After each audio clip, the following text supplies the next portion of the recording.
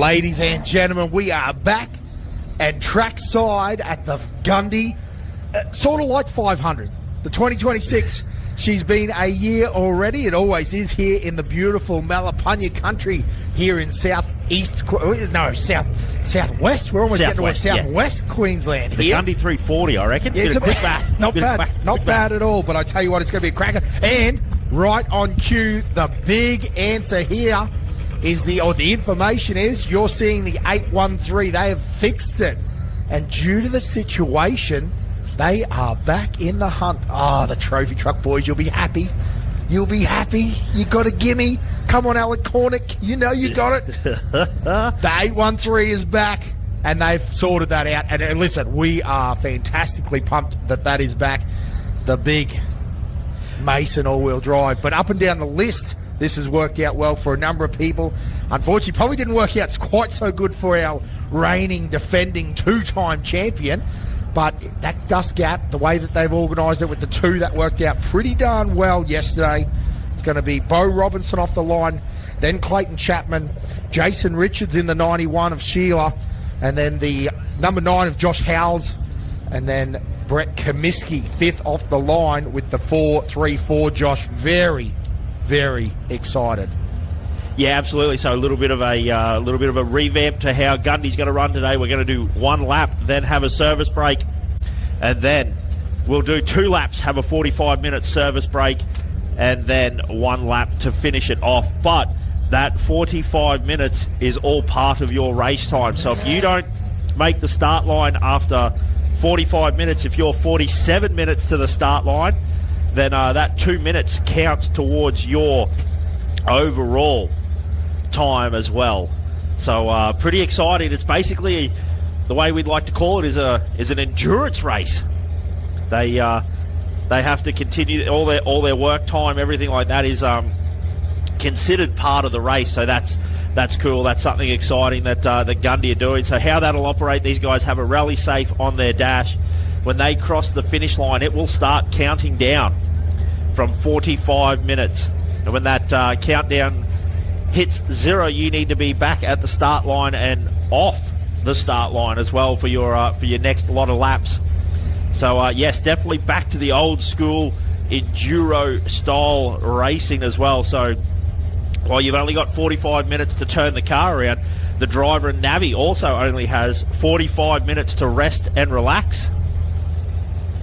But what an exciting time here at the ARB Gundy 500. Great to see that they've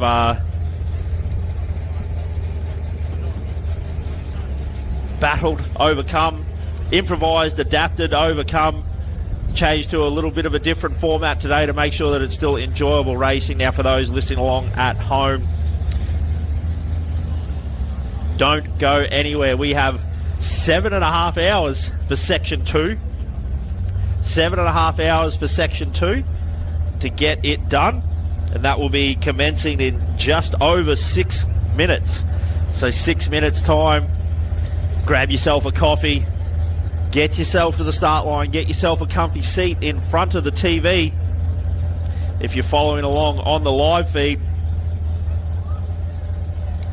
But what a good morning. So some of our sponsors that we have here this weekend. We've got Chapman's Performance Dyno Tuning and Auto Electrical. Not only do they work on cars, they race here. The 15 Clayton Chapman, ready to rock and roll. Future Ag Mechanical.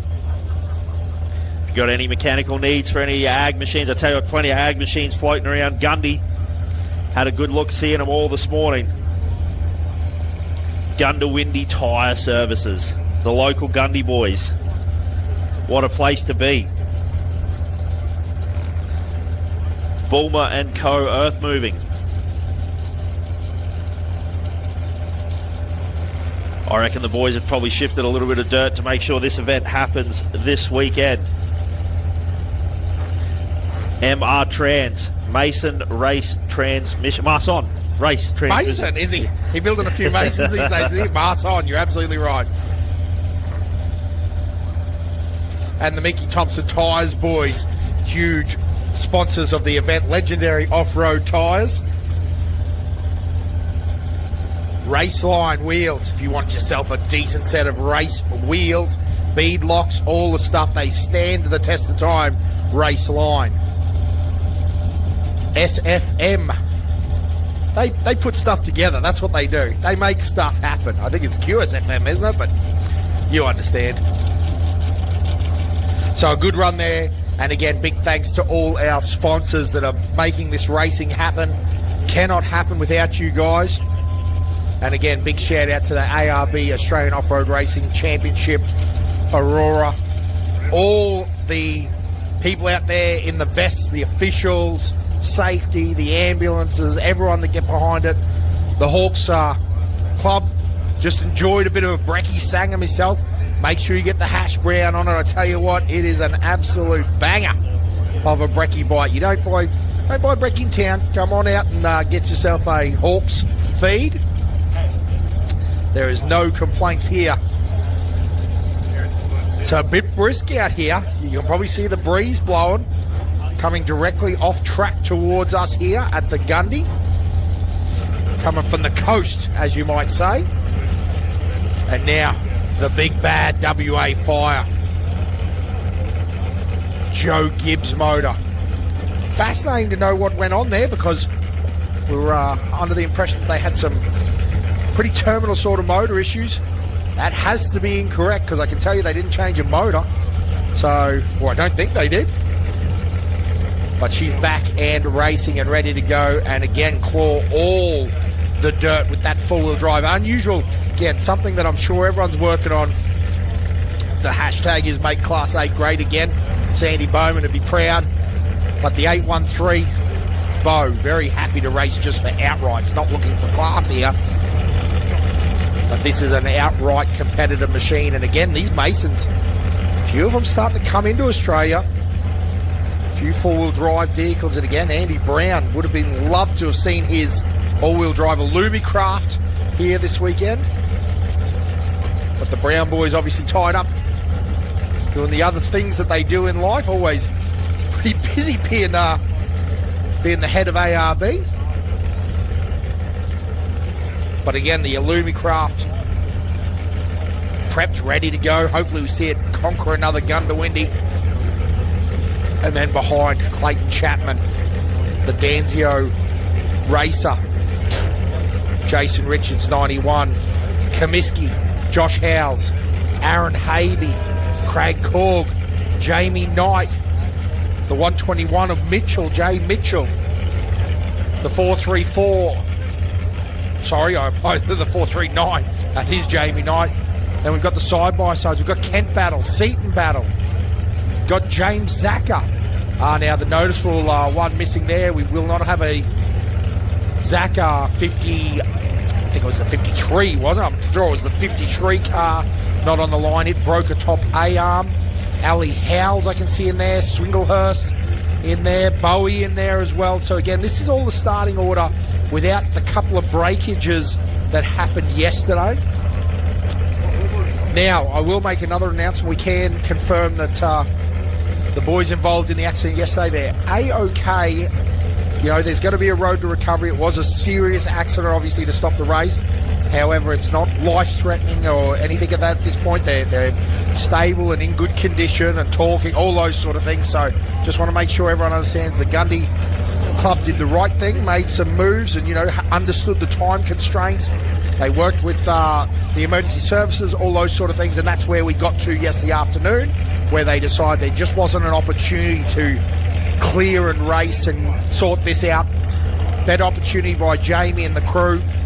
That's Jamie Knight, the Prez, working through and making sure that this race happens the way that it happened today. So we're going to have a good day of racing on Sunday. Josh mentioned it is 1 + 2 + 1, 45 minutes. So essentially this is one giant section, because they are, from the moment they leave the line till the moment they cross after 4. And here we go, ladies and gentlemen. The 813 off the line perfectly at 8 o'clock, just as they should. And again, the OBR boys one wheel up. That Gibbs motor clawing at the ground. Now I'm looking, we are going to have that same 2-minute gap, and then, Josh, that looks like 40-second gaps after that. 40-second gaps, Dan, that's right, yep. So, like we said, 1 lap to 45-minute service break, 2 laps, 45-minute service break, and then the final sprint home this morning. But looks like we still have... Well, Josh, the other thing I was going to mention is how much did we talk about it yesterday? These drone shots, the camera through, we're going to get it all today. There's bear country, there's action, oh man, I am excited. Look as the helicopter flies over top of the Robertson machine, and on the start line, we got a couple of pro buggies ready to go.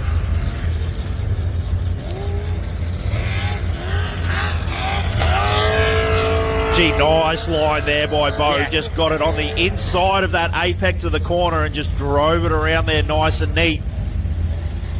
So interesting watching that four-wheel drive. Be interesting to see the difference we see with some of our two-wheel drive competitors here in these pro buggies off the start line. So much like yesterday, going to be a 2-minute gap to Clayton.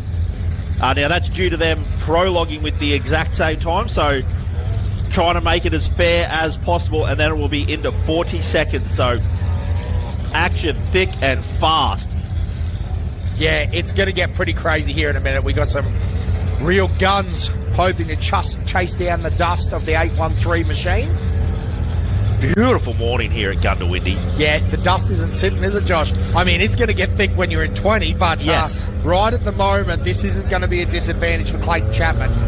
We're going to see some real times after the first run here. Oh, the 2JZ just having to have a little clear there. Not exactly aggressive off the line, but I wonder if that's because they know what position they're in. Yeah, well, they had a good run yesterday. Very good run yesterday. They would have shook.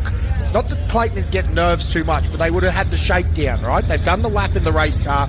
You'd have a conversation last night about what happened, what went down, and you'd be ready to go. Maybe some revisions to the notes as well that Adam uses. Absolutely. How good was the onboard yesterday, Josh? We got to see Adam's notes there as Jason Richards. That torque converter car leaving the line with plenty of aggression there. That is a cranky V8 in that thing. Known for it. Danzio 7-litre in that racer engineering frame. Now, Jason, good drive yesterday as well. That only would have instilled a bit of confidence. Has been here at Gundy many times in his pro light. Yeah, absolutely. You're right. Have been able to know that car. I tell you what, Josh, I've got to say it. Man, Clayton Chapman and his suspension setup, they have that thing dialed. That is so nice. Again, those boys do their own suspension development along with a team. I believe they still work with Murray Coote. And, you know, those sort of things, those guys have worked over the years to make that thing. Whew. You talk about the Yank cars, you talk about the elements, and again, they deserve their praise, but they've got those Razorbacks working in the rough now. Absolutely. Great to see those awesome Australian chassis doing a good job as we see the number 9, Josh Howe's Jimco. So far we've had Joe Gibbs V8, 2JZ Turbo, a Danzio 7-litre, and now a twin-turbo Nissan V6 off the start line, as we also see the 4-3-4 machine. Comiskey in that big Tisco, now a Dugans. Yeah, so cool. 8 stacked, individual throttle body, race motor. And it's been a good, solid performer for Comiskey's, as well as that's the ex-Toby Price truck. Billy Geddes' driven, so it's done some kilometres, that truck. Well sorted, well set up. As you said, Josh Howe. Now, I do make an apology. We were saying that Ali Howe, I think Ali won the prologue. And again, I'm throwing it out here with ideas. I really should read this up and just make sure. Or beat Josh. But beat Josh in prologue, yes. Yeah. And then Josh actually won the mountain. That was the conversation. But again, I'm happy to be... but the moral of the story is that they killed the racing at Milberdale Mountain Classic. Absolutely. And the Milberdale is a hotly contested race. If you're down in that area around Sydney and you're not going to check out Milberdale, you are insane. It is a perfect track, perfect race area, and I tell you what, as far as a state round or a local race goes, it's one that you got to go and see. Now, speaking of one, Aaron Havey. The one. The one. Our reigning, defending ARB Series champion. off the line there. Now a little bit interesting there. We see the Havey boys and as well as Comiskey on that inside line there. Obviously trying to avoid the mud that's being put out there as Craig Corg, the 23, Black Betty. Yeah, listen, awesome stuff. We're going to struggle here to give you information because all of these top guys are so unbelievably good, talented, fast now. Like, there's 15, 20 cars here that could honestly run into the top 3. Like, it's amazing the depth of field. We're not talking about 1 or 2 at the front. Like, you know, I suppose there is 1 or 2 that are, like, right at the pointy end of the spear. But, honestly, all of these guys can run at the top pace. So, Jamie Knight, another one that I just impressed the hell out of me yesterday, Josh. Yeah. Man, that truck works. It's a home frame. I don't want to. It's very, very well made. But the Hall boys put this together in a 2-car garage. A couple of fluoro lights flickering. when you burn the MIG in, it probably dimmed the house lights. Like, you don't understand what I'm talking about here, ladies and gentlemen. This car is competing with a Mason. You know, like, how cool is that? You can really choose your own adventure in off-road racing. And to put it in light, the 699 on the line now. Wait, 121 will get off first. That's Mitchell's. And again, Jay Mitchell got Tanner James in the passenger seat of that car. Both very experienced competitors. And cool to see that Illumicraft Class 1, the Pro Light car. So 3.5. Again, another one I hate to say. I'm not saying that they don't deserve, but little gimme there. They had an issue and only made it about 800 metres. They fixed that problem and they're getting a... a bit of a gimme there, and that's okay. There's a few people that have got it, and we'll accept it. But Jay Mitchell and Tanner James off the line there. And I was going to say the 699, the side-by-sides up inside the top 10, Josh. Is that true? Yep, the 10. I nailed that. Nailed it. Yep. So it's just inside the top 10, and that's what I was trying to get. My point was, choose your own adventure. You can have a Pro Light, a Pro Buggy. I'll even say it, Class 10 like the little 2.5s, like... Steve Graham is often up inside the top 10. He just happens to have a big couple of bad elements in front of him. The bad element is Kent and Seaton battle off the line together. How good is that? The Battle Boys. So excited to see this run too. Kent Battle, known for his internet chat, for one of the nicest guys you'll meet. And Seaton, much the same. Motorbike rider. I don't know if he was as close as a pro as it gets for me with the enduro scene. He is very, very fast up there in North Queensland. Run the Fink, ran a number. I think he did Hatter. I'm sure he did back in the. But as they say, with age comes a cage. And he's now in a V8 element. So both cars sporting Brinks performance motors. So another pair of very cranky, let's call them LS based engines in there, Josh. They got LS components. Yeah, they've got Big Brother out in front ready to chase him down as well. But yeah, that 28, I tell you what, you see that watered the track a little bit, so just a little bit slippery in that corner, but Seaton getting through there nice. We saw the difference. The four-wheel drive side-by-side is definitely able to attack that corner very hard as Seaton rips off through the distance there. We see the element of Kent Battle pop into frame as well. Now, Josh, I was going to say, is Tom Swinglehurst on the line, the 48, so this is brother Tom. Now, is this an ex-Comiskey car? Because there's not many in the field that aren't. He doesn't currently own, or... With little to no information, it would just be a safe bet to say at some point Brett Comiskey owned this race car. The 1065 of Bowie on the line now too, with Alla in the passenger seat. Very, very good. Oh yes, all right, a live stream. Unfortunately, you can't see it at the moment if you're standing watching the race cars, but we're watching Bo power through some rough sections there. Oh, Joshua Curran. Chopper on chopper. What are we looking at here, ladies and gentlemen? How good is this? Bo Robinson charging through the rough. Again, as Stephen Graham is about to get off the line, the first of our Class 10, the 1065, the little Illumicraft car.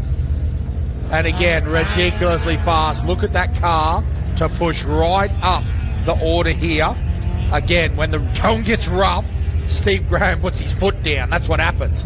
So the 138 now on the line. That's Tony Falaba. And again, another car that has done plenty of race kilometres and has been an Australian champion when it was a turbo car.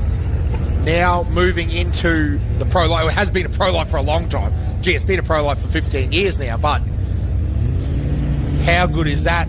The footage of Bo Robertson on the live feed. Again, the OBR helicopter down low doing a little bit of filming there as the GRC number 3 comes off or he's getting ready to go onto the line now.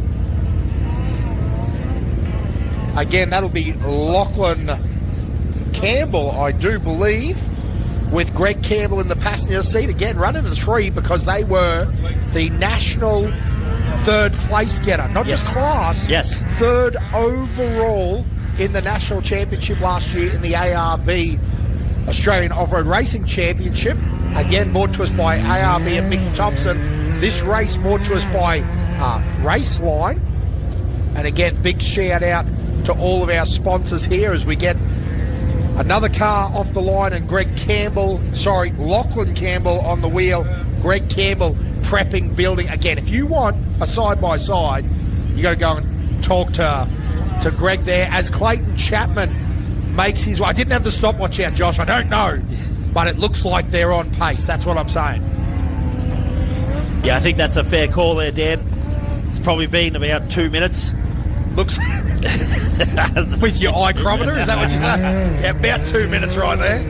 As the 629 Nick Pye off the start line there, that big Can-Am Mava, those big upper arms of the dead giveaway there, the upper control arms, proving to be very successful. They get big tyres, getting lots of control, plenty of suspension travel. As we look on the live stream, this also looks like the Dantio car. Yeah, the Racer Engineering Jason Richards car. Yes. Yeah, having a good crack there through the rough. Look at it, nose up. Yeah, the 91. So a couple of cars all on pace there, you would say. Not much of a gap there behind Shannon. We're going to be jumping, I was going to say jumping a fair bit now, 40-second gaps, right? Yes. It's all going to happen.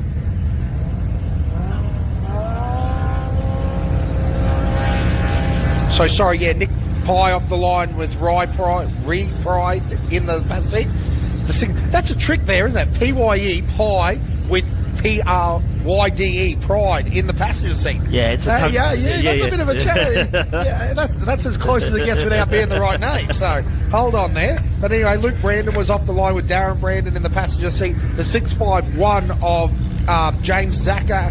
Now, I'm not sure. No, Mikey. No, saw Mikey walking around just before. So not Mikey in the passenger seat. Mikey was actually driving the 53 yesterday. So, but James at the wheel and doing a bang-up job of driving that around there. You know, right up inside again. I actually, saw some very quick times out of them yesterday. Up inside the top 20 there with the 115 of Ali Howes being our final. Now, that's the 9. So on the screen is Josh Howes and Ali Howes about to take off in the 115. How good is that?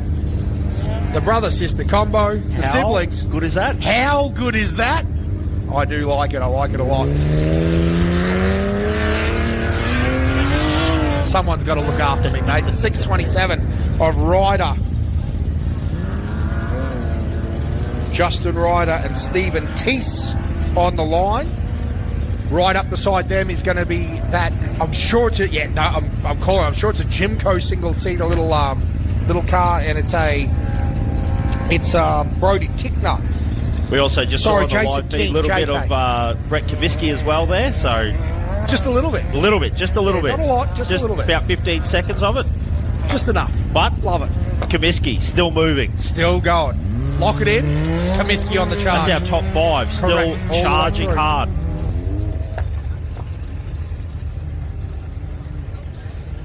As the 627, Justin Ryder, Stephen Tessie.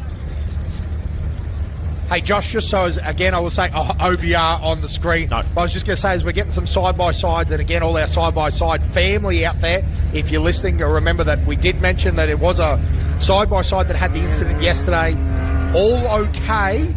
Medically will need a little bit of work and repairs, and there's going to be it was a big accident is what I'm saying, but no immediate threat to life or anything like that. So it was shut down just because of time.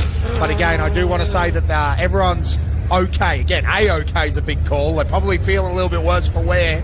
It's going to be a little bit of time until they're they're not clocking on Monday. They've been transported to hospital, Correct. non-life-threatening injuries. Non-life-threatening, exactly right. So just want to make that very clear. There's no concern there. Off-road racing is a cruel sport at times.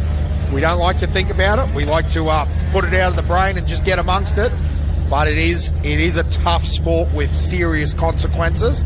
And luckily the consequences aren't too scary at this point. So the 685 off the line, I'm sure that was the 685, or it was the 665 of Aaron McNichol and Alan McNichol, and the 1093 on the line next of Brodie Tickner, and then the 1024. I'll keep running them through. They're not off the line yet, but the 1024 of Rhett Standen and Josh Lyle is on, because we've got Jamie Knight on the big screen as well. Again, the Gundy 500, brought to us by ARB and Mickey Thompson, as well as all our fantastic sponsors down on the left-hand side of our live screen feed. Screen? Correct. Your screen, if you're sitting at home, again, make sure you get in the chat, have a bit of a... We actually don't have access to it, so we can't talk like we attempt to do normally, but I hope you're having a good time out there anywhere around the world. Big shout out to our Cali guys and our, all around the place. I'm sure Masons are probably having a little bit of a look, and, Jimco's got some cars out here, Racer. So, I hope you're having a great time. And again, everyone all around Australia, whatever time zone you're in, I hope it's Sunday morning. Coffee, a little bit of brekkie, got the big screen going, got your 70-inch on the wall, annoying your wife, going, why is this on the I got to watch, babe. I got to watch. You can go. You can take the kids. I got things on. Gundy. Why are you smiling, Josh? What? Is that how you'd run it? No. All right. The 104, Dave Laughlin. We also got Mr. I'm actually just trying to get it and do the shares on the socials at the moment. Ah, very good. Doing the... Oh, no. Rhett Standen only gone a couple of metres and then pulled up. Not good at all.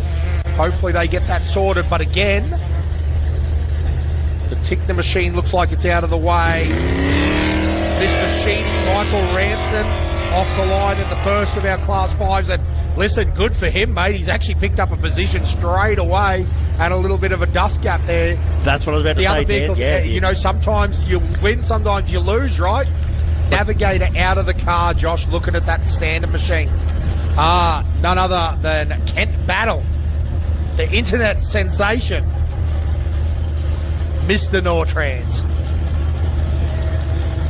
The 451 also on the line. That's Michael Bertnazzi with Phil Keeble in the passenger seat.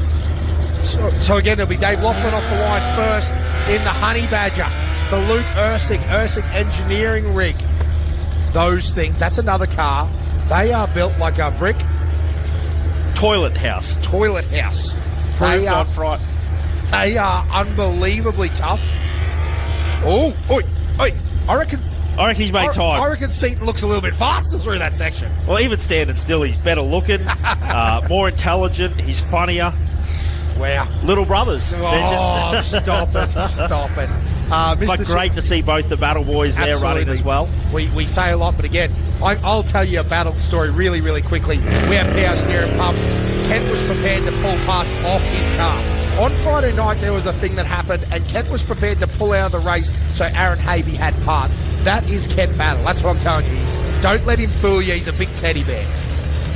The 451 of Bert Nazi off the line.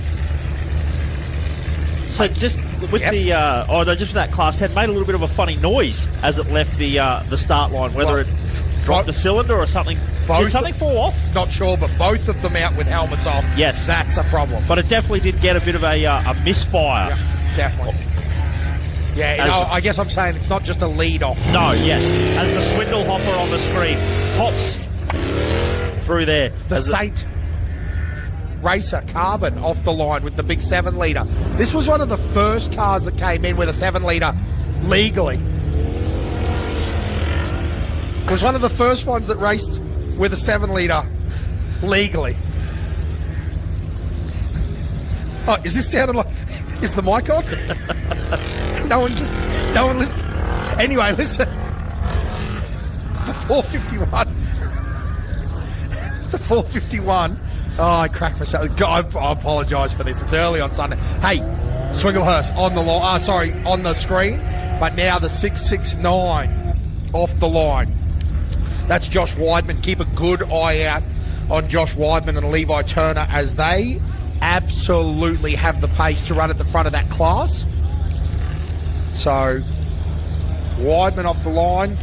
Then it's going to be none other than MR Trans Michael Marson.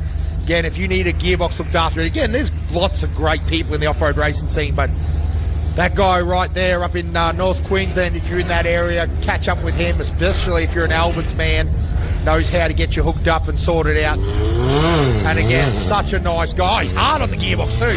He can build them, so don't worry about it. He got a big foot, Joshua. He's got a big... he got big foot. Get that foot off the clutch. Would not like to have that foot on my neck, that's for sure. One on the throttle, one on the clutch. Make it happen. Now, who's that? That's Swinglehurst? No, that's Falaba. Yes. Yeah, beautiful. Nice run there from the 138. Again, such a great driver, such a great competitor. Cranky VQ in that thing. Makes all the RPM, all the horsepower. So, very cool to see that car out there racing. And again, sorry I missed it in the one of our side-by-sides. I think that's Weidman. And then the Keymax entry of Jan Krag and Wessel Peters off the line now. So that's the 41. Bloody good number, that one. The 441. No, 41. Yes. And then the 1004. So the 1004 of Brendan Hill, the little single-seater. Aaron Phillips and Tony Nunn lining up as well with the 4T, the 40, the big Brenthal rig. Again, get on. We've been talking about this a bit. Get on his social media. He's giving like free motorbikes away and stuff. He's trying to do the, what's the LCMP? Anyway, he's doing it. No, I can appreciate it because it's an off-road thing, right? So get in the Ginger Ninja. But what I'm saying is you should search it because, one, he's funny as hell. He's a farmer picking, I don't know what he's doing over there. But driving white vans in overalls. It's motorbike. There's lots going on. That's what I'm saying. And you need to get on board because Aaron Phillips is a funny man and he keeps it pretty entertaining. You'll enjoy it. Hey, Dan, 44. Yep. Got a joke for you. What's a kidnapper's favourite shoe? Hey, I don't know. What is a kidnapper's favourite shoe? White Vans. Oh, I don't know where you come up with this sort of stuff, mate. That is insane, that joke. Did you come up with it yourself? I actually did. Right there and then. Now, up next, again, that was Aaron Phillips, is the 44 of Kelvin Kruger and Nick Mosley in that little, I'm sure that's a Super Boot or a, Southern Cross. I think it might be a Southern Cross looking at it with the A-arms, so...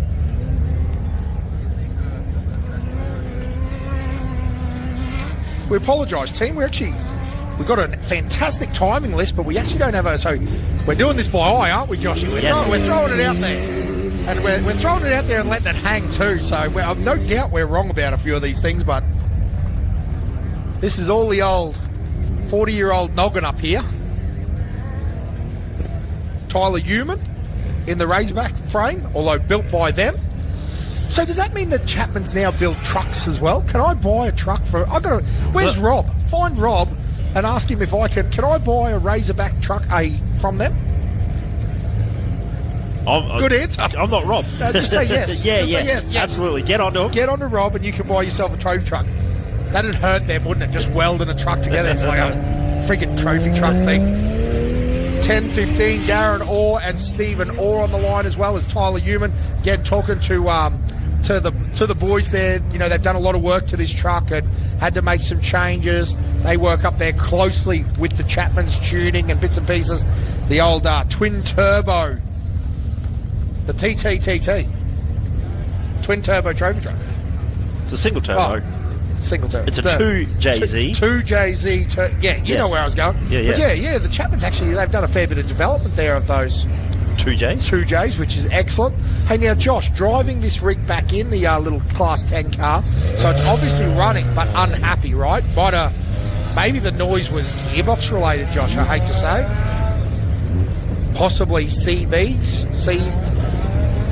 Don't know. Sounded like, it's hard to judge, right? Sounded like a bit of an engine misfire. Just something they couldn't fix but can drive. Doesn't sound happy. Gee, it's got a fair puff of black there on the side too. So anyway, we're not going to make any we always make wild statements, but love them. But we won't go too crazy on that one. Tyler Human in front of us now, and again, that's that Fusion Fab. Well, Razorback frame. They built it themselves. Listed as a Fusion. Gotcha. Let's run it back. The 69. So again, another one of those Ursic cars, and in the Pro class. So that's Ben McNamara with Wayne Pascoe in the passenger seat. Bryce Derrick and Jamie Luke, the 696, lined up as well as the 6108 of Matt Bray and Guy Williams. About to get off the line. The All Boys run a number of different vehicles, all with this livery, which I really love. It's like a team, but they've had a Class 5, they've run a number of different little buggies, and this one, little A-frame car, a very nice little race car. Josh, we still have a lot of cars on the line here in front of us. They're still lining up. Helicopter's still taking off. Helicopter's still going. This is doesn't amazing. matter which way you look here. Holy moly, Josh, they're halfway around the paddock still. Oh, I'm loving this. This is amazing. Now, the other thing, Josh, I'm doing it as we speak. I'm going to try to get up a little bit of live maps on Rally Safe. I got my laptop and I'm going to Rally Safe and Chris Sport and all the pages. So if you're following along at home, again, hopefully you got your iPad going as well as your laptop, as well as your TV or whatever multiple monitors look like for you. It's the best way to do it. Benny, if you can't be here in person, like you said, laptops, TV screens. You can turn the volume down and it gets substantially better. Yeah. The Gundy 500 on a Sunday. Tell me it doesn't get any better than that. The 6108, Matt Bray and Guy Williams out onto the track. As next will be the 657 of Chris Thomas and Tyler Johnson. Now, interesting little design. They're obviously going for the weight down low. You see they've got that rear spare tyre flat mounted and down nice and low, looking for that weight distribution over the back axle. I think that's one of the cool things, Josh, is once you start going down that path of building it yourself in those classes, that you can, really customise it to your taste, can't you? Yes. A lot of these guys in the side-by-side class end up fabricating a lot of the parts themselves in the shed. It's one of those, again, I hate the word like entry level, because there's no such thing as entry level. But I suppose it's a great way to get to it. No, because I guess what I'm saying is that diminishes, if you're the Class 6 chair, there's nothing. That's a race car. That is a race car, ladies and gentlemen. Well, we've got one inside our top 10. Correct. That's what I'm trying to get at. That's all you need to know. But it's a great way to get one, and then you go, I'll just change this and change. I'll put an exhaust on it. I'll do a little bit of suspension. All of a sudden, boom, race car. It just sneaks up on you. Whereas when you buy a Mason all-wheel drive, you're not sneaking into the race car category. That's my point. That's what I was trying to get at. Yes, I know exactly what you're saying. You're buying a ready-made race car. As we've had the 620 off the line as well. That's Max Renoff and Jake Rosser. Sorry, our screen just went black for a moment there, and I was a little bit nervous about maybe I'd stepped on something. And the 688 of Matt Webster and Jack Nevins. As we see the 104, the Laughlin machine on the screen as well. So out there in the back country of Gundy, those big Malin holes. And also the MR sheet metal, Mr. Sheet Metal. Yeah, look at those big long arms in that Class 5. Great way to show it, because again, that is a tin roof, opening door Triton.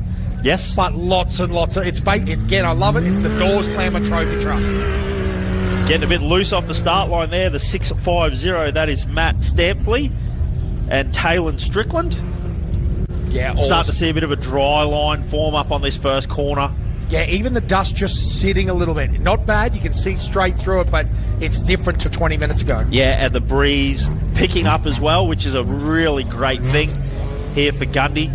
Not sure what it's like out in the back paddock. That's the thing about this track. It's a vicious 80-kilometre loop. As the 1-3-3 of Kurt Steven and Noah Spink. Now, Josh, sorry, mate, keep going. Just looking on the rally safe, it looks like all of our top cars are still making great time. The 813 still travelling, the 15, the 91, the 9, the 434, the 1, the 439, the 121, all still on the move. So now that looks like the 50 machine of Saint. Yes, yeah, that carbon racer. So, geez, what a little turnaround from yesterday. Yes. Good to see a lot of our top competitors on the hunt, on the move. We're going to get some banging footage here of a Mason, a Razorback, a Racer all going through the melon holes. As that is the 1026 of Brett Baker and Paige Baker off the start line as well. What a great livery on that car too. The white, the blue, the red. It pops, right? There's a lot of good cars. Like the 481 looks awesome. This little Hilux trophy truck here. Unfortunately, probably a little bit outgunned against the Geysers and but what a great look at that. If it takes me back to Ivan Stewart just instantly. Stadium short course style. In the bowling club, in the bowling rink. Bowling alley. Arcade. Bowling alley, that's the word. Yes. Every bowling alley had one. I needed your hand gestures to see what you were talking about. As the 169, Chris Colborne, Jason Moore off the start line as well. Go on, Chris, go hunt Mick down. Yeah, Get him. Sorted out. The race for North Queensland. The joke there is that Chris Colborne often navigates for Mick Marson up in the North Queensland series, so two mates that race together. They're talking about Mick Marson is on screen. I swear we did. We're good at this. They're making us look good today. But Mick Marson, again in the single-seater, he has a new car. I think it's done. I think it's on its way. But a new racer on its way over. And he'll be racing in the big classes again very shortly. He was running the 32. Racer Engineering Ford. Now, Dan, I'll ask a question. If you had to predict a lap time, what are you thinking? What's sort of mid-40s? No, I think they'll be pushing. Yes. Yeah. That's where I'm hoping. So looking at our start times, this is one of the joys of the single lap, and I think this is why the Gundy team have decided to do it this way. They've been able to open up the start time to 40-second gaps, because at the one stage here, we're going to be launching cars off the start line as we expect to see our top cars in. I understand. As the 146 of Ian Baker. Yes. So to clarify again, just for what the reason that they were running 20-second times yesterday, crowd, was because they had to get everyone off the line before Bo, Clayton, whoever that was, came across the line for their second lap. They didn't want to, have that vehicle interaction. Because of the single lap and 45-minute break, they can now give them a bit more desk gap. Yes. Which means better racing for everyone all around. Same amount of laps. So it's the same Sunday. Yes. But a different format. Excellent, Josh. Love that information and totally agree. It was a fantastic move. Again, one of the things that I think we've got to understand is how much effort Jamie... Well, I think Jamie's, it's a racer too. Yes. He's in the truck. He understands what the racers want as well as what's got to happen from a politics point. Well, he's also thinking about making sure that the guys down the back end of the field have as good a time as they can as well. Because these guys, like you said, they're racing for their position as well. As we also see the 481 of Lee Ryan and Nathan Wills off the line. And now Ryan. Oh, sorry, Josh. Sorry. Who has Bernie Gwynn's old truck at the moment? The 481, Lee Ryan. No, I reckon the 481's the Toyota, my man. Oh, I've gone too far. 487, Mark Robinson. Correct. Sorry. Because I was about to say, has that truck... Because Mark used to own it. I was looking at the 480. Yes. 100%. I now understand. Yeah, so the St. George boys still have... Yes, Mark Robinson, yep. Leslie Tatton. Absolutely. So the old C truck still doing laps. How good is that? That one's close to our hearts, ladies and gentlemen. That's a Bernie Gwynn, Billy Geddes, Jamie. It's probably close to a lot of people's heart. Yeah. That was around stadium truck racing in the 90s, that truck. So we see the 44 machine of Kruger on the big screen as well. And now the 481. Absolutely, made that beautifully, and I mean beautifully turned out. Little Toyota-bodied Ivan Stewart livery custom, and again, it's one that I just think, look at that. It absolutely pops on screen. It looks so nice. It wasn't on our screen at the moment. I apologise. I should have. But you know what I'm saying. Sometimes it takes a while to get the words out. The 652 Daniel Avenel. and the 1007 on the line. That is Sean Ratcliffe. No, Ratcliffe. No I in there. A little Ratcliffe, that fella. Ratatouille. The 652 launches off the line. And it's good. Again, you can see that dust not sitting there at all. Just instantly moves away from the 1007, and he's got a clear line.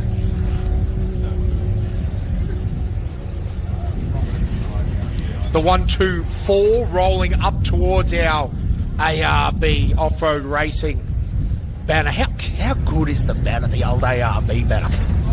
The fan working overtime there. The straps holding it down because there is a little bit of a breeze blowing as the 10-15 passes by our camera out in the paddock as well. Now, ladies and gentlemen, the 813 is making its way north again for the final time. Then it's going to get into that Bear Country country and head back towards us. So, honestly, not really long. Probably 10-15, but Bo Robinson is charging. 10 minutes? 10 minutes. That makes about sense with what I'm seeing on the map. So hard on the map because sometimes they cover a lot of distance fast. Then they get into Bear Country and they don't travel as far as you think. Like, it must be rough out there. So the 124 just clearing her out on the start line. So that is a single seat machine. John Brand off the line. No, I don't think that. I don't know. I'll believe you, but I hear you. I reckon he's got a nab. No, he does too, my bad. Either that or he's a long way over to the right there, big dog. Bad Boy Productions. 10-11. McLaughlin. I hope no one's listening. No one is. Oh, good. The 838. You know where I got confused? So I didn't realise that was a Class 8. For some reason, I had in my head that Triton was a 538. That Ross Chalcombe used to race in Class 5. I reckon he did, but now I reckon this was a new, because they just have Tritons. There must be a bunch of them out the back. You're going to say, don't say wreckers. They got them, and the wreckers. And that, I believe that is the young fella Chalcombe having a bit of a wheel, because Ross is in the passenger seat. So again, Ross used to run a Triton. Again, they've got that many of them. I'm not game to say it was this one, but it may have been this one. One thing they regularly do though is put it on the bopper off the start line. Absolutely. They do love a Mitzi motor that revs. That's what I know. And then the 128, because really, honestly, Clayton's Razorback would be the only one that is Toyota powered, right? Everything else in their stable is Mitzi. Everything. Fair guess, yes. There it is. There it is. Made sure it hit it a couple of times. Actually, if you want some great footage from the Chapman's racing, I see the young fella Stewie was doing some road racing the other day in a stand style. What's the Starlet? No, Starion. It's a Mitsubishi Starion. And check it out. Get on their Facebook. Get on their social medias. Chapman's Dyno Tuning on the screen. Ken, I don't write this stuff. I'm telling you. Chapman's Performance Dyno, and check out some of their social media stuff because, yeah, again, there was some wild hill climb style sliding through town in a Mitsubishi Starion that you should check out. So the 128, Brett Patton and Mitchell Patton off the start line. Slipping and sliding around the corner. That little Pro Light keeping it up on the pipe. There's also some of our side-by-side competition out in the paddock there. What beautiful, beautiful land that these guys get to race on. But it gives you such an idea of, it looks like it's just a straight, but there's bumps, there's melon holes, it's just a never-ending, I believe it was described as a never-ending motocross track as the 811. Stuart Slotkowski and James Slotkowski off the line. The silver Brumby, Settlement Creek Racing. That little four-wheel drive Brumby getting it done. Putting all the power down to the ground.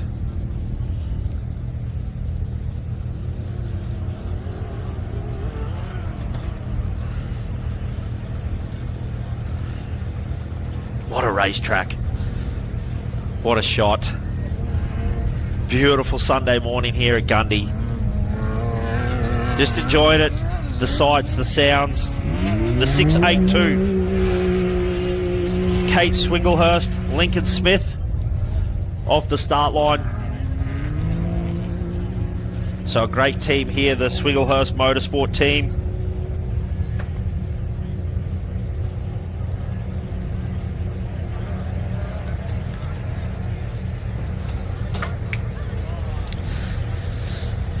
Now, Josh, this is another car that I really like. I was saying this at scrutineering, the 80.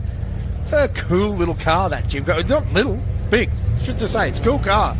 The Jimco, Land Racing. Mid-mounted as well, motor mid-mounted. I'm really throwing you out here, but do we believe this is the X Yeah, blue you throw one? me under. Yeah, You throw me under. I am. It's the one that's got the, what is old mate's name that's got the... Steve. No, the Jeff. Hammerhead now. Stop it. The blue Hammerhead. You know where I'm going. We called it at Fink. It slips me. There's a few too many names floating around in the head, but There's a finite amount of space. It's the one. It's only only three. Josh, it's very limited. Another one, the 862 is the other Hall Brothers car that we were talking about the other day. And again, I'm sure it's been modified. I'm sure it's been changed. Stephen Ash, that's right. Another good St. George team. So the Hall boys basically sold all their cars to Southwest Queensland. That's what we're saying. Yes. Yeah. Just set them down. Up.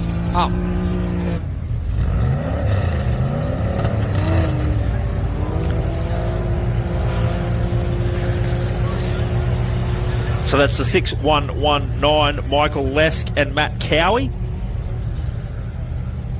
As we keep a little bit of a look over behind the hill, behind the...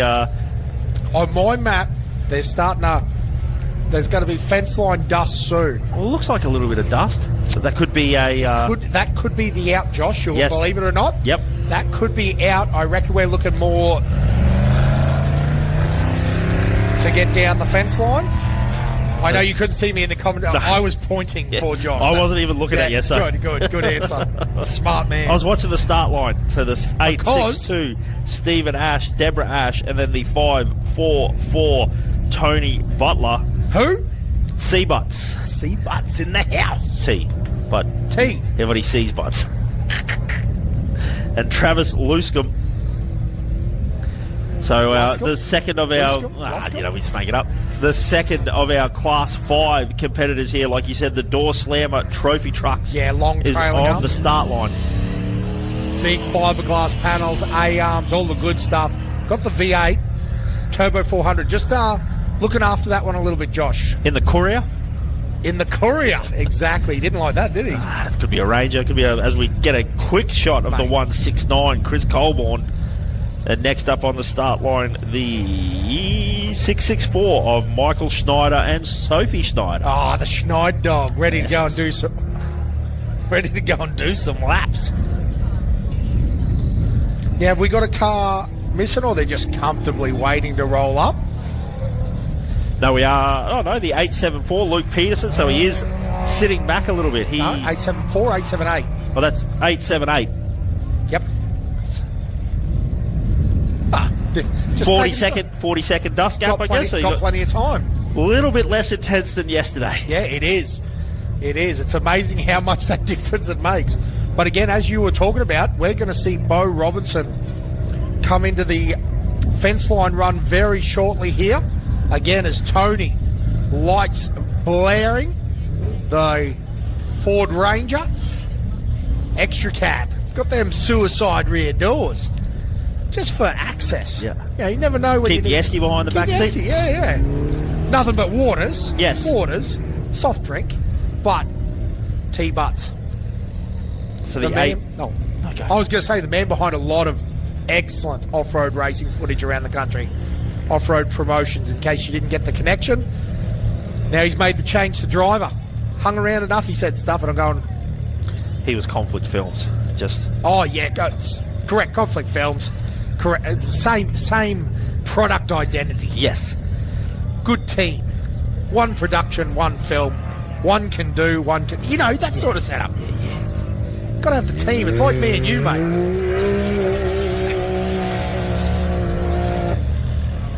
Now, there's the St. George entry of Mark. The big C truck, trophy truck.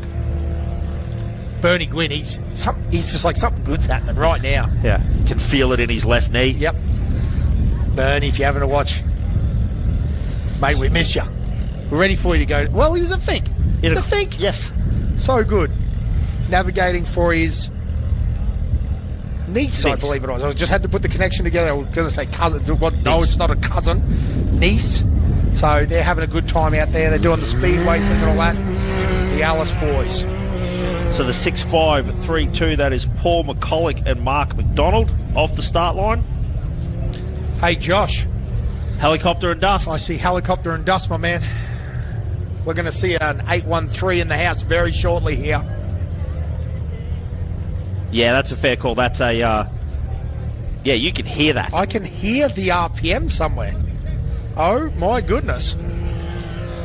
That's crazy. So, again, Bo Robinson is about to be in the house here very shortly, although does have to come in and then go away again. It's a bit of again, the Gundy crew have done an awesome job as the 1122, I believe, was off the line, Josh. Yes, Peter Makem. But again, they've done a great job of working this new section of viewing out. Did a big effort a couple of years ago having to move from Malapanya. And white. Definitely the white. Ah, yeah. Look at the helicopter down low. This is off-road racing, ladies and gentlemen. How good is that shot? On screen right now, Bo Robinson about to make his way through the fence. Got Shane Hutt in the passenger seat this morning. Yes. Huddy in, on board. So, well, he's not up here yelling at us, so I assume he's in the Well, I thought he might be in the helicopter, Josh. That's why I was asking. Because he might be down and sorting things out, but have a look at that.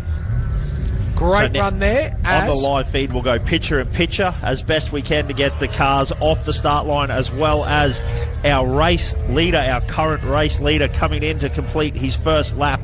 So we will do our best to get all the action happening, but I believe that was the 681 of Ross Newman and Chris Leonard off the start line. Yeah, on the line, about to take off. And the 623 of Matt Gardner and Holly Gardner. Yep, out there and racing. Yes. And then the 798 of Hank. Did we just get a 360? Did we hit the bottom of that? My goodness. How good is that shot? Insane, Dan. Absolute insanity right now. Ladies and gentlemen. Oh, this is nuts. I love it. And that, well, I give that drone some credit, man. It's got some mumbo to keep up to a Mason all-wheel drive for most of the time. Yes. Ran out of legs at the end there, but how good is this?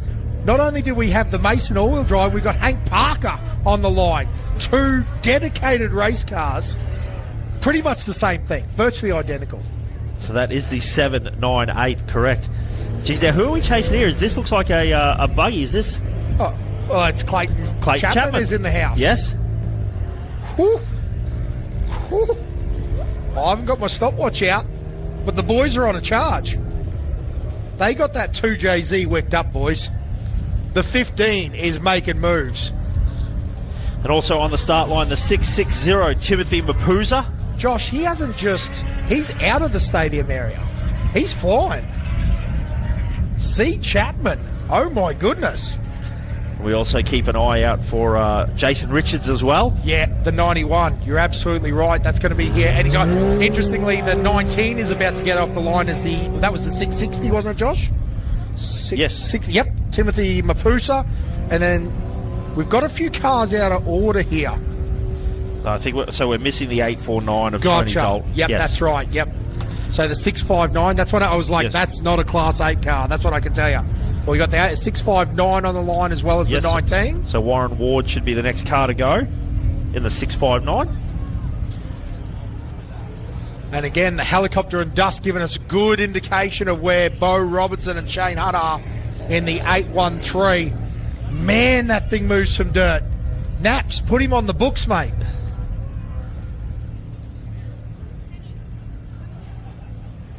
How good is that? The shot working its way through the rough country here at Gundy. Shout out to our cameraman. There's no one actually that close to him, but he's doing a great job getting that shot, as we do see the 91 of Jason Richards make his way down towards us as well. So that big Dangio-powered race car in the house. Oh, Josh, have a look at this. Oh, my goodness. The sound of that truck just shuts me up every time. That Gibbs. Now, the real question is, where is Clayton Chapman? It's going to be tight here at the front. Look at this. Chappie's coming out of the trees already. So still a bit of a gap. Yes. Oh, yeah. So, yep. So for those Getting playing close. along at home, Bo Robinson's 45-minute service break has started now. Correct. So you've got to get back to the pits. Yes. The 91 now headed back out into the tree line. Brilliant footage there again from the drones as we capture that. Again, the offroadracing.com.au crew making it happen. Wow. What was that the Hilux there? I can't think. I missed it. Clayton Chapman set to kill. My goodness.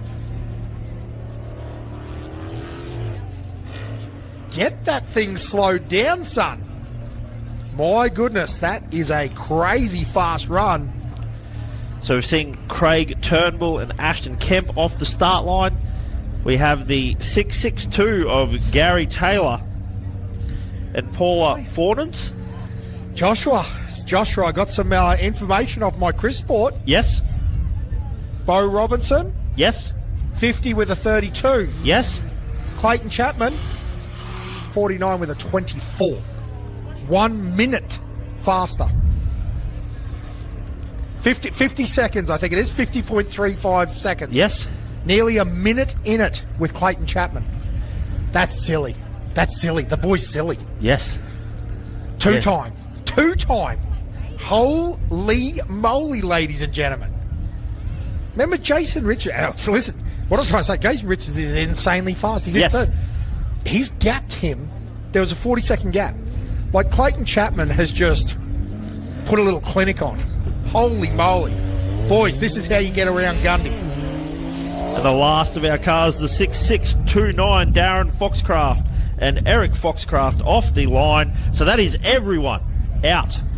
Great timing. By two. Great timing. How good is that? Now, is that Josh Howells in the building, Josh? Yes. I'm watching on the big screen. I'm looking up down the hill, and he confidently said yes. Yes, I can see. That makes sense. Makes a lot of sense. 1080p HD. Beautiful. Again, beautiful turned out vehicles. Yes. Those Howell machines are prepped. And we also see that Jason Richards coming back down into the building as well. So lap number 1 completed. The 91, Jason Richards. Damn. Across the finish line. These boys, there is no lift from right back at that corner. They just do a little dip. We get a little bit of a pass on the screen as well. That looks, Brumby. I believe that's Kate Swindlehurst. Yeah, doing well. And you can see that big, long travel just working. Hey, 16 inches of suspension travel, or probably more these days. But, again, that was the big thing when the Can-Ams and the Polarises first came out. You know, they stepped up and they were running a 3-inch shock, and some of them were running a 3.5. That suspension travel's hard to match in a Gold Brumby. Don't get me wrong, that Gold Brumby, she done work, but that's tough work. Talking about that, get on the social medias of @Gold Brumby. Still never worked out. Has it got an @ Has it got a under? Anyway, moral story is you'll find it. Hoonigan's Famous is what it is. Oh, you can also hear Comiskey back in the house. Yeah, the big Dugan's making plenty of noise. How good is that? That truck, again, that livery just snapped on that truck. It's iconic for a reason, that livery. I do understand. Looks good on an F1 car. It looked good on a Commodore. Hey, Haby's right in the dust of Comiskey too. Ho, ho, ho. Yeah, this is going to get tight here, Josh.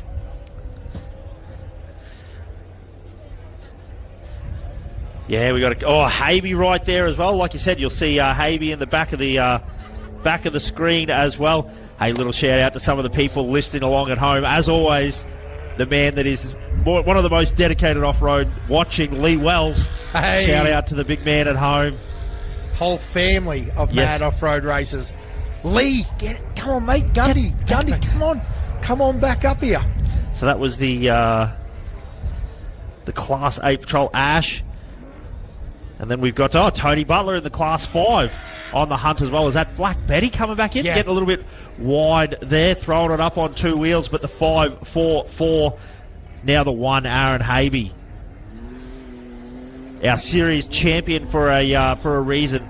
Always consistent. As Black Betty getting chased by that FPV drone. Josh Howes across the finish line. As my good colleague and brother Dan keeps an eye on the chrissport.co.nz website. Yeah, so Josh, I've got an update. Internet isn't perfect out here. The Gundy crew have put on a free Wi-Fi, which is absolutely awesome, but there's also 100 million, that's a bit of an example. You get what I'm saying. There's a lot of people on it. But I just got an update on Jason Richards. So he ran a 50 with a 4.8. So he's 15 seconds behind Bo. So our top split at the moment, no, I was right, Josh. It's 1 minute and 8 from Clayton to Bo. So Clayton ran a minute faster than Bo, then 15 seconds back to the racer. And then when we get these other vehicles in, I will continue to update. Again, if you're sitting at home, you already know all this information. I'm a bit slow. So we've got Jamie Knight on the screen, El Presidente. El Prez, he's here. And Josh Howells is in with a 52.32. So he is a minute back, or minute 43 back from the 91 of Jason Richards. So I'll be honest, we got a bit of a 3, and this does happen at Gundy because of the dust, right? It's a reality that you can only run so wild. Because you can say, man, it's already got thick here, hasn't it? Yeah, the wind has died off a little bit. It's almost like it held up long enough to get all the cars out onto the start line. As also the 1-2-1, Jay Mitchell, so the first of our pro lights. As the 4-3-4 in the house, so their 45-minute service break will start now. Yep. Time to turn that truck around. I reckon Aaron Habe is going to pump out of that dust there in about 20 seconds, Josh. So if there's one thing the trucks do make, it is dust. All that Holy horsepower. 40-inch tyres turning.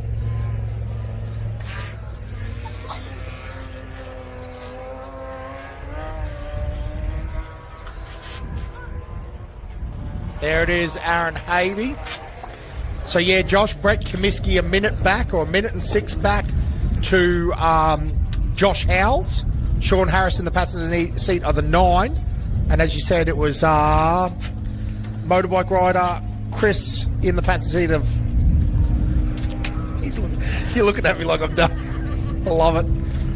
Oh, Comiskey's Navy, Corey Cooper. Corey. Sorry, yes, mate. yeah. Sorry, Corey. Sorry, I thought we were talking drivers still. As the 23 Black Betty across the line, we also have Lockie Waters into the stadium. We're going to start calling this the stadium area where we get a lot of spectator viewing. So the 699, the first of our side-by-side competitors. Lockie Water, we've had Jay Mitchell on our live feed as well, the 1-2-1. Josh, where does Lockie Waters fit into the starting group? Again, there's so much going on. Where did he sit with respect to Lockie Campbell? Off the starting grid? Yep. He was the first of our side-by-side, so he... No, but I'm saying... 10, and then Lockie Campbell was somewhere around the mid-teens. You've got the paper probably should look. Guys, I'm asking him because he's got the paperwork. Lockie Campbell was 16th off the line. 6 positions, that's what we're looking at. Trying to remember. You're a wild man, Joshua Curran. I love it. But anyway, the moral of the story is that, yes, Brett Comiskey now through. So he is sitting in 7th at the moment. Aaron Habe will pick up that position. Again, this is on corrected time. And Josh, Craig Cogg puts himself into 5th. So he actually jumps Brett and Aaron because of that corrected time. As the 439 in the house, Jamie Knight. Hard on the brakes. Plenty there. Hey, now we were talking about Lockie Waters. He started out of 10th position. Now, speaking of number 10, massive shout out to young Maxie Wells there. Not young anymore, mate. He's hit the double digits. Happy 10th birthday to Maxie. He's sitting at home watching along. Yeah, he's ready to go. Ready to go. You should be able to drive Dad home from the pub anytime soon. But happy 10th birthday, mate. No better way to spend it than watching the Gundy 500. Mate, tell your dad to get back to the races and bring you along. So the 1-2-1 in the house as well, the first of our pro lights. Better yet, get Granddad to get you a car. Yes. And then Dad can navigate for you. Yes. We're putting things together here, Maxie. We're sorting it out for you. Your dad's got a contact. So the 48 in the house as well. That is Tom Swindle Hopper. The Hopper. He's sorted. He's hopping along. He hopped to it. Got a few laps in. He's back down into the stadium section. The drone following along. Man, that side-by-side. Big air as they finish up over the finish line. There's a guy that didn't let off the throttle. So as we're talking about Jay Mitchell and Tanner James in now as well, Josh. Yes. And Lockie Waters and Kevin Waters, and they've actually picked up that position on corrected time over the 121 as well, Josh. Oof. Yeah, that puts them in 9th overall at the moment. Wow. That is one fast little side-by-side. And we see a bit of a side-by-side pass happen out on the track as well. Also, the 1065 is in the house as well. That is Stephen Graham. Yeah, the first of our Class 10 cars, the little 2.5s. Not to be the last. The 1065 with Ella in the passenger seat. He loves torturing that thing. I'm confident it's going to be in the top 10 by the end of weekend. Tony Falaba getting a little wide. Getting a little bit loose. I was like, geez, what section of track is that? It's not technically part of the track. On the track. How good is that? Hey, that now, DC, yep. In the chaos and the confusion there, have we missed both the battle cars? Because they started in front of Tom. If you wouldn't mind pulling up the maps, having a little look for us. But the 138, another one of our great pro-light competitors, charging down into the stadium section. Josh, I hate to say it. I know, right on time. Well, so no. That's Seaton. But the 31 is pulled up on track. Yep. It's back up on the north. Oh, it looks like it's moving, though. Maybe had to change a tyre or something. I'll give you an update. But it is up on the northeast corner.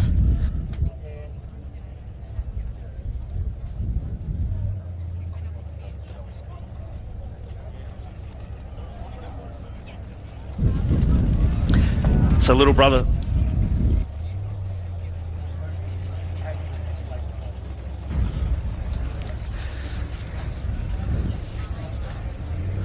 So, Seaton in the house. This looks like a couple of sides of the 3. So, we were talking about Lockie Campbell as well, or Lachlan Campbell. Our number 3. So, a good consistent run there. It's wild when you look at this map of 85 kilometres, isn't it? There is race cars everywhere. Tom back in now, which is fantastic. We ride along, we chase along Lockie Campbell as well. So a bit of a class battle going there as well. Lockie was our second. Pardon me, side by side off the line as well. Sitting 4th in the championship currently, as well as 3rd last year as well.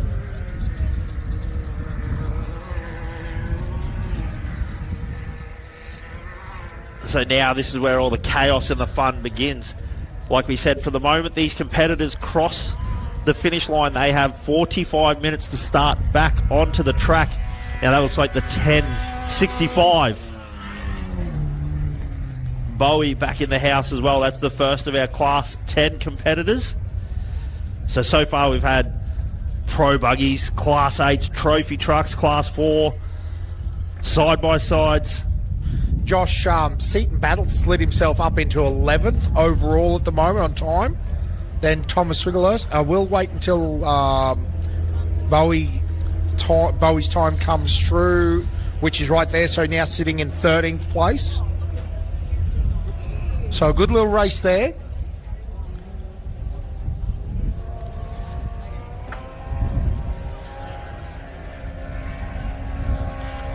Tony Falava, the 138, knows his way around this track very, very well.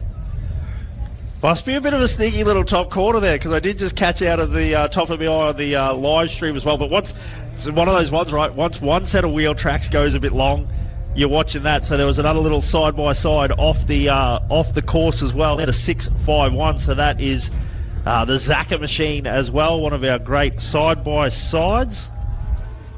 So Tony Flama and Dylan Goodsir there with a 54.48. With a 54.48, so that's a great run there from them. All these race cars, they're only like 5 minutes off the total time, like all very tight at the front.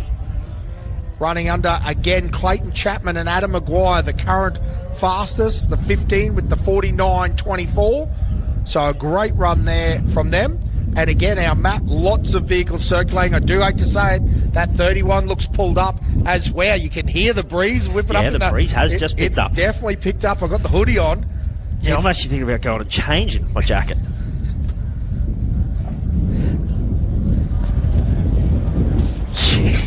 Yeah. You were just there behind that. There, gotcha.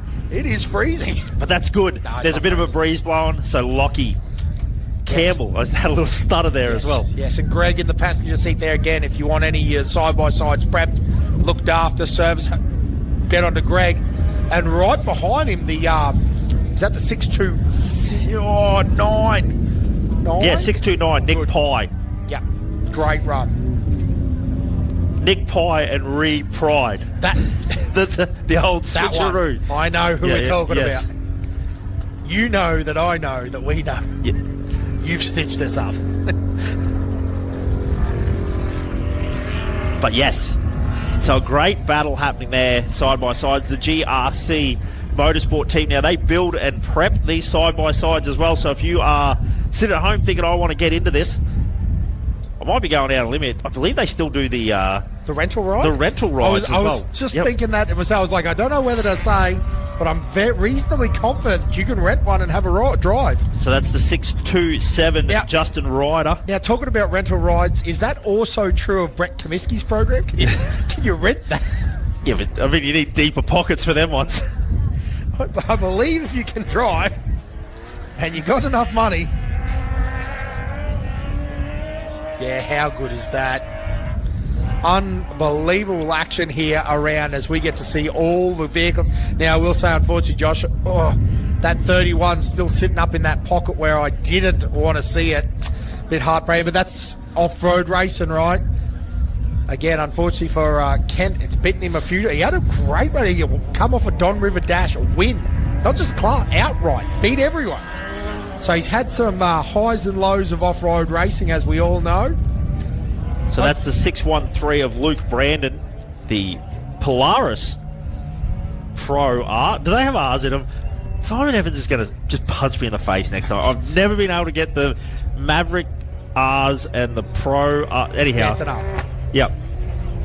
And then the 651 of James Zacher. Yeah, James having a good steer there. G-Unit. But again, good clean run there from the 613 and the 651. That nicely turned out blue livery of James Zacher. Oh, good little race here, Josh. Literally, those dust lights would be calling you. But then the flip side is you know that it's almost park for May, right? There'd be a... Well, not park for May. Service break. Service break. Yes. But I'm saying you'd go, let's not do anything silly for the next 6 kilometres. Or you want to get in before them. Oh, it's so hard. Yes, because if you can make a pass here... You're done. You're done. You're clean. Yep. Oh, it's such a tough one, you know. Hey, another shout out to a few ex or current racers listening along at home. Kerry Wiley, So shout out there as well. Glad you're enjoying the coverage. It is a monumental thing. We talk about it every time we come here, but the quality of coverage gets better. Yeah. It's crazy. Not commentary-wise, but video. It's gone decisively downhill, actually. Video-wise, the drones, the cameras out in the middle of the paddock, 3 or 4 cameras here. I can now push a button and bring the map up.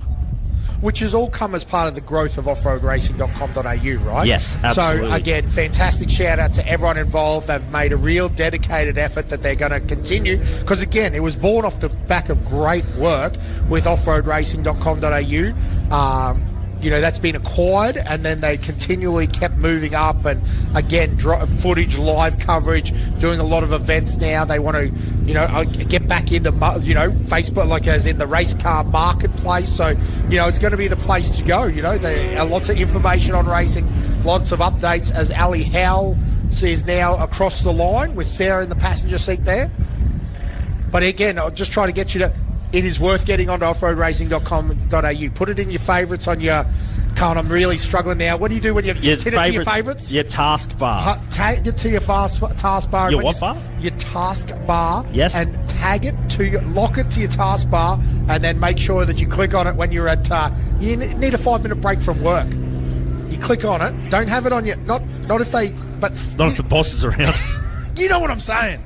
The 6'5". Sometimes you just got to have it's the mental. It's what do you call it? A mental health break. A mental health break. And you can have a bit of a look. It's good for productivity, boss. If I'm looking at race cars, that's what I'm telling you.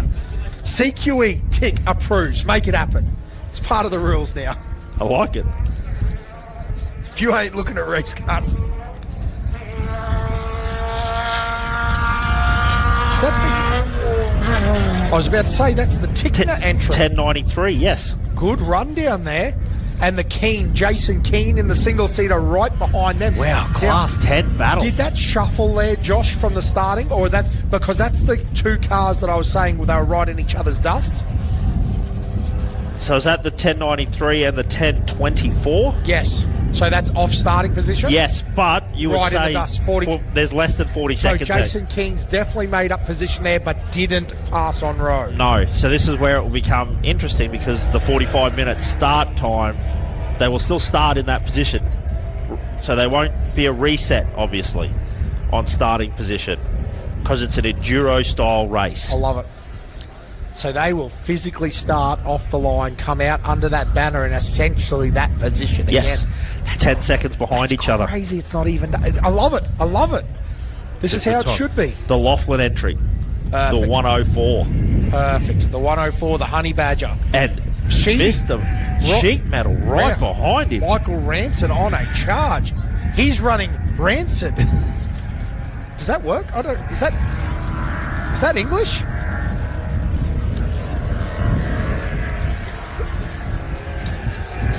I think that's derogatory. I'm sorry, Sheedy, I apologise. But what we're saying is you're charging it. It's going very well here. So, again, I really do think now you can hear how cranky this breeze has gotten in the commentary tower here. That's a good thing. We're happy. Look, certain sections of the track, it'll blow it down the track, I guess, but other sections of track, it will be blowing it off the track. That's obvious, isn't it? We don't race in a single straight line forever. We do a bit of a loop, but look, breeze is always a good thing here at a dry Gundy 500. We love that, Josh. So that is the 6.65, the Nichols entry. Yeah, good run there from the Nichols. Again, they've been racing this car now for quite a while. Or a vehicle very like it. We wouldn't want to run. Could be the R. Mason same patrol from 1992. Could be the same story. I was going to make a joke about the same set of pistons and rods, but that's actually true. The body's not. One of them is. One of them is the same. He re-welded.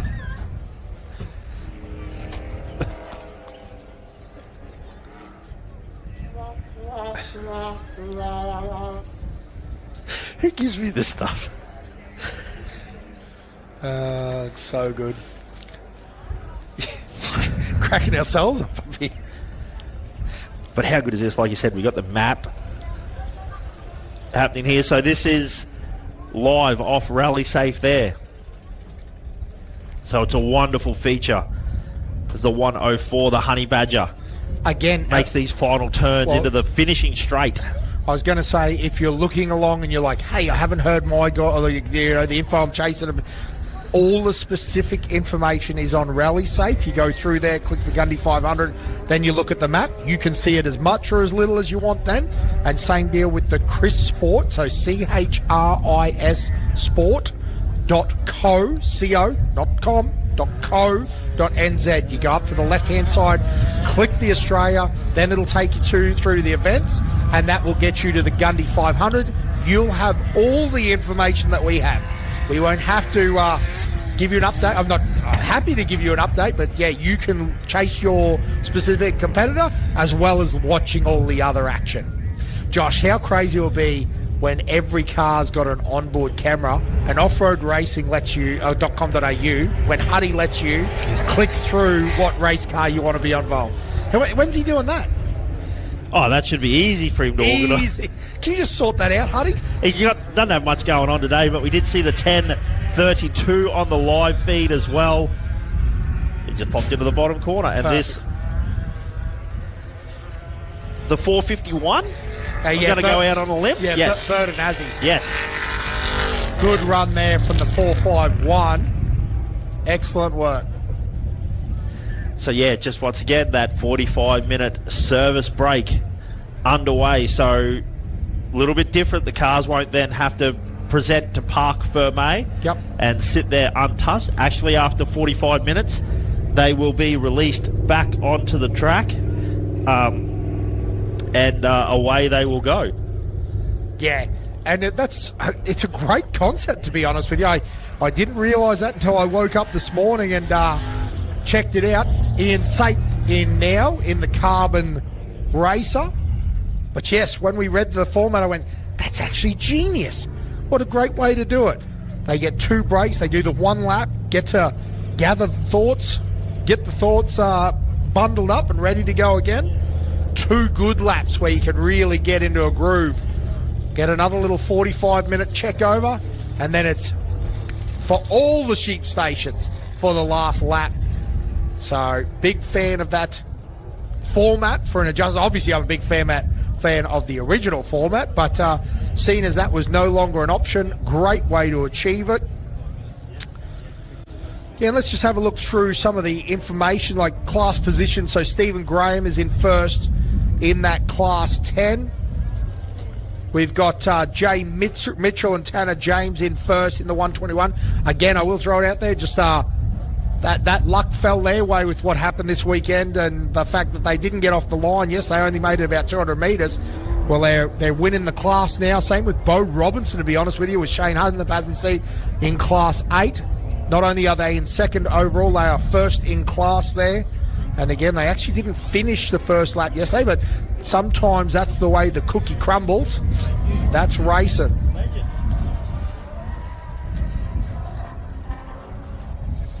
Just rolling down the order. Again, all of this information is on chrissport.co.nz. And Michael Ranson and Blake Rogers are first in Class 5. So that's a good run there. And our first in Class 4 would be Brett Comiskey in the Tisco Trophy Truck. Corey Cooper, apologise, Chris. Again, so many names. I just got stuck on the C, but Corey in the passenger seat there. Corey doing the Ironman this year at Fink, absolute legend. And Michael Marson Racing Transmissions now back in that little single seat. Good insights here how this all happened. Yes. How this came about last night. Yes. Two of us sitting there.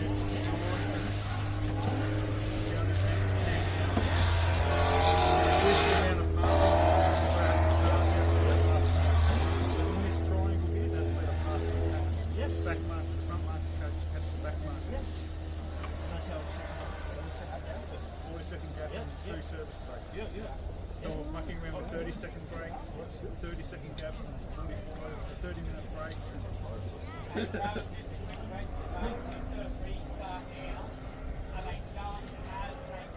Correct.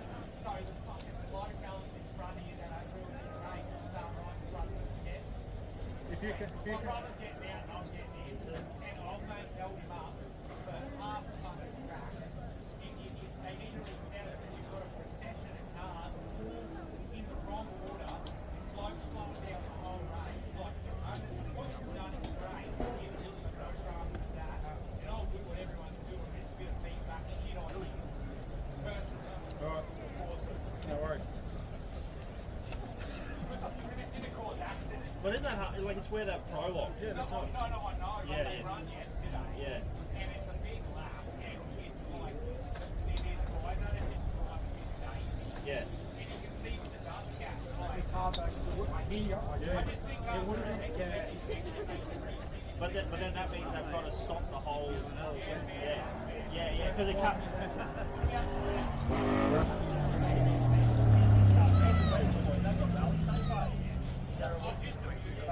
Well, I was about to say, the other side of that is there should be some quick someone says, boy, you've been caught and you've let a time.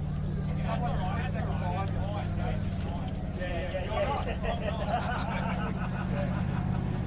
That's hard enough. But anyway, that's what we've come up with last night. We've probably got 20 of these different lap times. So where does it get you to your original end time? Is it similar to what it would have been? Yeah, so we're half an hour. No, I reckon.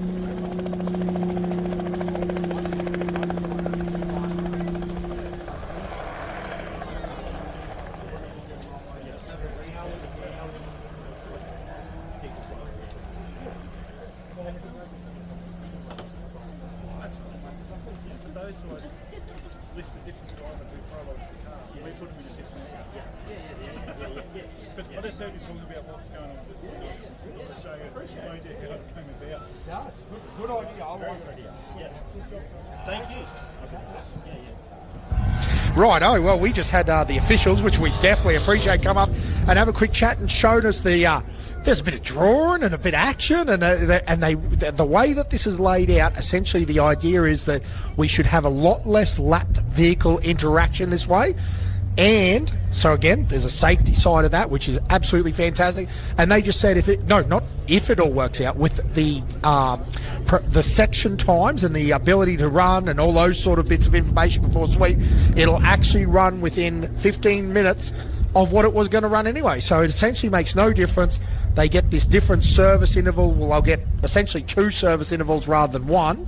And it gets you the opportunity to look, have a bit of a reset, get going. And again, there should theoretically, unless someone becomes very, very fast all of a sudden, Bowen Clayton and Jason Richards, not Richard, Richards should end up with no interaction with the back marking or the limited class. I don't like the back marking word. There's no slow guys out here. If you got in, I'm telling you, if you got in one of those back cars, that you go, 70th, they are for lying. You would be holding on. They have a good crack.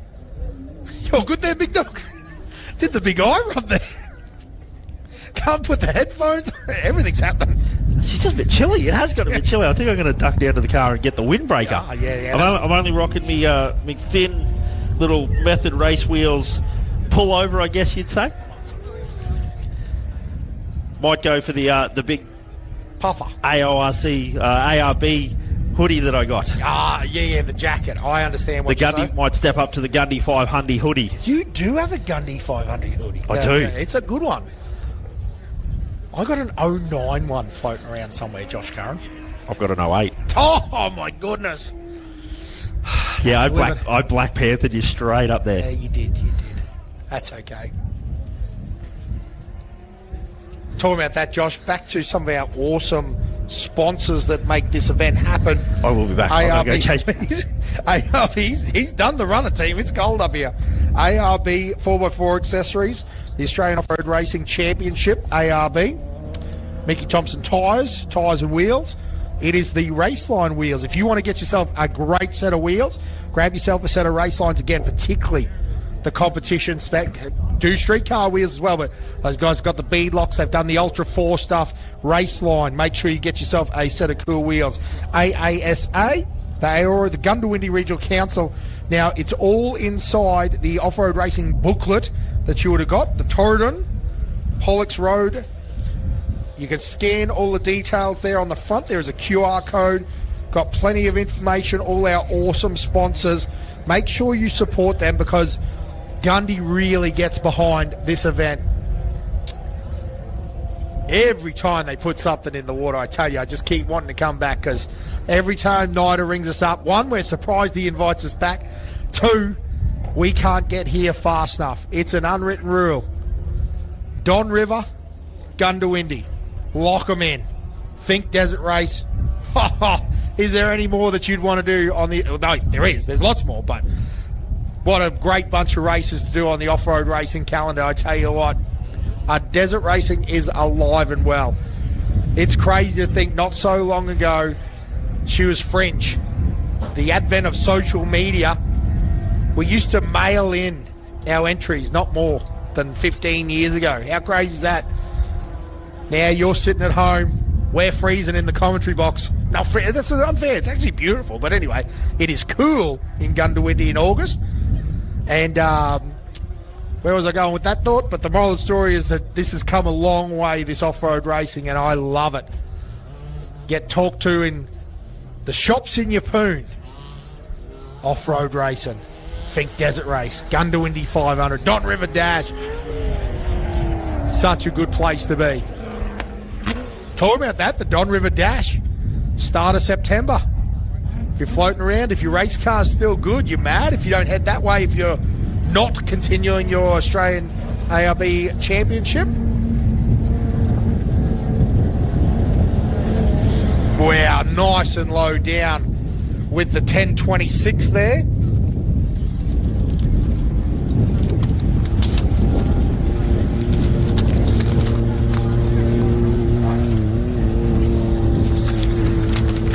.6108 is in as well. But again, the 1006, that, oh man, first person view drone. Nice and low as Brett Baker and Paige Baker make their way through this Gundy country as they come down or go back away now from the dam. Clayton Chapman back out on the line. Hey, Joshy, you want to see it? They're doing a powerhouse move here, mate. We don't need the time, Chappie reckons. He said, get her out here, let's go racing.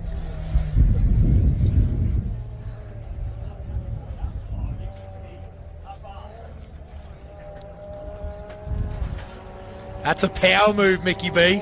Sitting on the line, ready to go.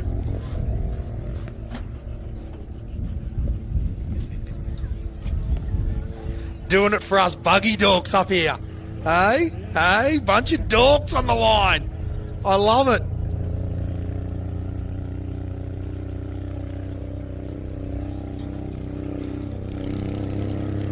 .688 coming in for a service. Sounds like she's got a little bit of an exhaust leak there, possibly a cracked header pipe or something like that. Hopefully they can either sort that or continue on with that. Again, make sure you follow along with the chrissport.co.nz. You can get it on your phone too if you're at the track, ladies and gentlemen. You're after a specific time. The 6169.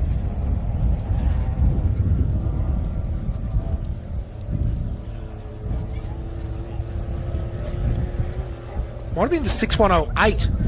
These little stylised numbers, I do like them, but wow, I was a long way off. That's the 696. I was nowhere near it. Oh, well, I apologise, but Bryce Derrick, Jamie Luke and the 133. Kurt Stephen and Noah Spink, because again, a few of these out of position now. I think Bryce Derrick, unfortunately, maybe with that exhaust, or that has dropped a bit of time there. That looks like Chris Colburn making his way around there in the 169. Should also keep our eye out for Jamie O'Toole. That looks like another Baker machine, the 146.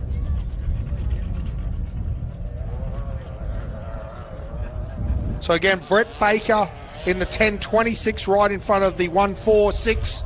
Well, not right in front of, but a couple of places in front. The 669.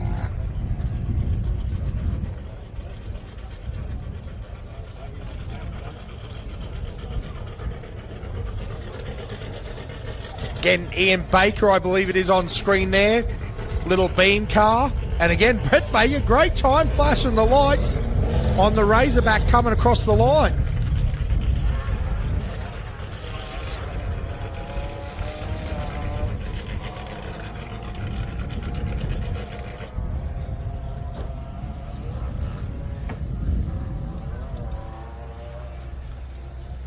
Some great shots here. Again, the drone, we're just enjoying it on the big screen in front of us. And there's a big screen in front of the crowd here at the ARB race line. Mickey Thompson tyres, Gundy,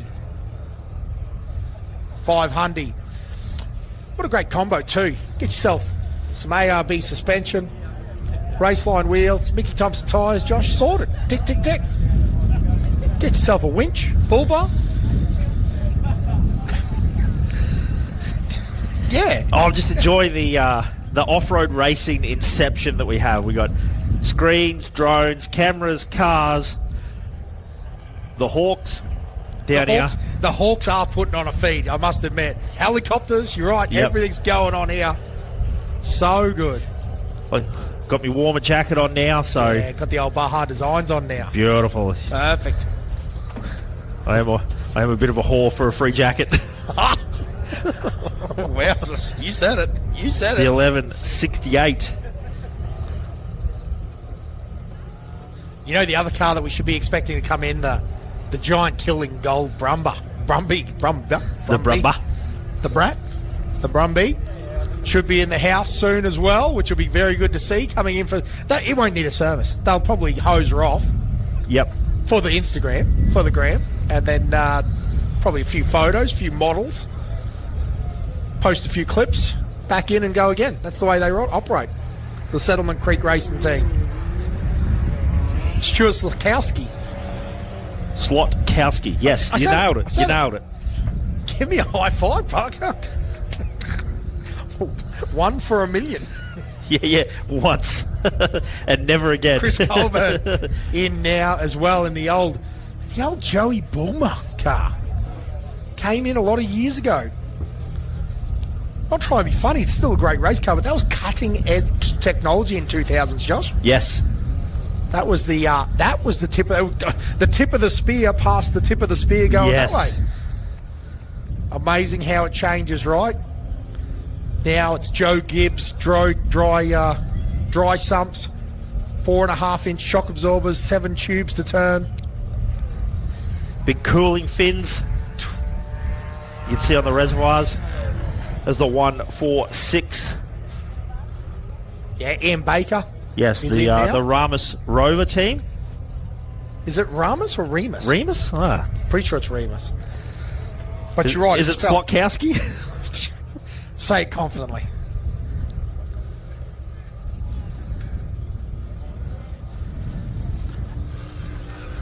Getting up high on the berm, the 10-15 there. That's Darren Orr. The Orr team. So we hear the 813 fire up. The Gibbs. Ready to go. And how fired up is it? That is a sweet sound. So good. They've done the crossover. Man, you got to admit, Masons. There's a reason. Big tyres. Big, amazing body. Full-wheel drive. Oh, what a sexy bit of equipment. The 813. As the 654 makes its way across the line now. Joshua Ward and Tim Shane.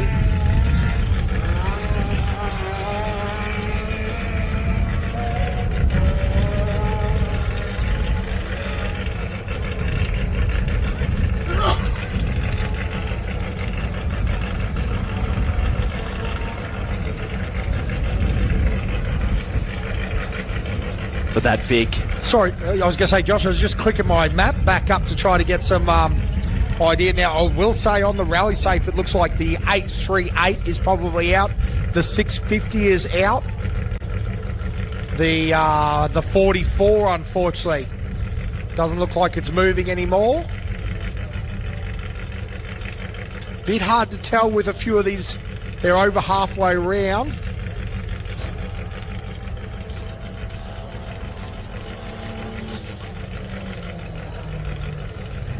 I'd say the 11.68 and the 10.15 seem to be out of the race, unfortunately, too. No, sorry, the 10.15's coming back towards us now. That's the inside loop. Sorry, it looks a little bit funny on my camera there. I had it a bit zoomed out. I've zoomed in and I can see that they are making their way back in. As Bo Robinson now, ladies and gentlemen, if you're on the grounds, Bo Robinson is making his way out for another lap. Yeah, and then Chappie straight up onto the start line. Not much of a, what do you say? He was a minute 10, so only 50-second start time difference here. Yep, he'll be starting. Oh, lots of panels flapping on the 481 machine as well. Absolutely. So he's been out on a couple of wild rides, but still up and running. Yeah, left-hand side. Go on. Ooh. As the 15 starts to build a little bit of boost. That 2JZ. Yeah, so this is much tighter, Josh. Much more like the 40-second gaps of everyone else. How crazy is that? Clayton off the line. And you know Bo just saw that. Yes.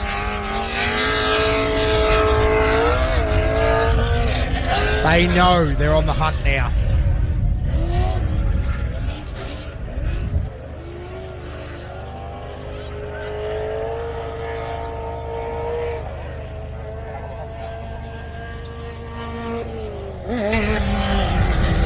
And we see Aaron Havey also lined up on the start line. Now, he's got a little bit of a light weight, but he is there after his 45 minutes.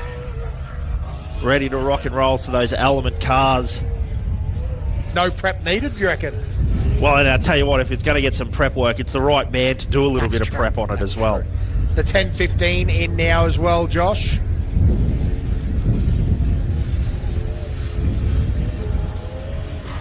Sorry, it takes me. There's a little bit of shuffling going on here. Yep.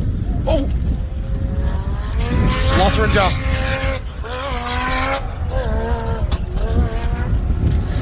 There's so much wind. One of the effects microphones just flew over. That was why you heard Danny Curran make a little bit of a weird noise. It's going to take me out. Here, I've got a plan.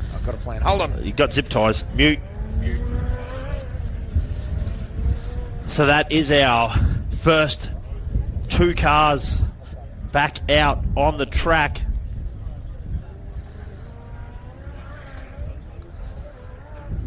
To the 813, Bo Robinson, Shane Hutt. And the 15, Clayton Chapman, Adam Maguire. And the one machine, the Element Off-Road, Aaron Havey, Toyota V6, sequential Hollinger. Look at those big Fox shocks. See him just chilling there for a bit, resting, relaxing.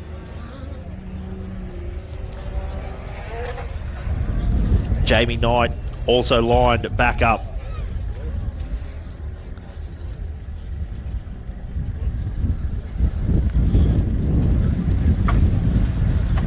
Well, we've got cars coming in and cars headed out as well.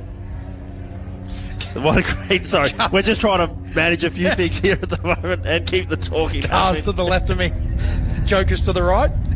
But yeah, we see that little Toyota truck. Hey, nice little bit of air there. So obviously just cosmetic damage. I'd say it's a little bit of a run through the brush, yes. Right? There doesn't appear to be any physical damage. No, it did jump quite nicely there. All the mounts are still on. Just a little, hey, fiberglass on these trucks. They fall off. That's what happens. They're a consumable item. Yeah, especially when you pass. Although that might look a touch more than. They must have collected something, hey? Excellent. Cars coming in, cars coming out. But yes, we'll see if we can get a bit of a better. Oh no, that's just the way the fiberglass is folded up. Back. That's right. Yeah, again, no steel damage to that car. Still looking good. Still got all the aluminium, the speed mounts for the fiberglass at the back, so they'll be fine. probably they'll do the standard trophy truck thing, take all the other panels off it, Yes. and go back out for another lap. Josh Howells lining up now for his exit. Am I confused? I'm really dumb. In that action, did Jason Richards get off the line? No. Oh my. So we're missing Jason Richards at this point in time. Oh yes. my. Yeah, I just went. Haven't even seen him out yet. Here he comes now. So the 91 coming through. So he'll have to stop, get a quick check here. The officials will need to stop him, quickly check his helmet, make sure that he's all done up, got his neck brace and stuff like that. Oh. Then let him run. Yeah. That's hard. I mean, I know that's not the official's fault. No, that's not at all. But so Jason has missed his start time.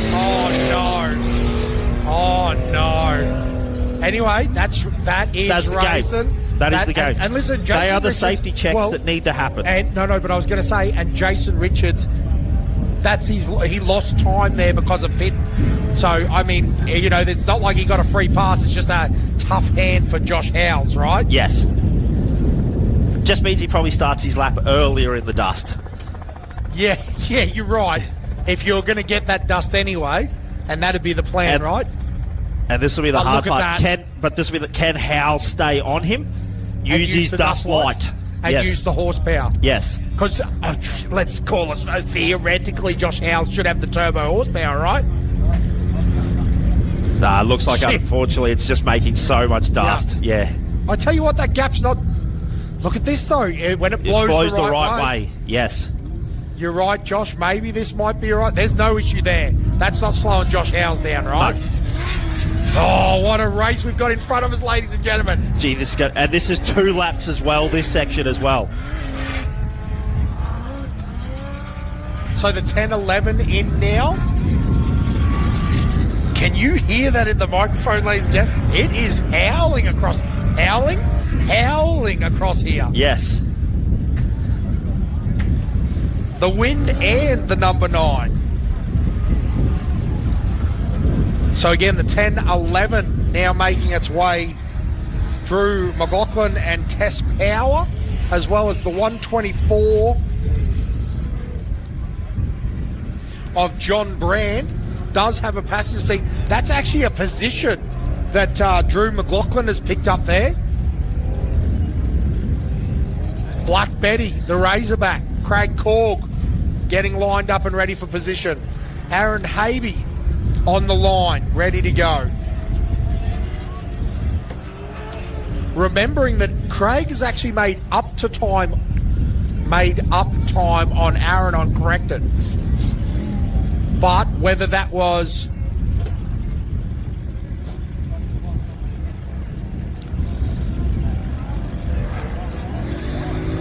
Aaron off the line now.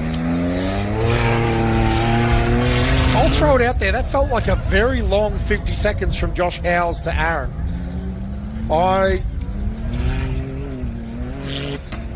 So it won't be the officials launching them. It will be a countdown off the rally. No, I understand. All I guess I'm merely saying is that that split didn't feel. So then what's the split to Craig?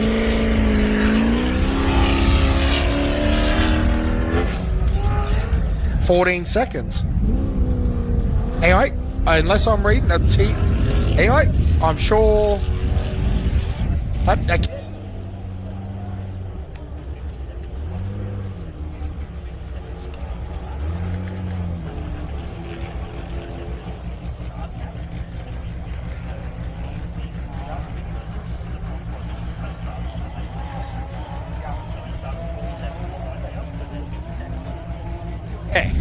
Oh, yeah. My amazingly mathematical younger brother just explained it. He was saying it would be because of the 40 seconds. So the 50 seconds is actually plus the 40 seconds. 40 seconds start time. Yeah, so the 45-minute time starts from when they finished the lap, so when they crossed the lap. So then there was a 40-second dust gap when they started, and then Craig's lap was 50 seconds slower, means there will be a minute 30 gap between when they leave. Which is much more what it felt like. Yes. All being counted down off the race. Again, I'm thinking corrected times now. No. It's not. It's corrected plus the 40. Gold Brumby in the house. Love it. It's just 45 minutes. The easiest way, Dan, I guess, is it's just 45 minutes from when they crossed the finish line is when they need to leave again. Yep, makes sense. And all counted, again, off the rally safe. So, Jamie just going straight out. Now, Josh, Comiskey. Have not seen Comiskey either, Holy moly, what is going on here? Yes. Gee, Yep. It didn't seem like there was much issue. That Tisco sounded strong when it came in. Absolutely sounded strong. Yep, so, listen, I'm going to stop. We'll just call them as they come out now. The Land Racing number 80 in. And the 121. Yep, Jay Mitchell on the start line as well.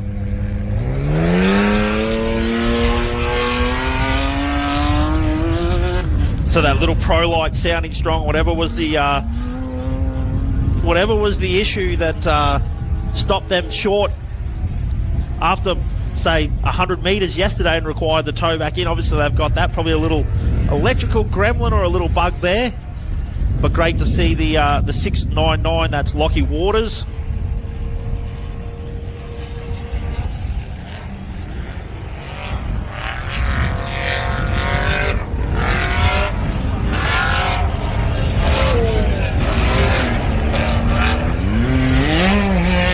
So the first of our side-by-side competitors off the start line. That's Lockie Waters, the 699. Gee, the breeze has gotten rather vicious.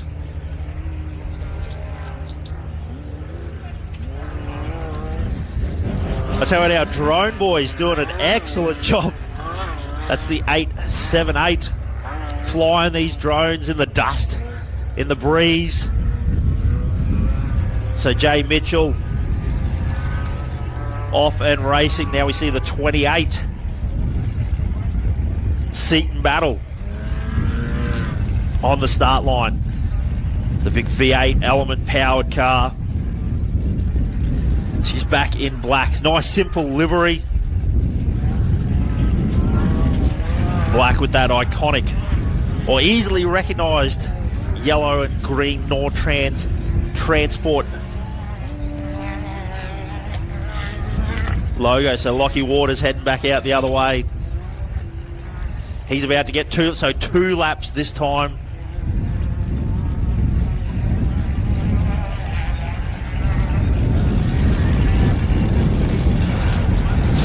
So still plenty of action to come.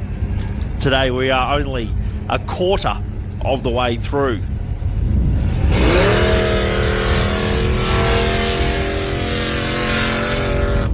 So Seaton off the start line.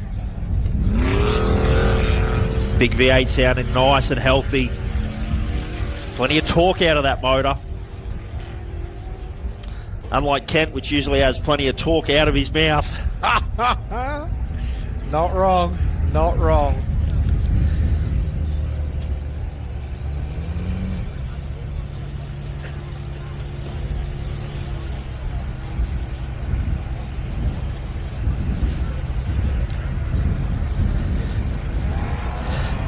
But, yeah, we're sort of getting a bit of 4 seasons in one day. All happening here. The 862 across the finish line. Nice clean run out of there for Seaton. Yeah, and again in 11th at the moment, which is a fantastic racing position to be out of. Just going back to the map and having a bit of a look around. Seeing where Bo, again, all those vehicles, because he's starting to come up on the 650 in bits and pieces on our rally safe map. The 544 looks like, and that'd be Tony Butler. Kind of looks like he's, yeah, no, he's still going. Just trying to work it out with the 487 out there. I'd say the 662 is definitely parked. It's a little bit off course. The 838 parked, 44 parked. So again, Bo essentially has 3/4 of a lap of clear ground now, Josh. And I would say again, logically, the 1007, the 6629, 19, all of those guys will be in for their service break. again, I'm stuck in that old statement, Josh, of not park for May. No such thing as park for May right here, right now. Service break. Service break. And it is cool. I like it. It's turned the kind of into an enduro. Yeah. Yep. The clock starts and it doesn't stop until the finish. That's a pretty cool thought. There's no downtime. I mean, amazingly, there is downtime. Artie was up in the booth here before, leading on track. Getting things sorted. Jumps up, has a chat. I better go back. Helicopter needs me. Well, it's that thing, though, Dan, isn't it? We already see that it's obviously caught a few people out. We saw the flurry in which Jason Richards came to the finish and start line. Yep. And that is the problem. It's such an interesting problem. We, again, can put it from a competitor's point of view. We got a little park for May penalty one time there, and it's because you think, you're looking at this and checking that bolt, and the last 5 minutes is nuts. There is a flurry of activity, and that one last drop of oil, that one last check. You think you've got lots of time in 45, it comes around.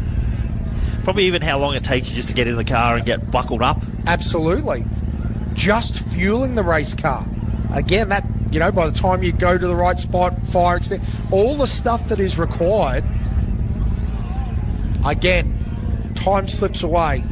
When there's a stopwatch,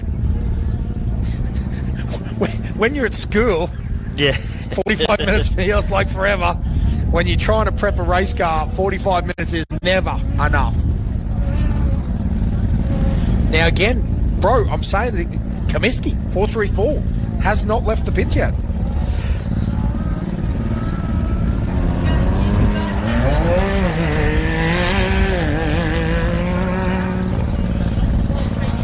Bummer.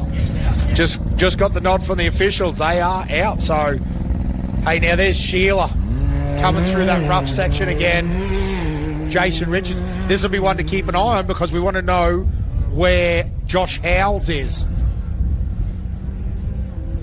Is the number 9 still right on his dust? He should be.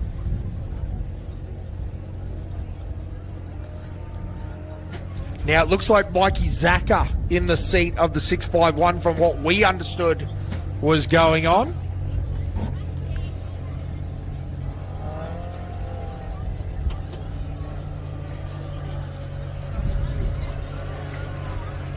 There is Josh Howells on the screen as well. Right there. Oh, no, he's dropped back a little bit. Yes. That's okay. Sometimes it's smart just to preserve, right? To be organised, to know your pace. Currently sitting at 4th.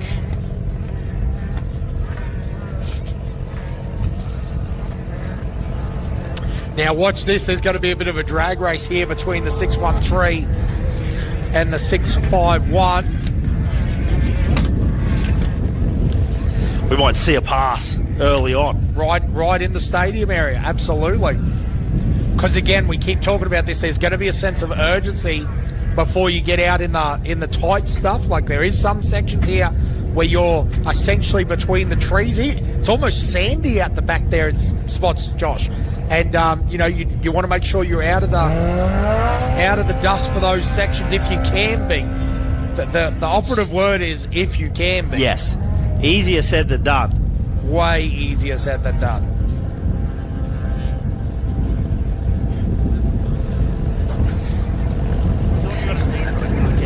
Don't cry, mate. It's not that bad. Yeah, see, again, a little bit of a gap there.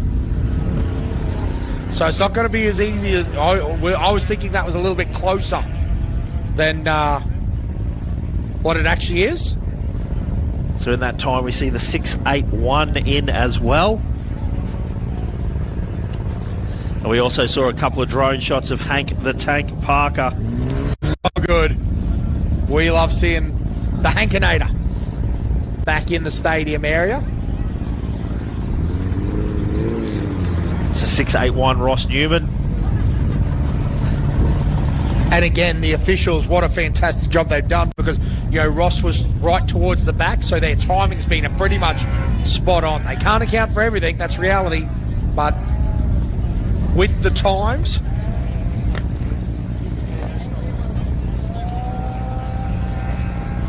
A 49 being the fastest lap so far. And again, Mike Zaka having a good little run there. The King's Shocks. Zaka Shock Shop. The Shock Shop. Yes. You want a decent set of suspension setup for your race car, for your road car, for your tractor, for your 79. Pretty much the same thing. Yep. Absolutely. Yep, absolutely. So, sorry, just go back to what you were talking about there. That was comedy gold, and you just left me hanging. We had some of the officials up here before, and they kind of explained the whole 45-minute, 40-second start, 45-minute gap service time. So what they're hoping is that, I guess, as some of these cars in the back are in the pits for their service break, is when we'll see the front runners come around. So the overtake of the front runners to the back markers will hopefully kind of happen in the pits. So that is the 115 Ali Howes off the start line.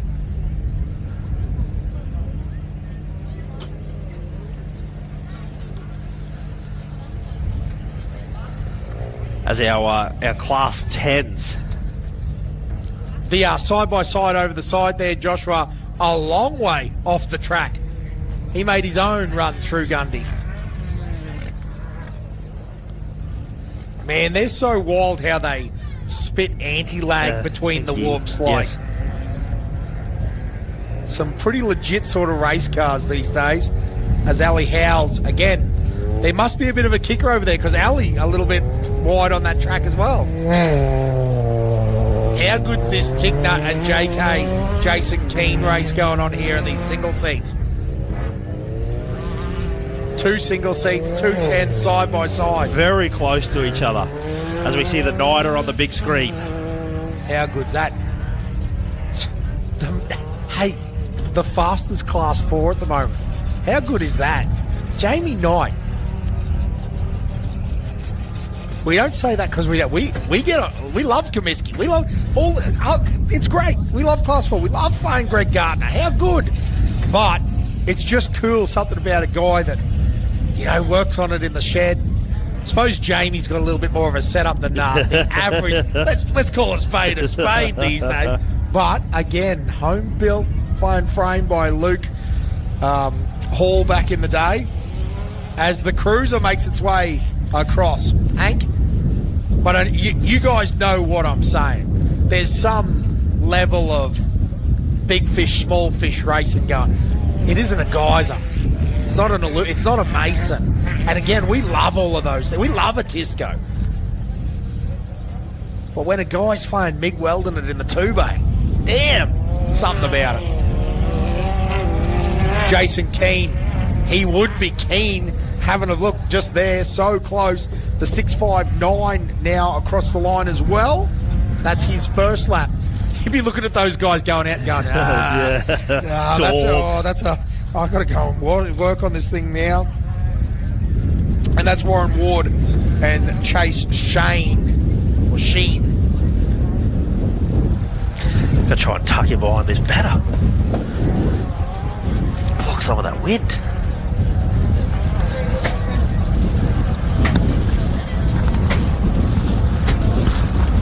Michael Ranson, Mr. Sheet Metal, back out and ready to go, as well as Dave Laughlin. And the 665 off the line.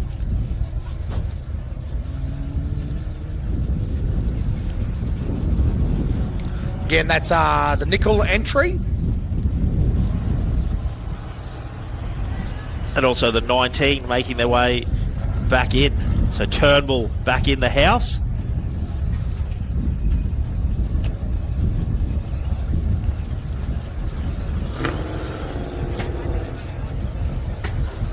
Yeah, Michael Ransom and Brett Rogers there, as well as you were saying about the 19, yet Turnbull and Kemp.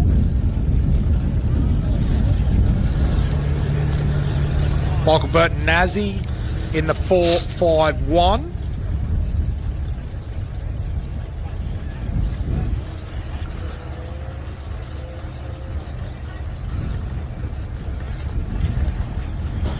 Joshua, I got some bad news. Talk to me.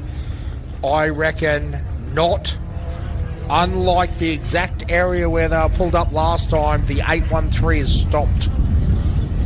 Just got the map up on the screen at the moment. Top, middle, 813 up there, and the 15 is down the bottom, headed west along the lines there. So Yes.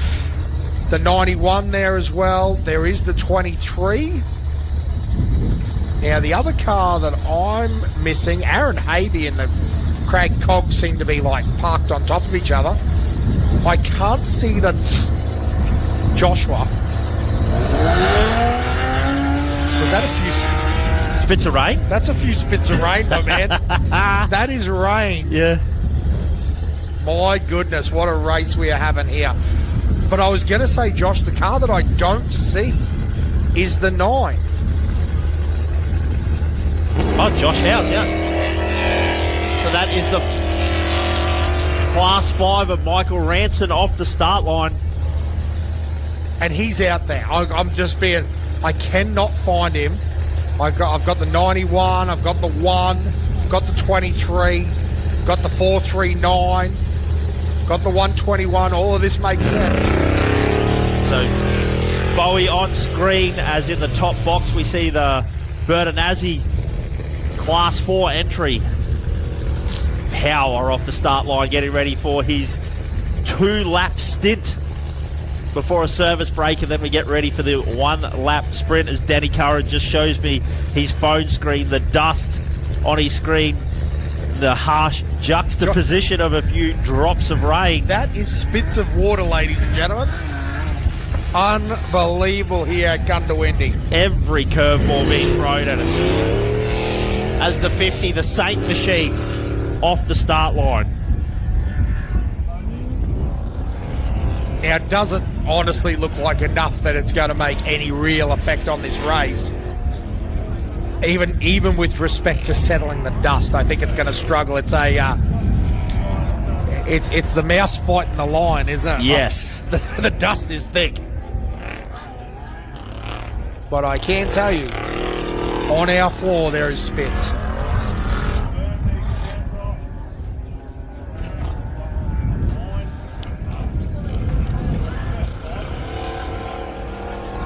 Again, it does look to me like Aaron Havey is in front of the 23 at the moment, but not by much. Tony Falaba in the 138, making his way through that rough country there. Again, the in-shot, we've got Michael Marson on the line in the 1032, the racer. Little stadium car. So if you're wondering where these little single-seaters come from, they race them over in the States as a stadium series. So pretty much all the manufacturers make them. And they're a great little option for Australia, particularly state-level local racing. Like, still very fast, as you can tell. But what an option. You can put it on a normal car trailer. You can service it. You can work on it yourself. It's not hard. Well, again, it's as hard as you want to drive, mind Yes. you. You can knock as many bits off them as a big car, but the reality dictates that this is a great little option to go racing. Go and have a chat to Mick after this race if you're interested in getting into a little single-seater. I don't think he's selling this one. He probably would if you asked him, but it'd be at least, again, a Lumicraft racer. Lots of these companies and builders make them like that. So not a bad option to go that way. As Michael Marson is off the line.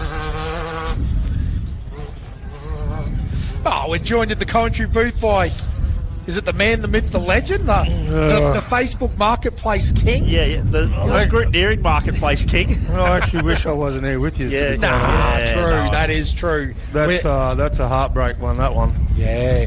Is it? Sorry, Brett. Obviously, we don't know anything, mate. Is it? Engine. Yeah. So it's a. Yeah, virtually come over the finish line and come in the exit line here and started ticking. Oh Yeah. no. Yep. So look, I don't want to risk it. You could go back out and make it halfway around, but we're only playing for a tin cup here. Yep. Bit of pride, so suck Yep. that one in. Yep. Especially we're in a good spot in the championship, so that's what a killer is. Well, that's what Dan and I were just commenting. We said, interesting, because it sounded perfect. As you come down over the jump, everything was sounding A-OK. Mate, the track is primo. Yep. You know, all the corners are worn in. There's little berms to bounce off. You know, the lines are worn in. That 40 seconds is heaps better than 20 seconds from yesterday. Yes. I got to give them that, because virtually the whole way around there was no dust. Yep. So, it was, you know, we were full noise everywhere. No need to back off for dust. Yep. Plenty of skippies out there. I see someone cleaned up a whole entire family, so There you go. it would have been one of them front cars for sure. Yep. Other than that, look, everything was going good. We had a good run yesterday. Yep. Best I've ever qualified. Car was sweet. Everyone was good. So, yeah, disappointment. But, you know, like we say, that's racing. That's It racing. is That racing, exactly right. unfortunately. It's racing. Very Everyone's cruel. got that story, haven't they, And unfortunately? now, tomorrow, back to work Yeah. to pay for the damage. Yeah. Oh, so that even happens to you. That's you're not going to the Bahamas or anything like that to rest Nah, the man, make no. the- I've got a pretty busy week this week. So, yeah, I've got to be on song. I was heading back tonight anyway. I've got to be in the office at 5:30 in the morning, so we've got a fair bit going on at the moment. So, Excellent, mate. see, the boys will, you know, have a look on during the week, and we'll work out what we're going to do, because we've still got 4 races for the year. Yeah. So we might have to pull our finger out on Bose Mason, and it needs a motor as well. Yep. So, yeah, there are. Got a shed Busy full of times. cars, and nothing's going. You can't- need to bring about 3 cars out here for the weekend and just swap. just swap keep- them over. Yeah, well, actually, talking about Bo, unfortunately, the 813 stopped on track out there as well, the all-wheel drive Mason, so, yeah. Yesterday when I came past him, he's, you know, all hands in the air, and I'm Yep. like, shit, you know. It's not good seeing anyone like. No one wants that. That's They put in a good qualifying effort, him and Clayton. You know, they're on song. very fast. That my little battles with Aaron, you know, like, he's a primo driver, so to keep him at bay, that's fun. Yes, absolutely. That is fun. Well, he's got the number 1 on his roof for a reason, Yes, Aaron. That's exactly. right. Yes, yeah. And we've had a few good chats over the weekend, and yeah, it's a shame. We're in a good spot. So, look, all in all, I've had a fantastic weekend, and we'll go home and regroup, see what happens. Yeah, perfect, mate. That's absolutely awesome. And, you know, and again, it's great. You've run the championship. You're also doing a bit of the Australian, the other series stuff. Like you Yeah. had a great run at Fink and all the other stuff that Yeah. goes on with that. So we see you often up at Don River Dash and all that Yes. sort of thing. That's a great race that's happening in September. So Yeah, we want to try and get back for that one. Want to have a week off afterwards and just cruise down the coast and go and see my mum and dad and Rocky and that sort of shit on the way home. So, yeah, hopefully we can get to that one. yeah, awesome, mate. Well, again, it's always good having you around and Yeah. hang around and have a bit of a chat about the race and that. But again, it was it's never the way, as you were sort of saying. You don't want to win a race by knocking someone else out. But No. there's some great racing here at Gundy this weekend. It is. I won it a while ago when COVID was on. You know, not many competitors here, so I don't really Well, sort here of you go. count You're that one. So is that? Well, you got to count it. But Yeah. is that car's here? It's Swigglehurst. Is that the car that? No, that's that the was a other different- one. That's the one I bought off Trav. Gotcha. So yes. That see? came in a million bits Yep. in a box. Yes. Yes. And it was like, shit, how do we virtually looked at the other gym car and went, okay, we got to build 2. Yes. Put it back together. So Jake's got my car, the Yep. Yes. Shannon Reg. Yep. And then that was Trav's. I can't remember who had it before that. So yeah, it's got a race history on itself. Yes. Yeah, there's a few collections there, the Pinto ones. And Well, that's who had it. The Pinto one? It Yeah, was the gotcha. Pinto car, Yes. and then Trav had it. Yep. And because I couldn't get over to Perth to go and inspect it, I was virtually going off what Trav was telling me. Yep. And then a shipping container turned up with just millions of boxes. And it's like, Perfect. oh shit, how are we going to work this out? But having another one in the shed definitely helped put a Meccano Yes. set back together. Yes. Absolutely. They don't come with instructions, unfortunately. Yes. No. Yeah, that's cool. Look, good car. That was on a part of the old track when we won that. Yes. We came here with our Brenthal the first time we raced this track. That was a bad outing. That was our first outing in that car. We had mega dramas with that, and we pulled out after day one. So I really hadn't been back since then. We come here in February, did the little short course race. The 250, yes. That was a fantastic weekend. Heaps of wind, which was really good, because you do a lot of switchbacks in that little tight racing. So you didn't know whether you were catching someone or actually gaining on someone. So, no, I'm glad we did come out for that, because that taught me that first section of the prologue, which I don't prologue very well, everyone knows that. But look, yesterday was just fantastic. We pieced it all together and away we went. Well, there's a conversation in itself. Brett, like, as in, the prologue is one of the hardest bits, in my opinion. Like, to be able to not drive your car for a month or whatever that looks like, and then just dial up, because you're not even dialing it up to 9.5. You've got to run 11 now. Yes, you have. You're actually on the edge and no warm-up. With these guys, that's the thing. You just can't dawdle around. That's there. right. Oh, yeah, and the difference between 7 seconds lost is the difference between 5th and 15th at like the likes of Fink and Gundy. Yeah. So yeah, it makes it supreme. It's an art form, is what I'm saying. Is it's very difficult to just get off the. You're driving your street car around, then you jump in a trophy truck and qualify. It's hard doing. Well, I go into the city, you sit in traffic, you don't really go fast. Yeah. You go in an office, you're doing your office work, and then you just turn up here and you're supposed to go fast. Yep. I just turned 59. I'm not that quick at doing that sort of shit. By today, my arthritis is warmed up. Yes. All the old bits. Yes. You got the feel, right? And I'm on song. Yep. I feel part of the car, and I'm good. Yep. So yesterday was a surprise, but we'd been out here in February. We knew those parts of the track, and I think that was a big advantage for me. Yep. And I wish, unfortunately, in Queensland and in Australia, there's not too many places to test. I can't go up to Rocky anymore to my farm and just go up there and do some testing. It's a bit far away. Yep. Still got a job to do. So yeah, look, I missed that. It's definitely a big part of it. Like at Fink, from 10th to 18th where I qualified, there was 7/100ths of a second. Yep. Yeah. Yep. That's right. That's all it takes. Insane. I made one mistake coming into the whoops. I hit a water puddle and went sideways, but that was enough to cost me. That's the difference. Instead of starting 10th or 11th, I started 18th. Yep. And the dust was that bad out there that I just wasn't going to do anything stupid. And yesterday, surprising with that 20-second thing, we did catch Josh at one point, but I think he's seen us and then he just jackrapping. He was on pace. He was gone. That 50 seconds, so this morning when they said 40 seconds, we thought that's sweet. Yep. That 50 seconds, the last 30 Ks of this race yesterday, we had a ton of fun. Like no dust at all. Yep. It was good. Josh was gone quicker. Yes. We held off Aaron. And unfortunately, we come across the finish line. It was red flag, but there was an accident. So fair enough. Yep. So hopefully them lads are okay. Yep. That's what it's all about. Yeah, absolutely. Like you said it best, we're racing for 10 cups. We're family first, right? Oh, we are, man. So- This is the best family in the world. Yeah. Like I've done other sports and all that sort of thing, but you cannot beat this sport. I absolutely love it. If I don't think I was in a car, I'd still be here for sure. It's that good. But everyone knows. Like I got introduced to a lot of you guys and main guys through Billy Geddes. Yep. Yes. A good mate, Billy. Billy Go Geddes. Yes. So I'm lucky that I met Billy at the pub in Rockhampton. And Where else would you meet Billy Geddes? Yes, true. So, through him, I just met everyone else, met Bo and all them sort of guys, and no, it's been really good. What a ride. Good. Oh, it has been. I had a ton of fun. Yep. No, that's absolutely brilliant. Having a ton of fun. Yeah. Not having a ton Having of fun. a Yes. ton. No, Still look, more to come. We'll be back. Yes. We've got some good ammunition in the shed coming in. Yes. So, yeah, looking forward to going out and picking up Trav's car in a couple of weeks. That'll be a weapon. Yep.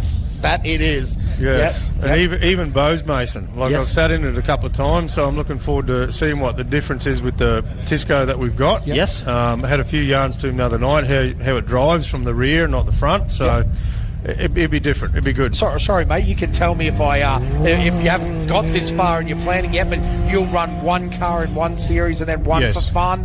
It'll be that sort of idea. Look, we're probably going to have a very high-ranking driver in one. We're going to hire one out through Love the it. business. Love it. We've had a lot of requests for that. Like, what are you going to do with all these cars? You can't drive ball. Yep. No, Watch me drive Yeah, the ball. well, yeah, I wish I Well, could. there you go.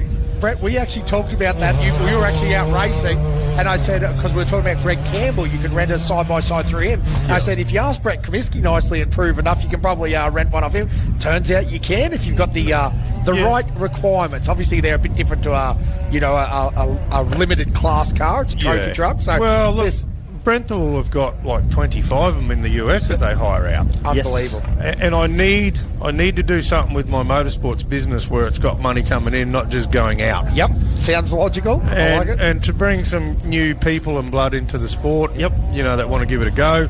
We're not just going to let anyone in it. Correct. You've got to be able to Yep. pedal one of these things. Yeah. So we thought, we've got this many now. Let's make it part of our business. Yeah, brilliant. We'll be changing transporters because then we'll be bringing 2 cars to race meets, that sort of thing. So as well as here and the other series. Yep.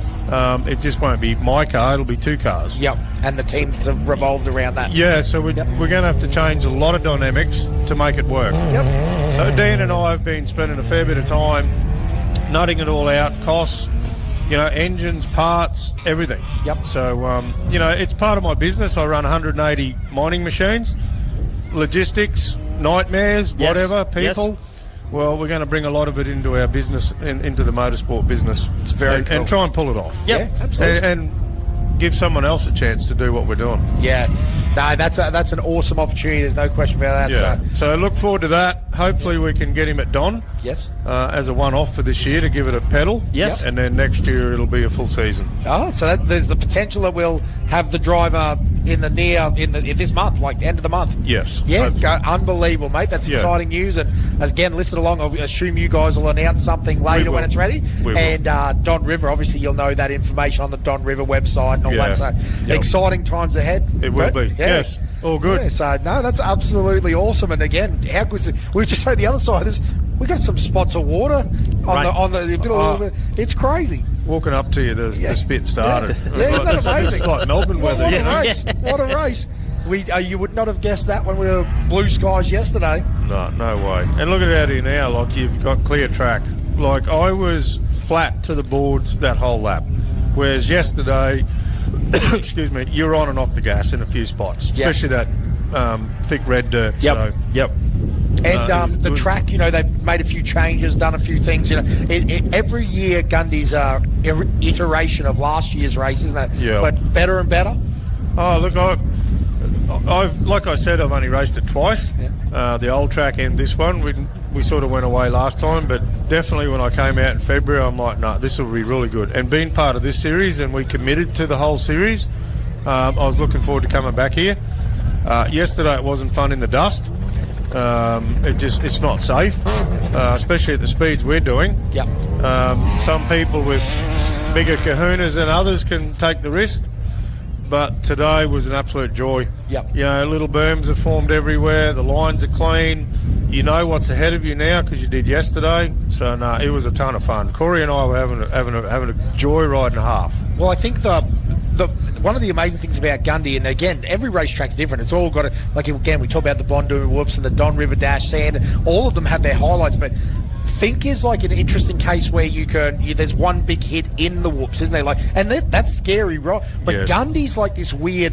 You double, then you got to do a little triple, then it's like Yes. some stutters, and then it's a real art to getting around Gundy cleanly. Look, melon holes are so unpredictable. In my day, I used to do a lot of blade ploughing, cutter bar work in melon holes up the Beef Road and that sort of thing. So I did permanent night shift for 3 years, ploughing through them. Some of them, the dozer would just disappear into them, and you'd be like, shit, where did that come from? Yeah. They're not consistent. No. When you go to Fink, there's consistent whoops. You might get caught out by one or two, but these are all odd. They're not man-made. They're Yeah. made. Yeah. Yeah. So Yeah, that's what it's so crazy because again, you drive around and you almost wonder how you're going to get around it in 45 minutes or 50 minutes or whatever that looks like. No way, it takes you 3 hours to drive a road K around. Like Yeah. we'll be struggling, we'll be bogged in the bottom of these things, and all of a sudden your trophy truck's jumping off the top of them. It's I amazing. know. It's amazing, right? Yeah, the like- brain doesn't comprehend. no, in all honesty, we've been conversations about, when you do your look lap, like they do it in the States with the pre-runners and all that shit. Yep. How cool would that be? Very cool. Very cool. Then you know that, hey, on race day, I can hit this at 120, 140. Yep. You're in a Toyota Land Cruiser or Hilux or whatever you do your look lap in, you're doing 20 kilometres an hour. Yep. You almost get a little confused by it, right? You do, You're like, because you're very hesitant that first lap, Yep. and unfortunately that's what I am. Like, I've got kids, I've got a business to run, and all these things go through your mind and go, oh shit, should I? Yep. Is it worth it? Is it worth a second? Yep.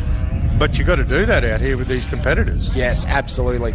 Oh, listen, in some ways, Brett, there's nothing wrong with doing that either. Yeah, It gets you to there's the not. end lots of times, Oh, right? it does. There's like this weird line where you want to make it, but you got to do the best time. What's the famous saying? The fastest slow guy wins, right? Yeah. So Well, that's why I always used to take my time on Saturday and, just cruise, see my place in the game, and then on Sunday we would haul the mail. push people on. Yep. But problem is, these guys are so fast, it was taking me so long to catch them up. Yep. At point you could say, I'm in 17th, and by tomorrow morning I'm going to be in 8th or 9th. Yep. You just can't do that anymore. Yep.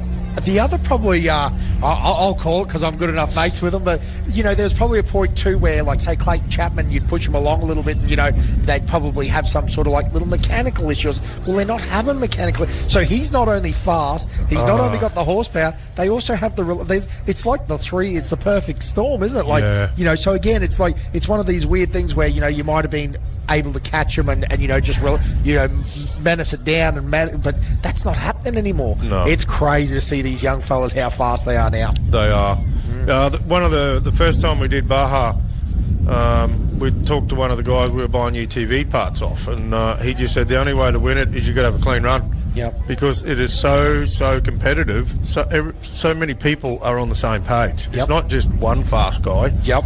It's multiple, and he said you've got to have no flat tyres, no belt failures, and that's how you win. Yep. It's simple as that. Sounds easy, doesn't it? Yeah. It is up to Sounds 1,000 miles. Everyone be doing it. Nah, look, hats off to Clayton. We've raced against him now for a few years, and it's awesome. He's got serious amounts of talent, and him and the two lads, Adams, they're good, Val. I was going to say it's good time, and Brett, just guess who's about to come into the house right now? He'll be on his way in. Yeah, absolutely. So 2 laps to go. So this time we'll see him go directly around and keep going. The 91 going along that, I don't know what we call it, but the northern entry fence line there as well. So the 15 very close now. The 1, now the confusing part is I think that the 9, I can't see it on the tracker at all, maybe I can. Yes, I can. It's parked up near Bow, so sorry. Josh Howells is probably not coming through now. Shit. But that gives Habe a very good run, and now Craig Korg is on the tail of Aaron Habe on my tracker.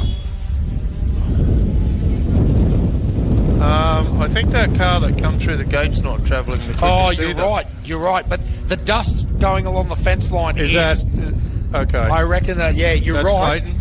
Yeah, I'd say so at that pace. It looks logical. Yep. But you're right. That's He's just is that a cruising. little Jimco there? I could actually probably have a look. I reckon it might be.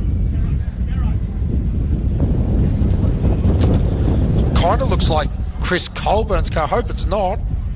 Or a No, yellow and yellow and black. Jimco. Yes. Now they definitely look like they are just limping in off the side of the track there. Are they still doing that? Are they trying to limp home for their first lap, Josh? I would say so. Seeing as they're And following. now you see Clayton Chapman Correct. through the fence. Correct. So Good on him. Yeah, doing the right thing, getting off to the side of the track, making sure that's good. making sure he keeps the main line clean. Now this will be different here as well. We'll see Clayton across the finish line and then head straight out for his second lap. yeah, Josh, that's the 10:07 doing that slow lap. So again, just trying to get around it. Again, following the course, so I would say you're right. He's going to try to get in and complete, probably chasing points for the championship, something along those lines. So Yeah, that's what we tried to do. We went back after our lap and had a look over things, and we thought, well, at least we'll cruise around out there and finish, get some points. Yes. Because we're still in the hunt. Anything can happen to these guys still. There's a lot of racing in the afternoon still to go. absolutely, yeah, only 1/4 of the whole race done. So Yeah. although Clayton's now around nearly halfway done. The 841 is going to be off the line here very shortly. And again, we are keeping a good eye out for the 91, the number 1, the 23. Jamie Knight, the 439, having a cracking run now. So that'll actually put him up into 5th position overall. And then Jay Mitchell, the 121 right there as well. we're talking about how far these side-by-sides have come to. Anti-lag and, like, you know, they're popping and buzzing through the big suspension travel. They're so unbelievably fast now.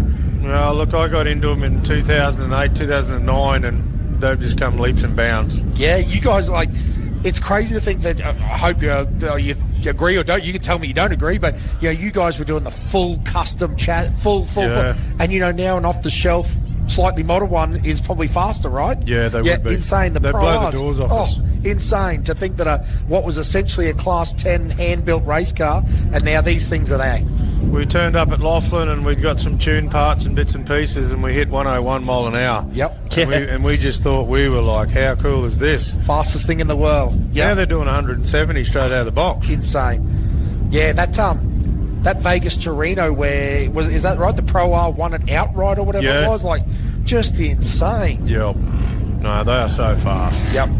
So, and reliable too. Again, another one where you were like, oh yeah, they're fast, but they tend to break. Well, they don't break down anymore. That's not the problem. No, they've had plenty of time to work their stuff out as well. Yep. You know, they've been around for a long time now. There's a lot of parts for them, and a lot of it's off-the-shelf stuff too, whereas we don't have that luxury. When you think about it, you're absolutely right. So are we talking that they've been racing for 20 years? Yeah, just about. Yeah, we started doing 3 races a year in short course, and that's how we got into it. Yep. You know, we raced at Gympie there and QMP, did some up at Land Cruiser Park. Yep. And then Sam Beck got a hold of the series and created that short course series. So. There's a man that needs to come back racing. Yes, it does. He's too busy building boats. Oh no, I see that. I see that. What a weapon! Man. And not only a boat, but like a house on water. Sam doesn't do anything in halves, that's for sure. That's right. If you're going to do it, you're going to do it big. Talking about going big, Clayton Chapman. So there you go. Just because of the timing, and they are going to be in the dirt just a touch. Yeah. But as you said, Brett, it's actually turned into an okay day for it. Like Clayton's closing gap will be quite comfortable there. Yeah. No, I don't think I'd want them to pass people yesterday with the dust. Yeah. There wasn't the luxury of this win, that's for sure.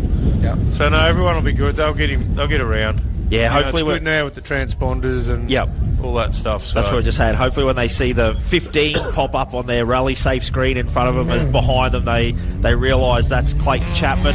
They'll start to move over. But this will be interesting. Clayton obviously carving a bit of a path. Now this looks like this will be the 91 coming into the stadium as well. Those 2 lights up high. I believe the Racer Engineering has a couple of lights up there as well. But still, Josh, that's let's be honest, that's a crazy gap at the front for Clayton. Like that is. He's a class actor, right? He's the 2-time for a reason, I right? know, man. Yeah, like he knows when to turn it on, turn it off. Dialed, absolutely. Yeah. That's what happens when you grow up with 3 pedals under your feet and driving a Triton around the paddock, right? I know, yes. And, the short course poor up old there. Jason, he had a bit of bad luck at Wakery.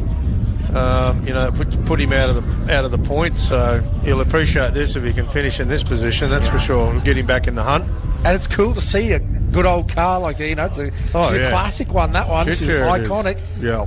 V8 makes all the right noises. I'm glad he's having luck with Danzio, because I never did. Well, it's the Danzio motor too. Yeah. I know. Yeah, well, that's what we had, and we had 2 failures, one after another, so we went away from them. So now gone to War Speed?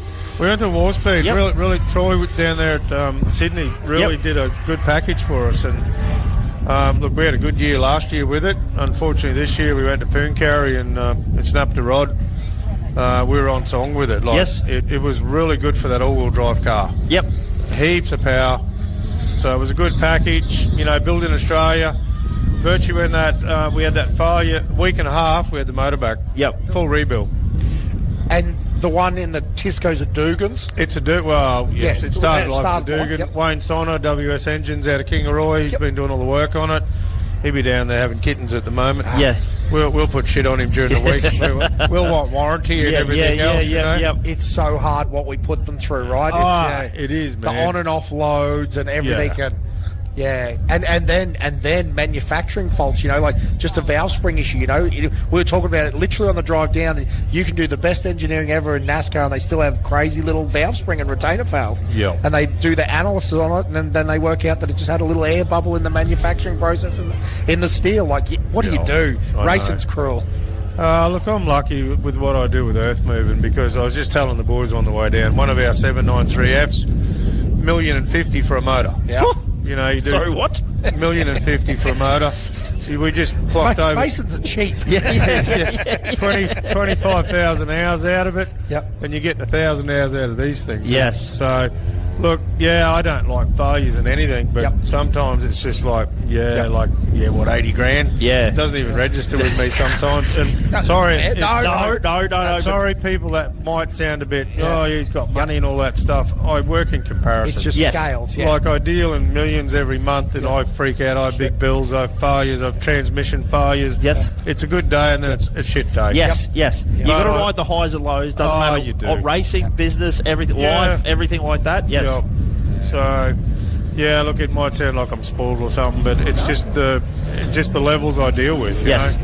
I ride out a PO for $1 million and I get on with life. Yes. But that's the game. That's the mining business that I'm in. So Yep, no, absolutely. Hey, that's a good sign. That's actually Ken Battle going back out for another run. So, as the big Danzio, the Sheila, racer engineer, big slide into the corner there for the 91. well, here's the next one coming. Hopefully that'll be Aaron. Aaron should be on, and he is. And Craig Korg, right behind him in 23. Again, Brett, we were saying the only bloke that I've ever seen stand on the podium and roll the car at the same time. Yes. I've never, it was unbelievable, but... Well, that was the first time I met Craig. Was up in Don River. Yep. And took it in his stride. Yes. That would have been very hard for me if I had that, but he was okay. He went, that just, sometimes they'll get you. No, I reckon they're another good crew, another good family. It's awesome that he's joined in. And that's the unfortunately, I think He's Aaron's limped, got yeah. dramas too. Yeah. Gee, it did look like he was charging through the fence. And then he just died. Yes. He's in cruise mode. Well, it's almost going to roll to a halt, maybe. Yeah. It's cruel sport, isn't it? That is... In line of It's the bad. pits. We've got the first-person drone actually flying up beside him. Here we go. Absolutely it. Yeah, he'll be Yeah. devoed. He said to me this morning, he said, I'm going to have a crack on you today. He goes, I went too easy on you yesterday, so today I'm going to put pressure on you. Yeah, wow. And we held him off for that first lap, but... Well, that'll be Craig coming through the gate behind him. Yes. So he's made inroads, so that's good for Craig. Absolutely. Again, probably not the way that he wanted to do it, but a great run there. Look, you prey on the weak, isn't it? Yeah, no, that's That's a saying. It's hard to say that, but you prey on the weak. It's good for him too, and he's now got a clean run. Yeah, he will have a clear track. Again, that's a great place to be for him. He's really now it's just time to enjoy it, right? Well, I guess they also say luck is proper preparation, meeting the right opportunity, and Craig just making his own luck right now. Yeah, absolutely. Because he's got an opportunity to make up a bit of time here. He's got a nice little dust gap. But I will shout out to some of our back markers. I've noticed we've had Jason Richards and Clayton Taylor through. Clayton Chapman through. Yeah, Clayton Taylor. Both the slower cars that are in front of them, making room and giving them the opportunity to pass before they get out into the fast section. So very good job there. Who's on screen now? I'm throwing you. You're a bit closer to that big screen than me, but having a good run through there in that A-arm buggy. Is that ore? Blue? Might be. Yep. But yeah, having a good crack Yes. in the rough there in the little 10 car. Yes. I keep telling everyone, Brett, about how good Class 10 is like a. If you want to get in as an entry level, like it's there, like the good competition. Yep. Side by sides are obviously brilliant, but yeah, those Class 10s like big They're getting A-ups. better and better. Yeah, good more motors. competitive. Yep, and a good I think feel. there was a shit ton of them at Wakery too. Perfect, yeah. No, I think when they were lined up, there was like 11 or 12 on the line. I went, that's a good class right there. Yep. And you're not breaking the bank. I mean, it's racing, right? We all know. But you're not breaking the motor with, bank with, 900 horsepower V8s and bits of Yeah. bit of a driver's class.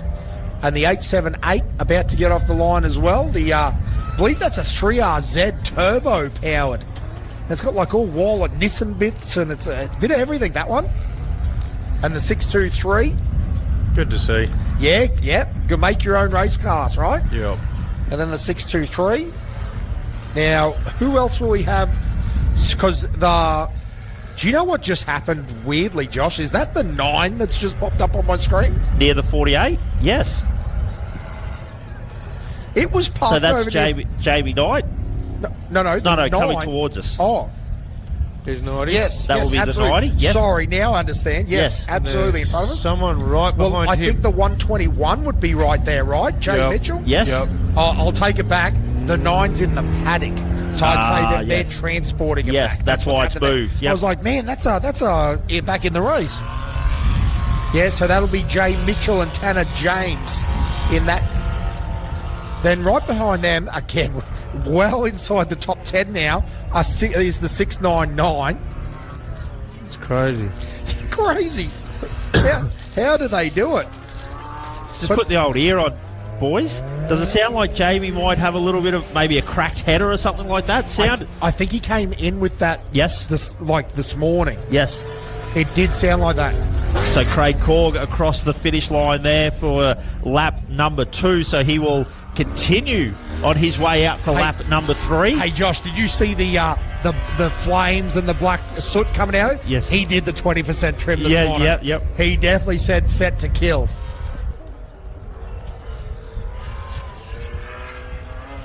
Control up arrow, Yeah. whole bar. Yeah. Make it happen. Well, Timing? That's really going to mess up the championship with me Is out it? and Aaron.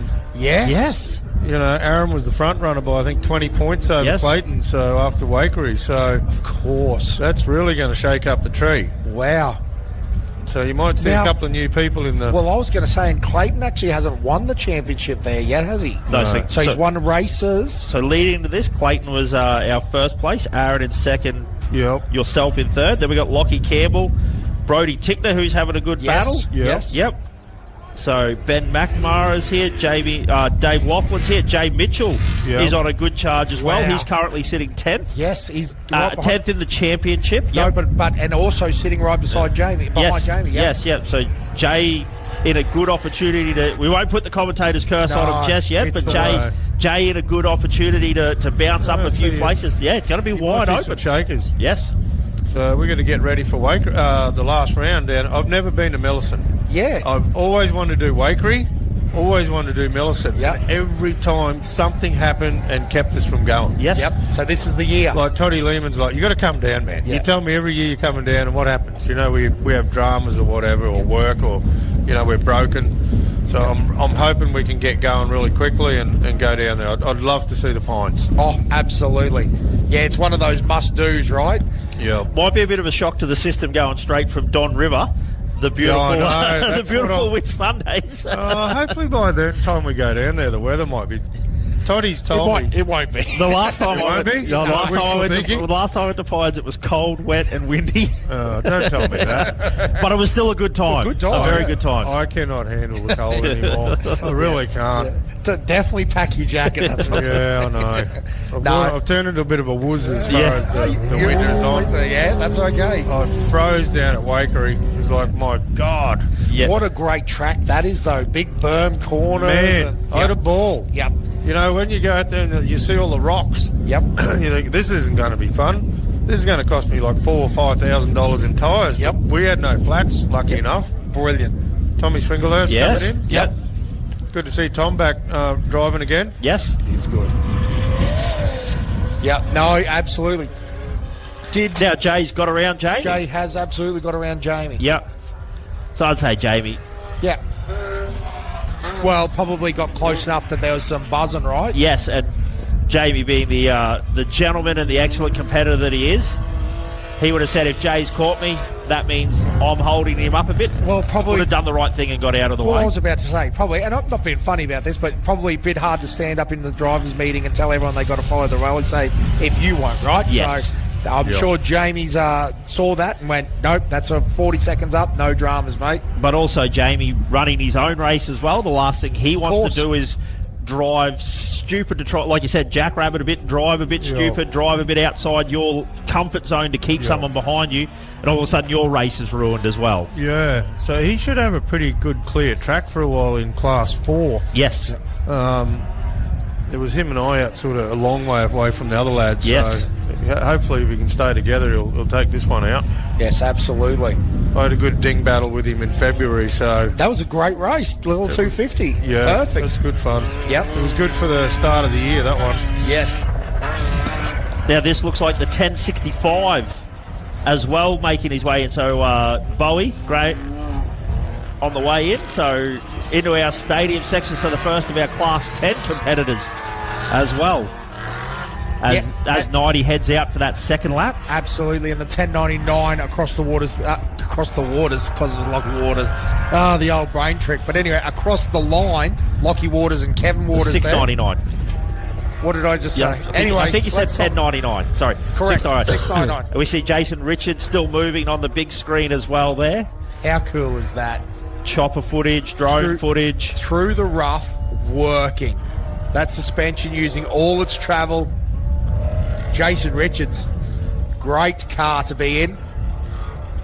He was in a good car to start off with. That little 119 was always fast.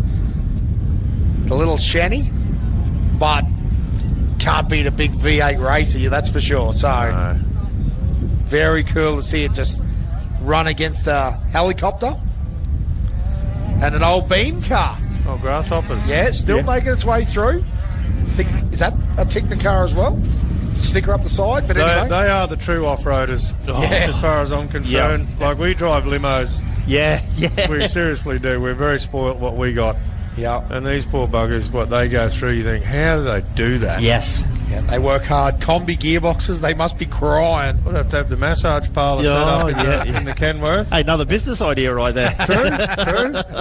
True. So good.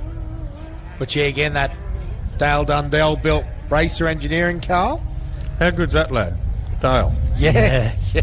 Like, he helped us so much over there, so... Just loves racing, right? Yeah. Now, talking about qualifying, there's a guy that knows how to qualify. How does he do that? Wow. You look through the list and go, is Dale Dundell qualified? There's your winner right there. Yeah, knows nothing but 11. Well, Adam went over there a couple of years ago and got in with him, and he qualified first, and Adam said that was a ride. That was a ride. Yep.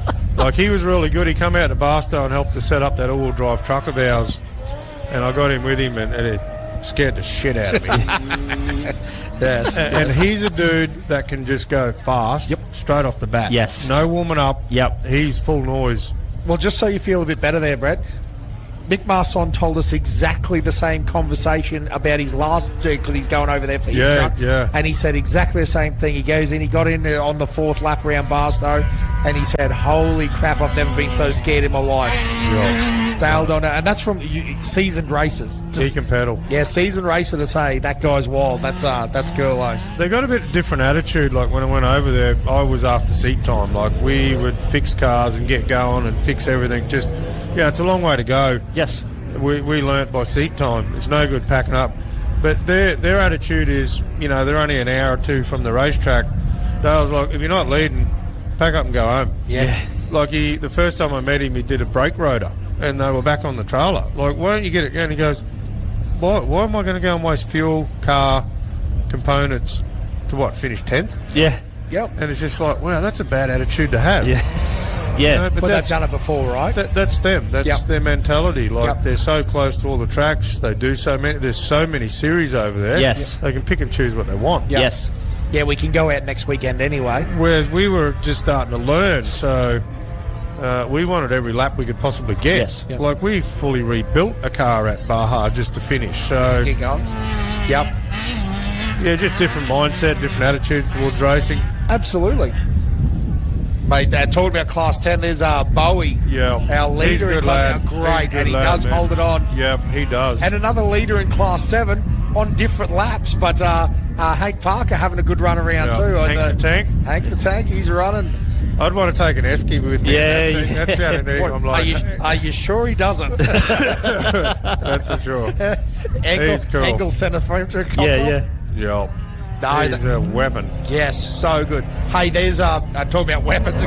Great guy, Kent Battle running through. So that's good to see that he's still doing some kilometres, because he had a little bit, is always the way, right? A little bit of a horror run mechanically, really, haven't they? Yeah, well, he did here in February. Yeah, just working on. So, and a real race car on screen as well right now. The Gundy, the Gold Brumby. Yeah.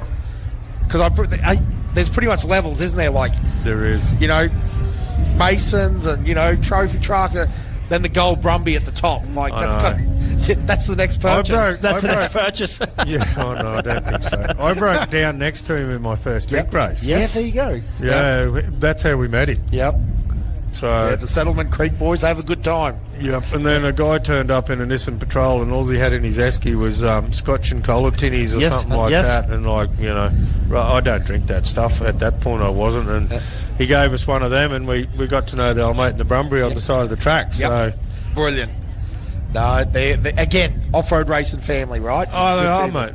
It doesn't matter who you talk to in the paddock. Like, everyone's good. Yep. Everyone's good. We're all here for the same reason, fun. Yep, absolutely. If you put 30, 40 grand up for a prize, I think it might change a few people's attitudes, but it's not possible in our part of the world. Yes. Yep. Yeah.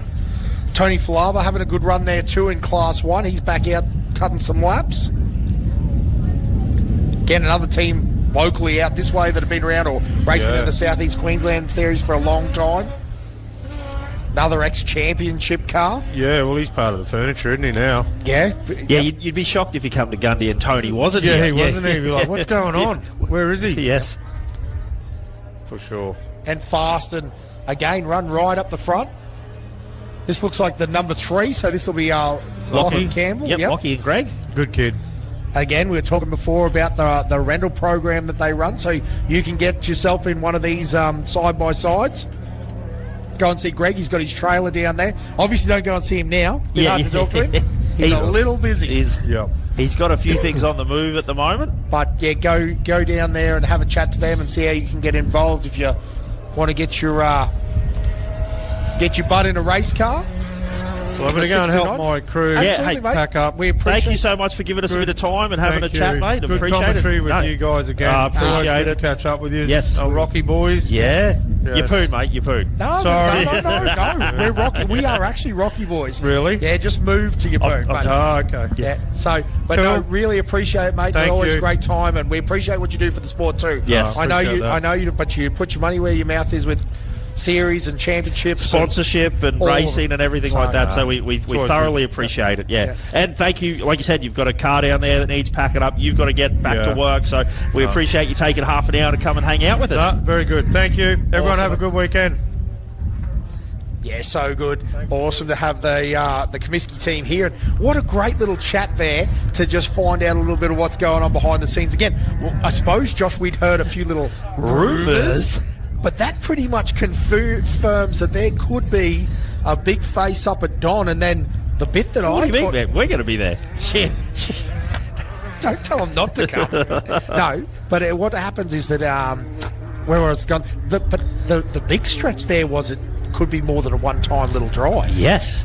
Oh. Yeah, so keep an eye on the socials, the Comiskey Motorsport Facebook, the Don River Dash, Instagram and Facebook as well. I'm sure we'll see some information come available if that's able to be pulled off.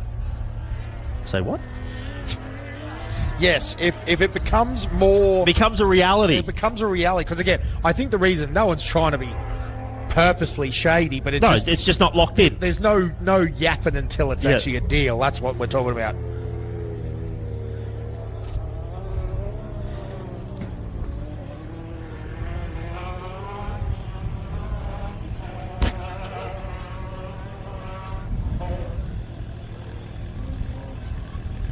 But how good is Sunday at Gundy? Live stream pictures coming to you.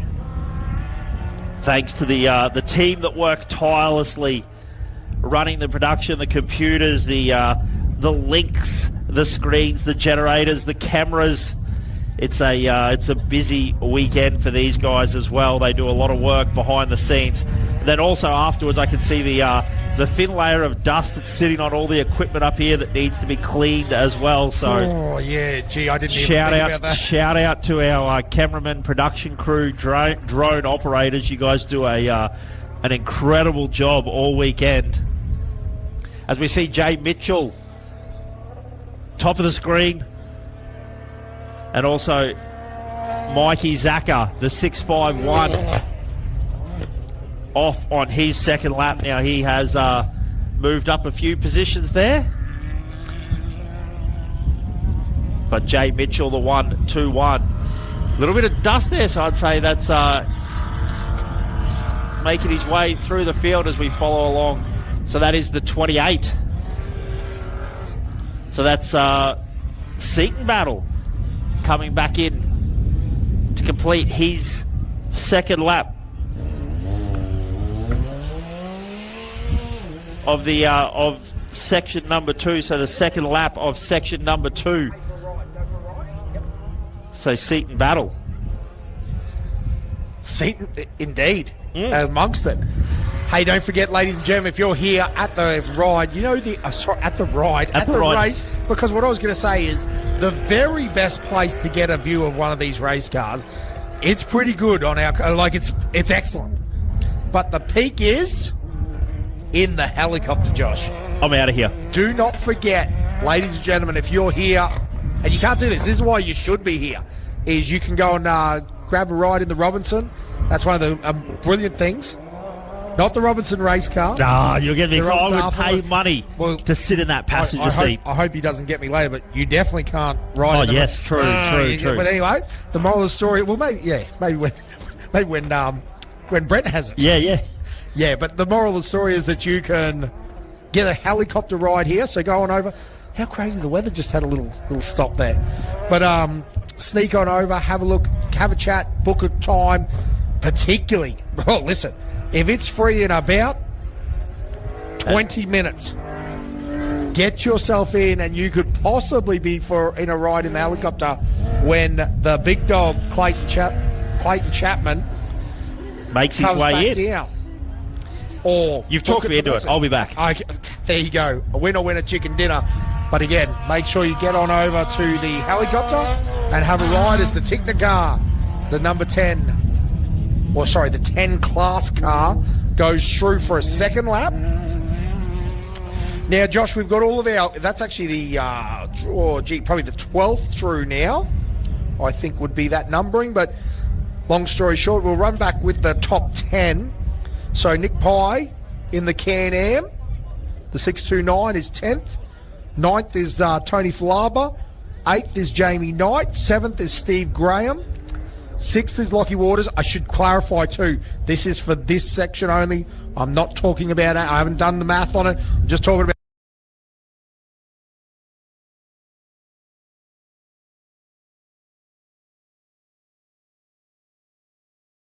at the moment. So again, I'll go back through those top 5 from 5th, Jay Mitchell. 4th, Tom Swinglehurst. 3rd, Craig Cogg. 2nd, Jason Richards. And currently leading. Now, he did back it down just a touch, Josh, and that's, hey, why wouldn't you when the 813 was parked on the side of the road and they would have seen that? So...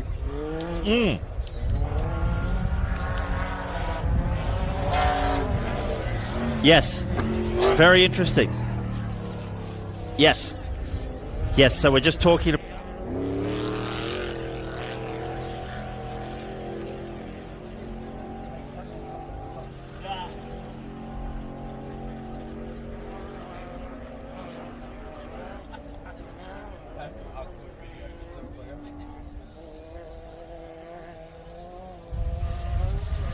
Yes, doing a bit of quick math up here in the commentary box. Or a bit of slow math, because we actually haven't finished the math and we don't actually have anything to report back to you at this point in time. Just that the action is still ongoing. 7 hours and 30 minutes of section time today. We started at 8 o'clock. That means we will be going through till 2:30, 3 o'clock this afternoon. Looks like I can see the... Oh, I was looking across to the left, look back at the screen to see what was going on, see the Longham car as Seaton Battle heads back out for lap number 2 or lap number 3. Wow, again. But we're second on the lap. tail. Yes. I knew where you were going. Dave Laughlin right down low, getting all those great shots. And as we shoot there, back to Seaton Battle there. Again, Marson Race Trans. Dave Graham with Ella making their way through now again. The Jason Keane entry. Good strong run there in the 10. When I say 10, it's not the number 10, it's a 10 class car. Again, unfortunately, Bo Robertson, Josh Howells, Aaron Habe, Brett Comiskey all out of the running at the moment. There'll be many more out as well, but that's sort of our first sort of run.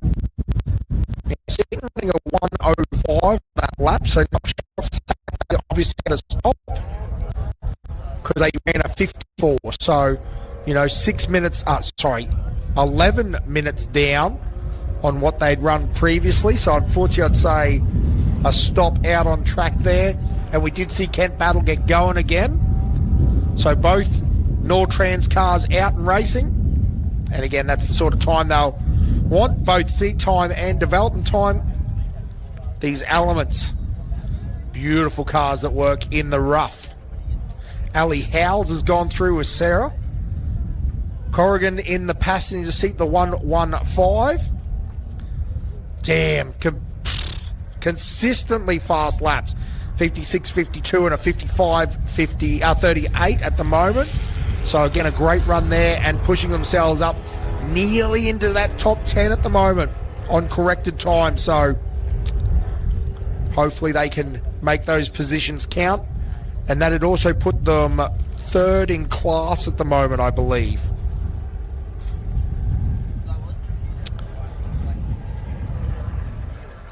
Again, that footage of Falaba. Oh no, Mr. Sheet Metal, the 5 pulled up. And I'm pretty confident I saw Tony Butler's car on the way back down a service road as well on the Gundy map. So that's a bit heartbreaking there, unfortunately.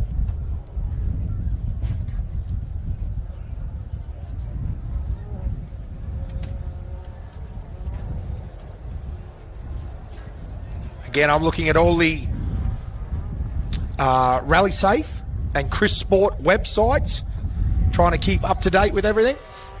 And again, it's the Dave Laughlin in the Ursic Engineering Honey Badger.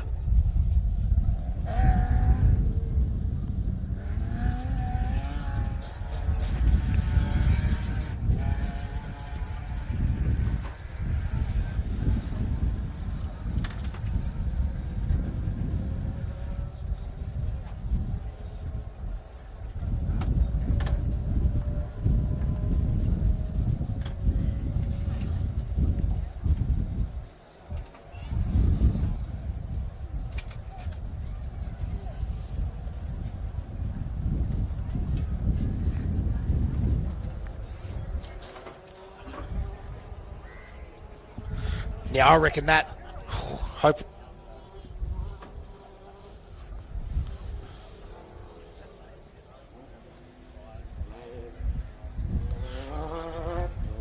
No,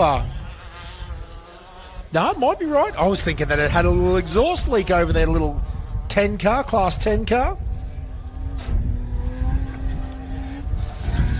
Man, that's way too close to home for Michael Ranson. Assumably, they're still trying to fix it and finish what they're doing. As I said before, I'm confident that both Class 5s are currently not racing. And again, Mick Marson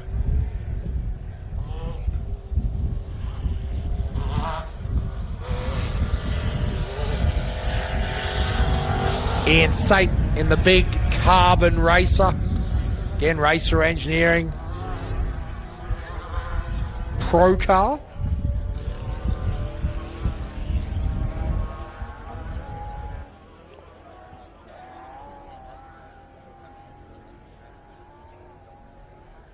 So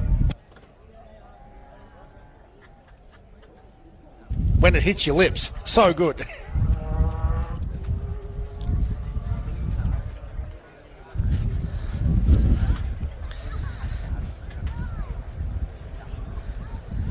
Just getting all the... It's nice up here now. Actually warmed up a little bit. I think that's because we've ducked down in behind this banner. Gotcha. We've gotten into a position where we're comfortable.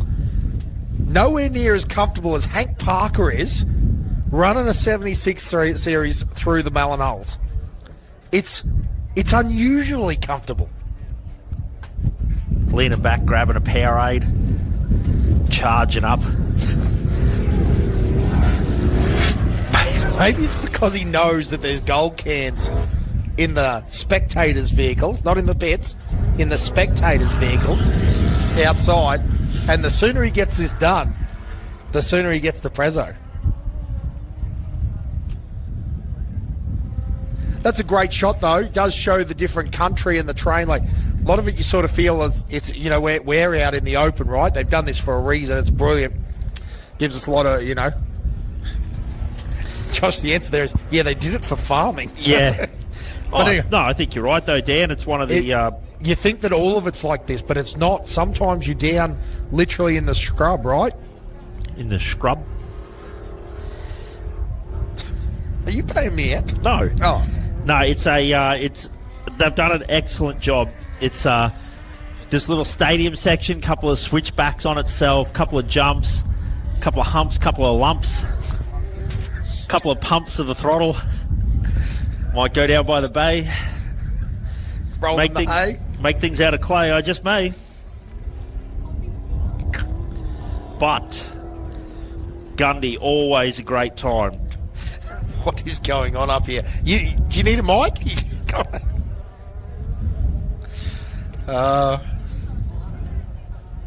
Mick Marson should be coming through now over the start-finish line again. Josh, I was saying earlier about how good an option these little stadium class cars are. They fit right into Class 10. Just need to get them Australian logbooked. Available reasonably cheap. I wouldn't say cheap. Again, we're racing cars, but reasonably cheap over in the States, and you can get yourself into Class 10 racing in Australia. It's particularly good for people that have no mates. You don't need to find a passenger. That's harder than you think, isn't it? It's harder than you think to get a navigator to commit. That's okay. We understand, but maybe that's just us. We don't understand a lot. But we did see the Zaka machine, the 651, pop up on the screen there. Now that looks like Alley House. Just looking at the screen, that white sort of black and green. I'm appreciative that you had a chop at calling that. You're hoping the camera never gets close enough that you... Maybe I enjoy the hate of getting things wrong and people messaging us to tell us how wrong we are. Because there's a car going behind the trees is what I see. Yes, yeah, but I like taking a bit of a punt. Yes. So Mick, on our top right-hand corner of the screen there as well, he's having a good time. That's the best thing about Mick Marson, is that he loves having a good... Like, he's just here for the racing, right? Like, he'd be here, much like what Brett just said on the... Yes. He'd be here regardless. That's reality. Like, sure, he's a sponsor, and sure, he's a transmission guy, and sure, but, like, lots of these off-road racing family, like, they'd be here anyway. We would be here anyway. That's what we're saying. We don't sit at home like Clayton Taylor, just not coming to cool races. Ryan Taylor, sitting there ringing us afterwards. What's happening? Well, you'd know if you were here. Get your backside, trackside. You'd know. Nah, just kidding, boys. We totally understand. There's definitely been a few races where we've been working, right? Yes, absolutely. So we do get it, but yeah, it is. There's nothing like this racing family out here and being amongst it. Lots of great people around. And again, So the Ninja Ginger. we're getting a little bit of rain again, Josh. This is crazy. I tell you what, that is a nightmare team name for a dyslexic person. The Ninja Ginger. She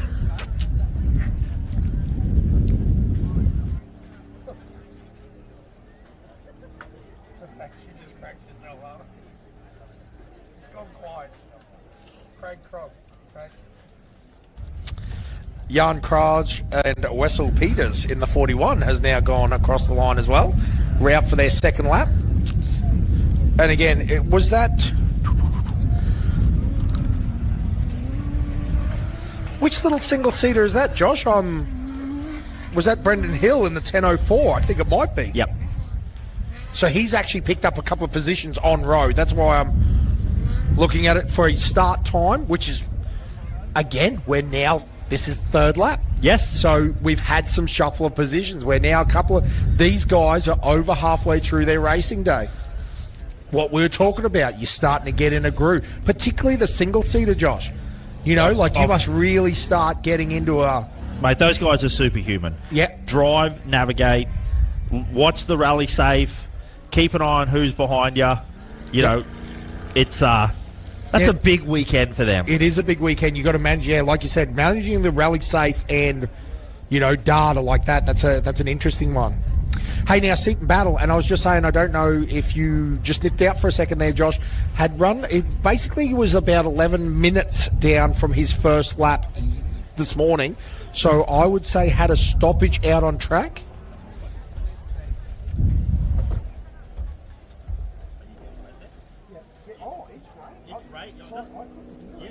It makes sense.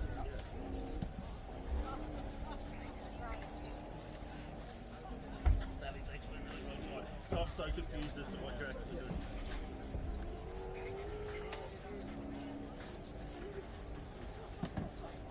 Sorry, it went quiet there for a second, only because it did start raining good enough that we just had to do a little shuffle here with some electrical components.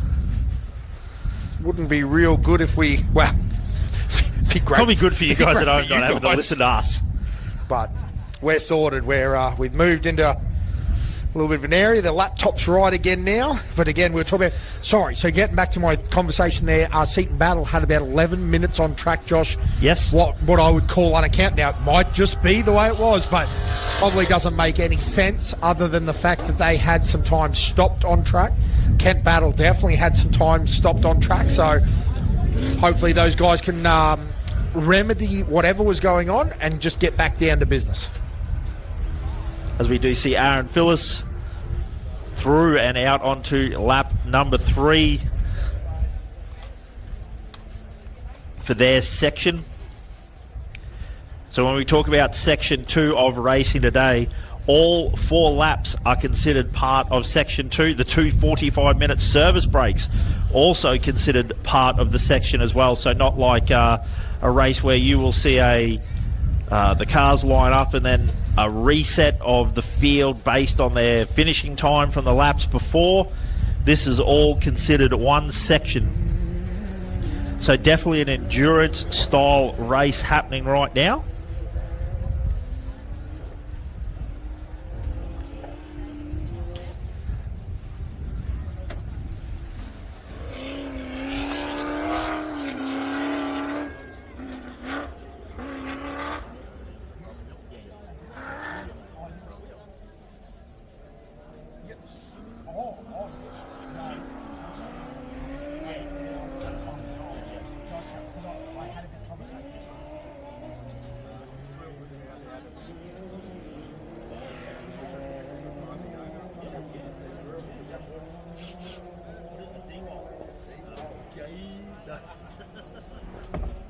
I didn't see it on the steps this morning. I was like, I wonder what that's there for.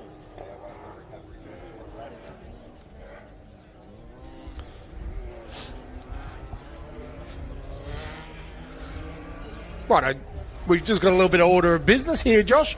If any of your teams are floating around and you're involved in any part of the recovery yesterday, so the recovery, and you're missing yourself a DeWalt 18-volt battery drill, we'd like to get it back to its rightful assistant. So we appreciate your help out there dealing with everything on the track yesterday. But if you are missing a DeWalt 18-volt battery drill, come and get it off us. Check your stock. Check. If you had a drill out there for some reason on the track yesterday, DeWalt 18-volt, let me get it back in your hands. Is there some ad for DeWalt there, or do they have a jingle? DeWalt. Hey, now I look over to the pits. I do see the number 9 is back in the pits as well. It was parked up with the OBR car For a little bit, yes. and then obviously transversed back because, again, that was definitely out in the paddock. Yes. A couple of them out in the paddock. There's actually a Class 8 on a trailer somewhere 3/4 of the way down the highway, I think. So, I'm serious. I looked at it and it was like, looked like it was going down the main bit of bitumen. So, Back to 838 or something, I don't know. So, when I scrolled out,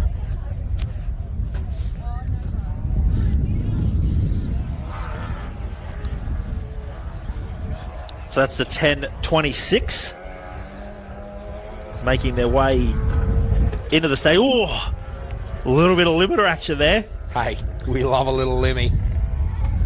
Or maybe she's got a little bit of a misfire high up in the RPM. I tell you what, Josh, you know what is about to happen? Talk to me, Daniel. 1-5. Oh, the 15. Yeah, we're going to see it very shortly.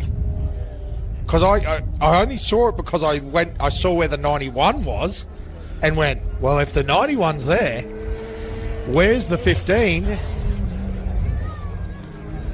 I would say you're going to see the 15 in about 7 minutes. Beautiful. Heck, maybe less. Maybe a lot less. He's charging. The 91 is going across the back, sort of the Bear Run country up over here. I know you can't see where up over here. Yeah, put her on the map for us. So, top... Where are you? So we'll watch the 69 Oh, yeah. across the finish line. Yep, one of the Ursic cars. Yes. Little gaggle of cars come through. Yes.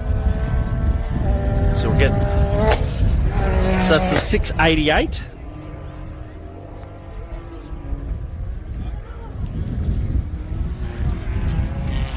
And they head on out. Wow, you're absolutely right. Just like that, there's cars everywhere. The 133. We've had a little quiet patch, which is not bad. Let us have a little reset, little drink. Stop it.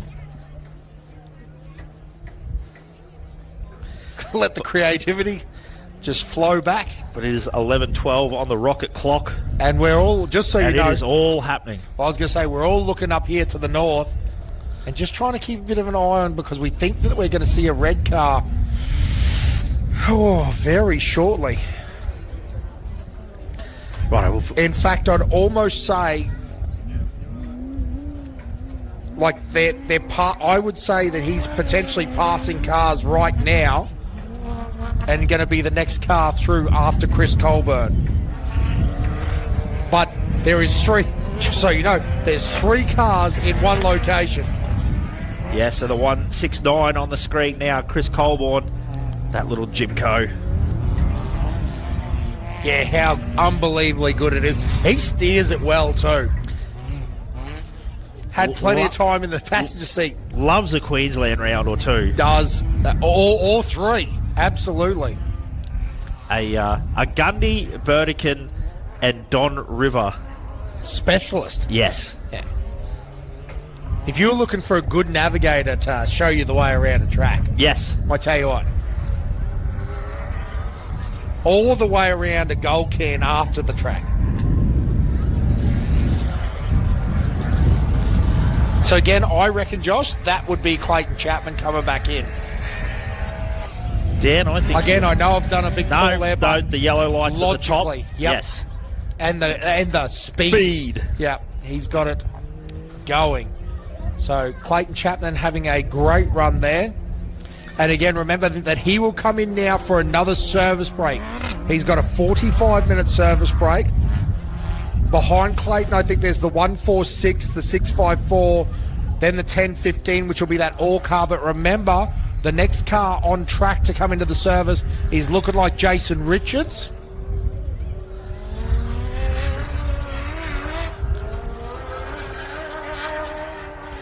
He's not taking it easy on it. I'd say he's driving his race.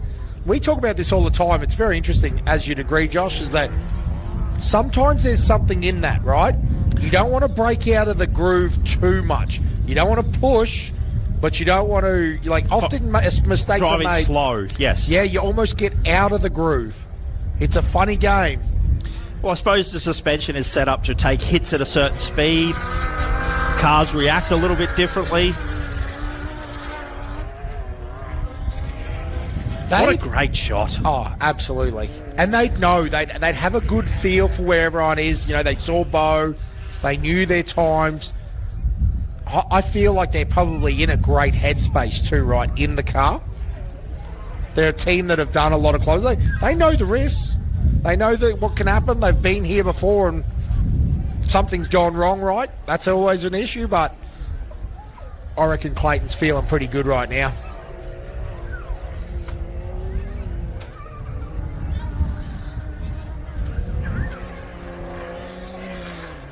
Ian Baker in the little Ramis racing rig. Cracking along at a good little pace there too, Joshua. Little Beamer, as in beam car, not a BMW. Not a German engineered luxury automobile. I'm talking about a beam car, Volkswagen. Same area. Yeah. Same area.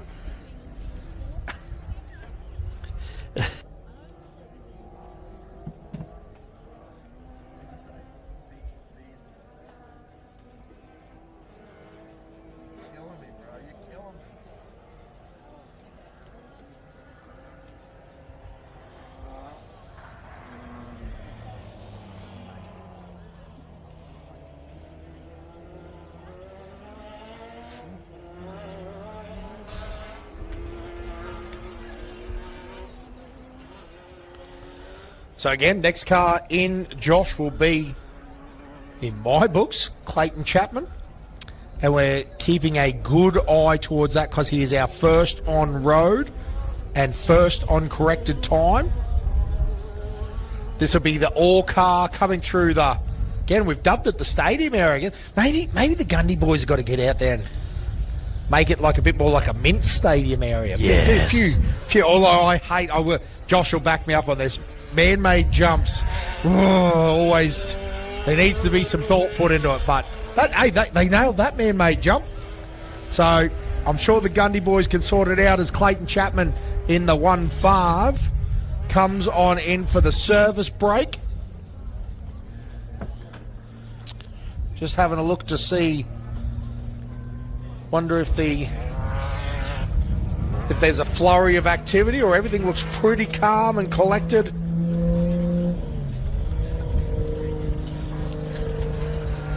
Everything looks pretty calm and collected. No, sorry, I wasn't talking about the car, although I was looking that way. I meant down there at the pits, just if there was the Chapman's camp looks pretty relaxed, which is always a good place to be. Now, don't forget, just as I looked over, perfect timing, the old helicopter rolled on over. Great time and a great opportunity to go and get yourself a ride in a chopper.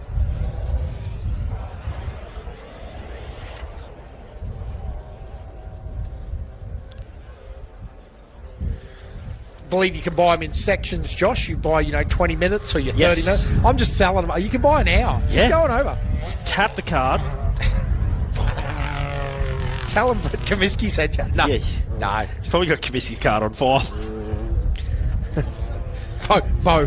Just book it to Bo. No, listen, great opportunity to go and check that out. And grab yourself a helicopter ride. We have been lucky enough, again, back in our old spectating days, because, again, we really came here and just spectated. We love this stuff. So, yeah, there was nothing like jumping in the helicopter, getting in the Robinson 4-4 and checking out the track from the air, because, again, the view cannot be matched. Even the speed, Josh, I think the helicopter, you notice, because it must be the wind and the noise and everything, you can hear the motors. There's a real thing in getting a ride in that helicopter and getting down, within legal limits, of course, yes, but it gives you a real sense of the terrain, a real feel that can't be matched. The cameras are getting good. The FPV does show and gives you, it's almost cool. It's almost like you're in a game. But whereas the helicopters goes, oh, this is real. This is, wow, this is fast. Yes. As Darren Orr sneaks down. So another lap to go for them. Again, we're watching Jason Richards. Should be somewhere here soon. Coming across the back straight there. Is that a straight? I just call everything just that north straight, and everyone's meant to know where I'm talking about. They're like, what are you talking about, mate? What are you talking about? Yeah, exactly.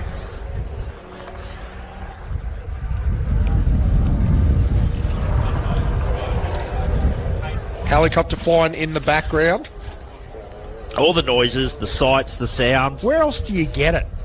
Where else do you get and the race fuel, Josh? I think that's the sensory salad. No one makes friends with salad. The sensory delight that is.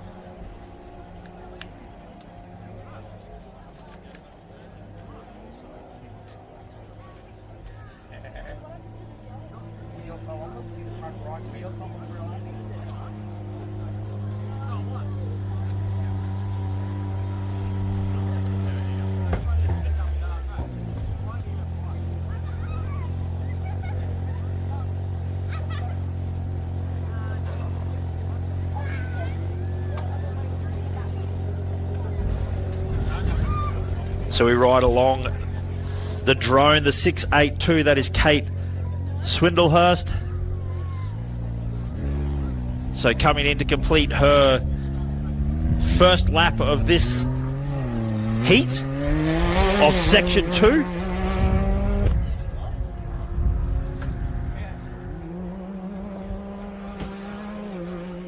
But it's all a little quiet at the moment, which is nice. A little bit of a reset, a little bit of time to enjoy it, soak it all in.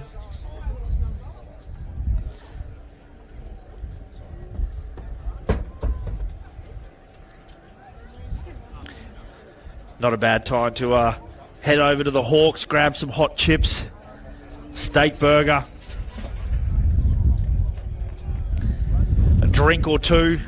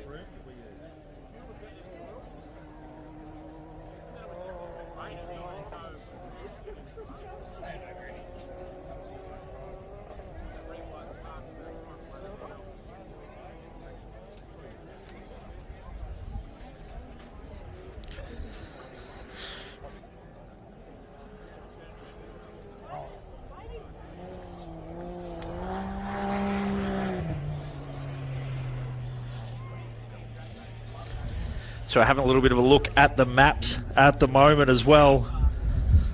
We might have put a bit of the commentator's curse on the 91. Doesn't look like it's moved much along the northern straight as Dan describes it. So we'll keep a little bit of an eye out on our dust that forms in that situation. But it looks like the 23 has moved past it. So one of the next cars we probably expect to see it is the 23. And I believe as I turn 90 degrees to my left, looking from the map to looking up at the live action in front of us, I see the 23 as I see the Swindlehurst machine across as well. So they will head out for their second lap. So rather than braking hard and doing a U-turn, but now we do see the 23 Black Betty through the gate into the stadium section.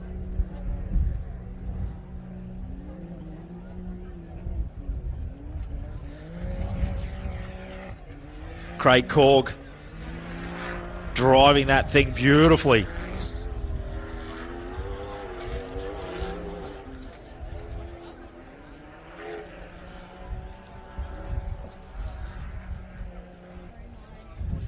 So the weather just holding out here on Sunday morning at the Gundy, 3:45. As we cut to the drone shot. That Razorback race fame. Does this mean Razorbacks will be first and second on road? Yeah, Razorback race frames, first and second on road at the moment. What a great shot, just slided out around through that tree.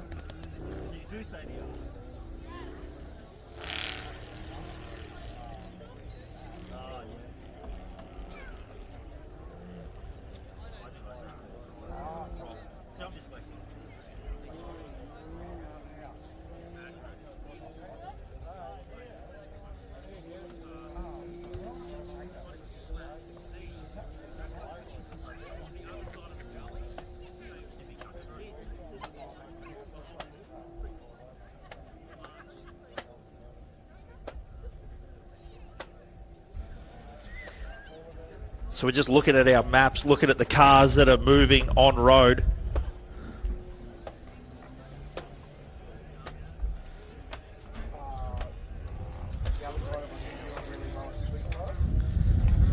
So the 124 on our screen.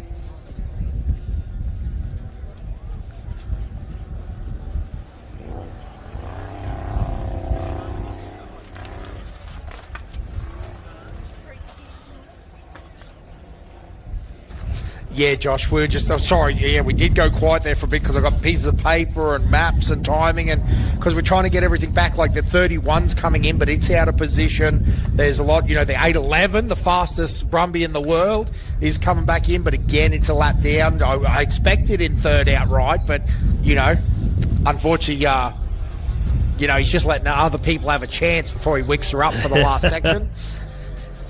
Anyway, who must be fast, Tom Swinglehurst is right up there. Again, Craig Krog is killing it in the 23. He's on his way back down right now. That's second outright, not only just in time, on track. The 10.07, that's who came in on the side last time. Oh, yeah, that's right. Sorry. Second Coming lap. in for a service. I was like, that's terrible timing, but... Second lap. Second lap done, so he's coming in for a 45-minute service break. Car sounds and looks good. And again, I am keeping my eyes because that's Kent Battle, but out of position.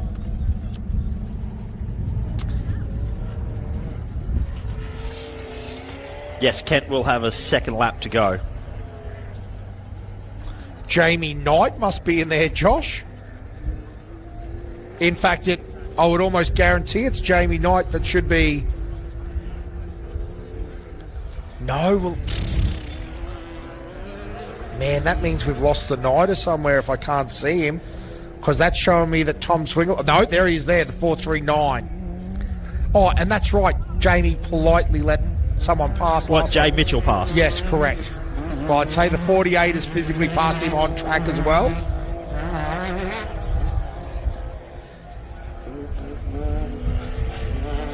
Again, Kent Battle, but the 31 with another lap to go. So that is not third.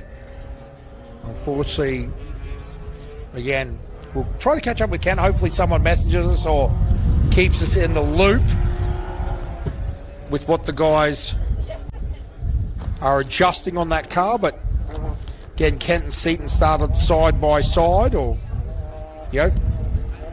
out of 11th and 12th. Seaton having a little bit of downtime, but looks like his car's moving good on course now with the mapping. But again, the 439 right behind. So Jamie Knight right behind Tom. Tom must be, well, there's Jamie Knight there. So I'd say Tom is right there as well. Oh, Tom's behind him. So that mapping, that's interesting. Again, you can't trust Rally Safe. That's all you can. You can. It's 90% accurate. It's great when you're on track, but you are commentating off it gets a little bit risky. That's what we're saying. The moral of the story is that Jamie is in front of the 48. The 439, just like as I say that, it just updated to make me look really dumb. The 439 is definitely in front of the 48. We're looking at it with our own eyes.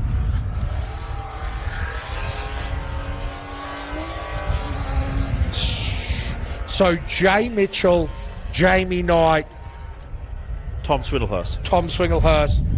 Throw a blanket over the whole lot of them. That's third. That's for a step, Joshua. Yes. How cool is that? And then the 699, that is Lockie. Well then, no. Oh yes, Lockie Waters is Yes. still in that battle. And Stephen Graham and Tony Falaba are right there as well. So Yes. there's multiple classes. There's essentially There's a class 5 outright. classes, Yes, all trying to get third step. Goes to show how good the racing can be in Unreal. off-road. Unbelievable. That is a good time, ladies and gentlemen. The only way you could have a better time is if you're in the helicopter or if you're in the 811 Gold Brumby. That's the only way you could peak it. In the Gold Brumby. It's there. Look, It'd be like riding in a helicopter. a little bit. The helicopter seems slow. Yeah.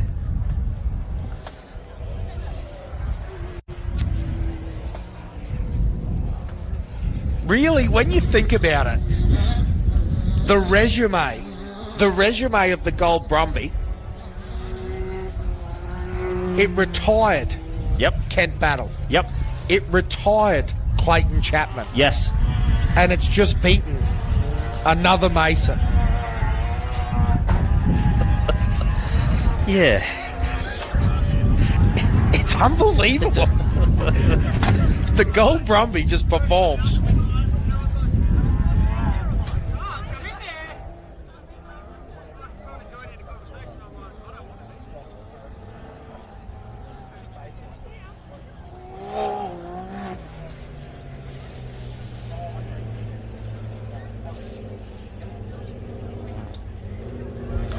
Yeah. Oh. I'm confused, or he is coming in to have another look at it. Maybe they know he definitely came out late, right? He didn't start and we've totally miffed it and Kent Battle is killing the game, is it? Because that'd be a real Dan Curran thing to do. He did start quite late, I believe. No, No, he's Nida definitely- coming in now, charging hard. So nothing wrong with the way that thing is Holy sounding and moly. moving. Did he break that hard the rear tyres came off the ground? Pull her up, Nida. Pull her up. What are you going for? Biggest jump or hardest break? Well, I wouldn't be a man if I didn't go for both. Whoa, that's fired up. And then Swindlehurst in, the 48 machine. Yeah, again, so I've just definitely updated my times. And Kent Battle isn't in that line. Hey, Thomas Swinglehurst. Am I confused? 121. Where did we just lose the 121? Here comes Jay Mitchell now. Yeah, but he physically got past. So now he's backwards on time again. So these guys... No, we have lost the 121. The Because now 121. Lockie Waters is in. That's what I'm saying. We've lost. It was here, and now it's not here. Where is the 121? Oh, this kills me. As in a good way. I love this stuff. But we thought we were going to see the 121 come back in. Now the 138 is Yes. in the house. Yes. So Tony Flaba fell. Yes. Yep, and which means that oh, we just got excited again. That's for the class as well.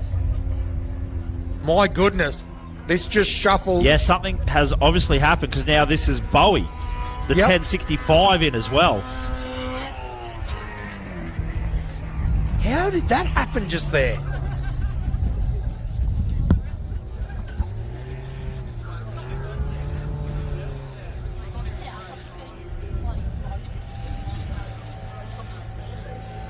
Wow, Josh. Can you sit? Have you zoomed in on the map? No, I haven't. But just so, essentially, from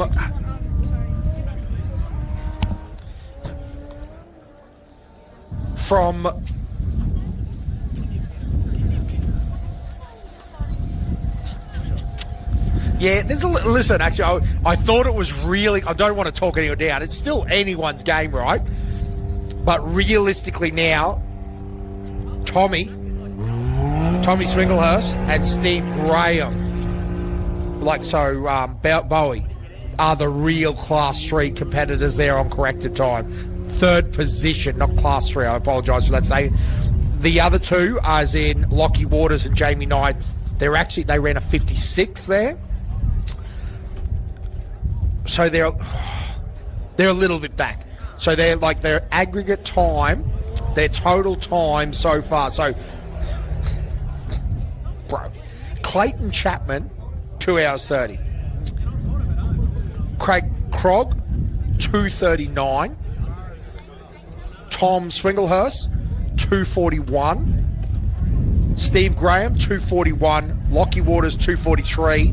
Jamie Knight, 2:44. So you could throw a blanket over Thomas Swinglehurst and Graham Bowie. So, and I mean that in the 30 seconds. So it's tight for third.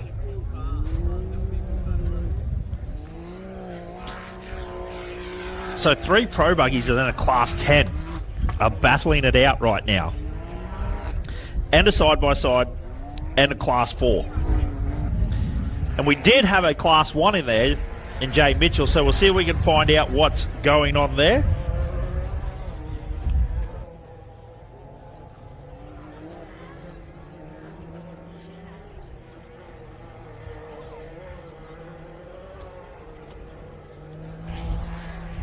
Did have a few little dramas yesterday, so hopefully that hasn't reared its head this close to the finish line as well. Off-road racing can be a absolute cruel mistress sometimes.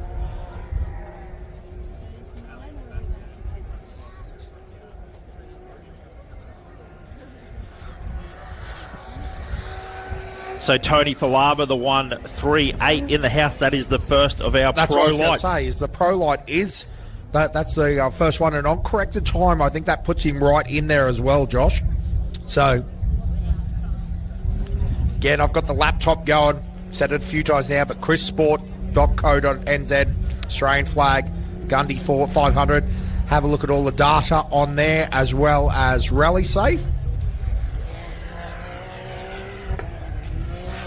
But just trying to get an update for Tony Falaba. Dylan Good, sir. How you doing, Josh?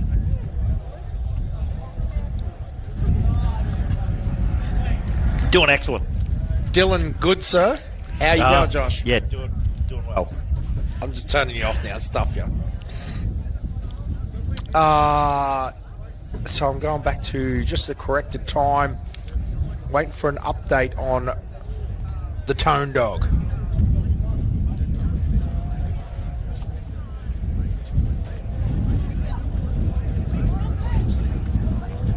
I can't help you. The 138 isn't through on time. It is. It 100% is. But We know it is. Chris Sport, I saw it with my own eyes. again, this is the... I love technology. I really do. This is so much... I'm not sad. Chris Sport doing an awesome job. Rally Safe. I appreciate you. But when you commentate off the timing, it becomes dangerous. It becomes dangerous for me and Joshy up here in the commentary box. But I was excited because I wondered, Tony Falaba started, a bit back. He could potentially be doing very well on corrected time. That's where I was going with that conversation. Yeah, absolutely. But that is how we like it up in the commentary box. Fast, dangerous, take chances. It's how we do it.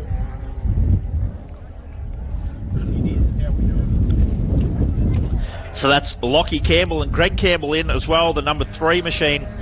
But gee, right behind them, that is the 629 as well. So geez, that is an absolute battle happening right there. So Lockie Campbell, Greg Campbell in the GRC Motorsport car. And then the 629, that is Nick Pye and Rye Pride. So those Can-Ams there battling it out. So 45-minute service break. The time difference that they cross the finish line there is exactly how they will start the race again.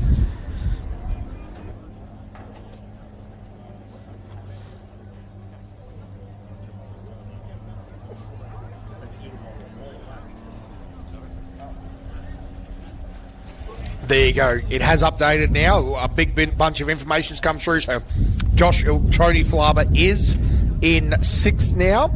Slotted himself in front of Jamie Knight just. Again, all very fast. And which breaks us down to, we were talking about that. It's 4th at the moment. But there's essentially 4 cars within 1.5 minutes. Like, it's pretty tight there at the front. So, and then, looking at it, gee. Yeah, listen, there's nothing in it. Honestly, there is nothing in it all the way to 3rd. That's the reality. Then there's 2 minutes. Then there's 9 minutes. Clayton Chapman. That boy is fast now. Again, it's true. Probably should stop calling him a young fella. He's not a young... He's been around. He's married with kids. That's right. He's not 19 no more. But we always think of him as the young fella.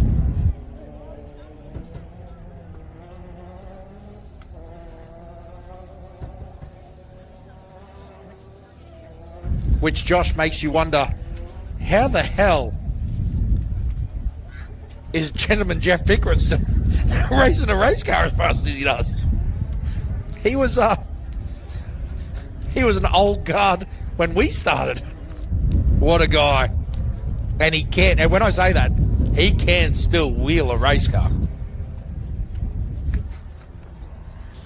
Who's the biggest competition for Crag Lowndes at Fink? Gentleman Jeff Pickering. Absolutely. Who's the biggest challenge in Class 7? Gentleman Jeff Pickering.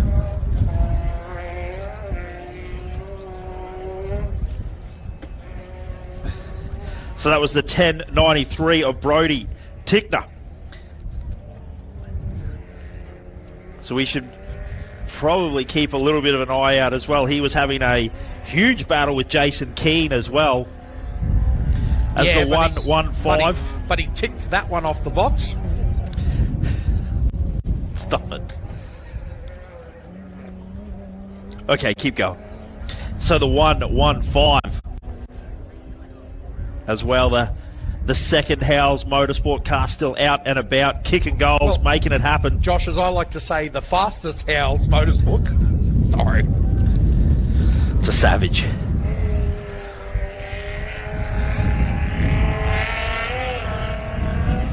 But it has been a good day racing so far. The breeze still blowing.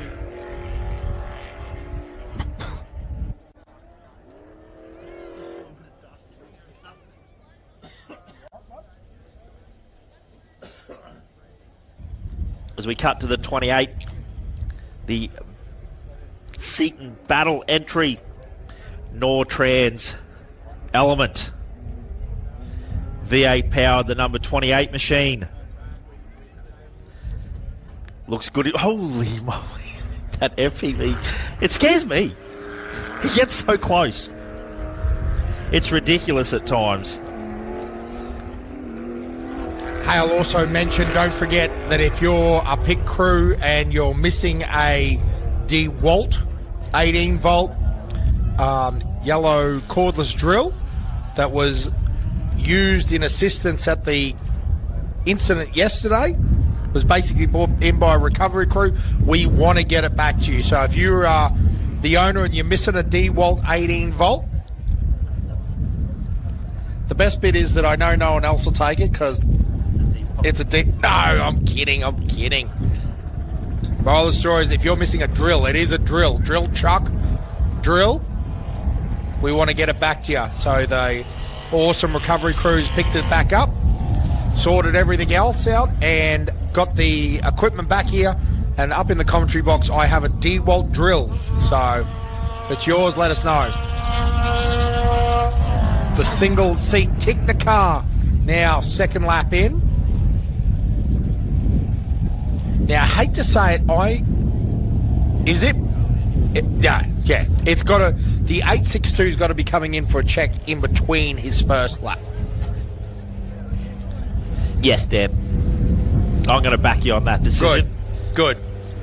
Because if not, man, he found some pace. He found a sneaky line, I reckon. That little guy? Yeah. Wouldn't worry about that little guy. See on the map, that little joiner? That's the Naps. No. That's the Joey B special right there. Say that's local knowledge. Yeah, that's local. Yes. Yeah, when Joey's had enough, he's like, let's pull in front of the trees. Again, Ali Howes. Big run through, and now well and truly in the hunt. Up inside the top 10. How good is that? Again, just having a look at all the times. Trying to get the updates.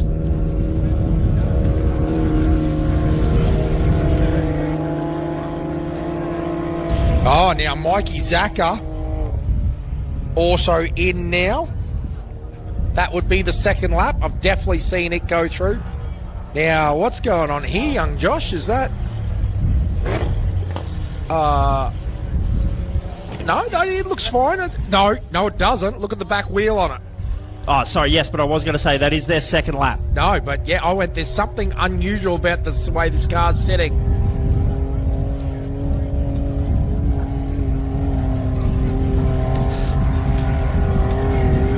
Wow.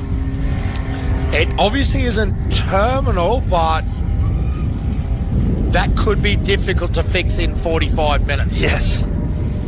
Not sure. Let's see. Yeah, that's not a natural No, so 28. camber angle. No. Yeah, you just take this how you want it. Just sitting down there, I went, the car's sitting a little bit crooked. Yes. I couldn't, well, as soon as it turned the corner, I knew exactly what was going on. The 28 of Seaton Battle. Good run there.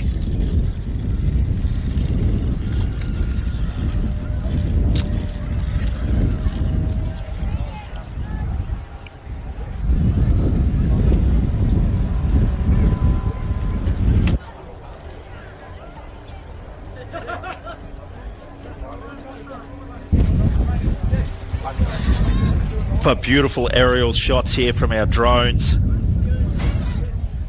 as we keep an eye out for the cars that are still on course. A little bit of a shot of our drone operator himself there. Just having a look at the work he does there. Landed it, no video. I guess it's time to put a new battery in that thing. I'm guessing it probably chews through some battery. So that's the 41 machine there, making his way downtown. Dun-dun-dun-dun-dun-dun. And I miss you.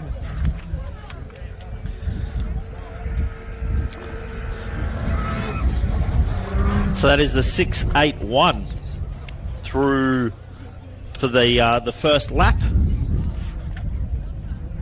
681 Ross Newman, Chris Leonard. The 19, the Tinkner machine.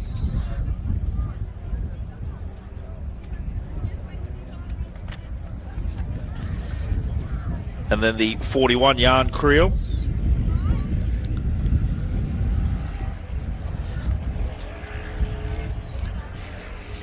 And then the 80 machine. No, sorry, the green car threw me off a little bit there. That is the 1004, I believe. So a little bit of a misfire. Sorry, the 1013.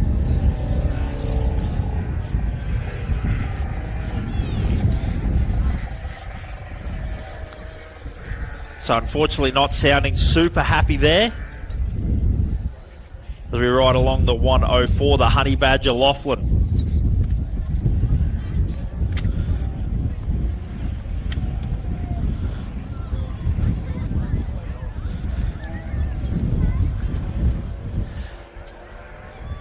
As we just keep a bit of an eye on our maps, have a bit of a look where everyone is at the moment. But geez, the times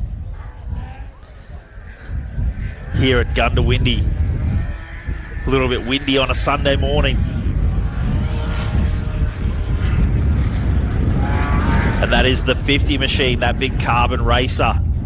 James Saint.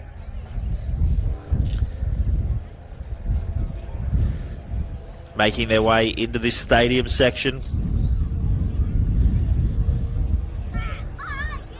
Has a nice flow to it, like Brett was up here in the commentary booth before having a little bit of a chat. He was saying how good it is. The berms are starting to form.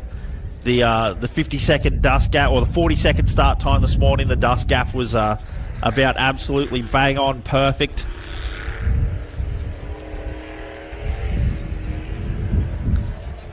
But beautiful track here.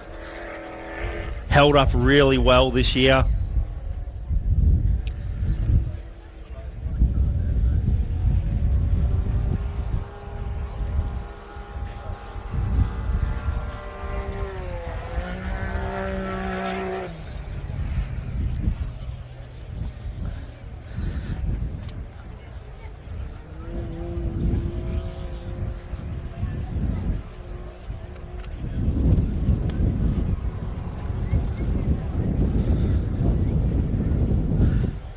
So the 660, that was Timothy Mapusa through. And now it looks like the 659, Warren Ward, has just pulled up just over the finish line jump. Steering wheel off, gloves off, climbing out. So hopefully not too much of an issue there. Hopefully something we can work out, see what's going on. As we look on screen, that looks like the Brenthal, the Aaron Phyllis machine. As we see up in the top, 6 foot, maybe it's flat tyre. Looks like they're racing to get the spare off.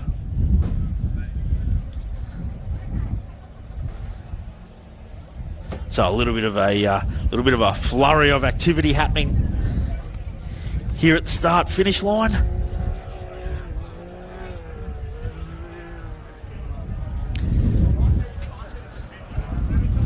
But Clayton Chapman heading back out. So 19 Turnbull heading out for his second lap of this heat. How we'll describe it. But Chappie on the start line. Turn that vehicle around, so that's a good sign. Not a lot of things they have to worry about.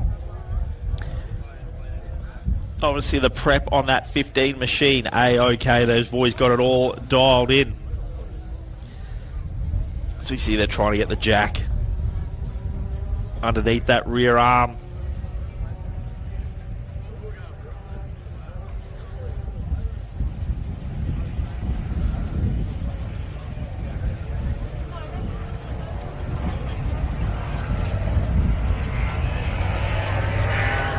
So 50 back in the house as well.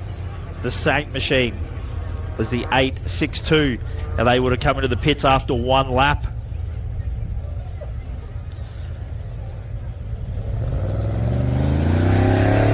So they're going to head out to complete their second lap of the heat. But Chappie parked up on the start line, just getting ready to head out now for his final lap. You'd almost call it a sprint section. One lap left to go. So you see there the MCA suspension. So the official just in checking. Now these are part of all the safety precautions go on. The officials have a little bit of a look. It looks like the on-car camera sorted. The boys had so they had a little bit of a excursion, not bad, but just clipped a tree, pulled a wire out of it, which, as you said, can easily happen. So hopefully the in-cab operational, in-car camera operational for the for this final sprint lap home. Not sure Chappie will love us calling it a sprint lap, but that M.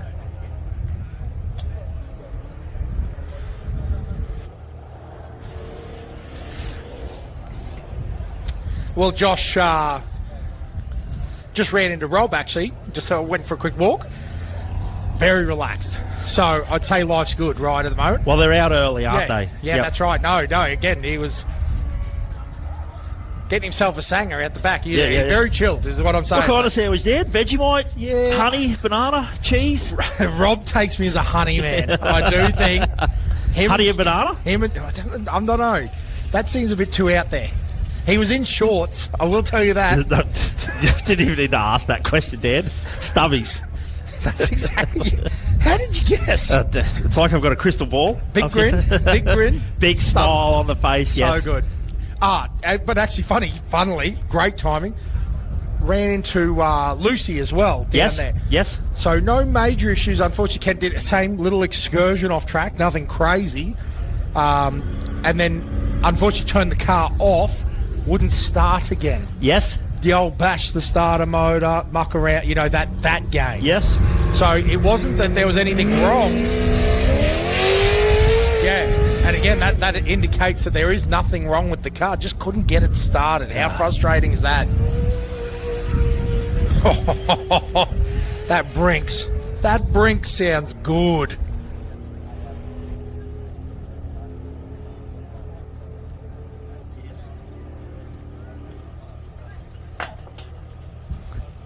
Yeah, obviously a slightly frustrating weekend, but Seaton obviously having a good run this weekend. So one brother's unluckiness is another brother's successful weekend. I genuinely think it all started when Ken took the spare tyre off for prologue. Mick Barson coming through now, and that'll be him for 2 laps.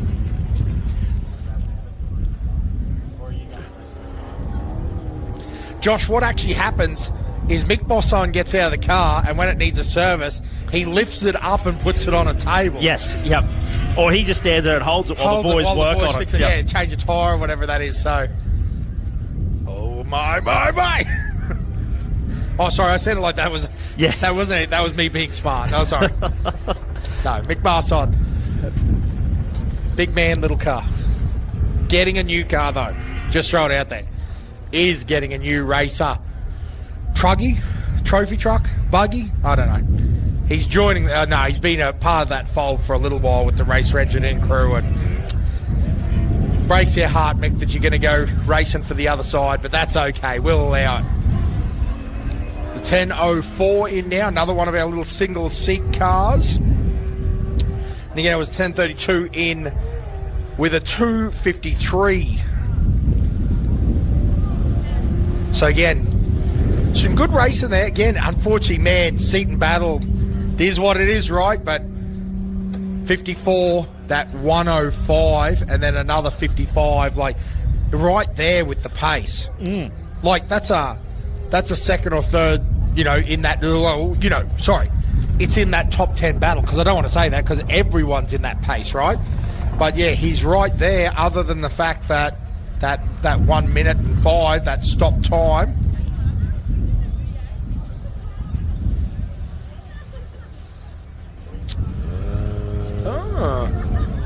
There you go. I'm learning something something new every day on Chris Sport.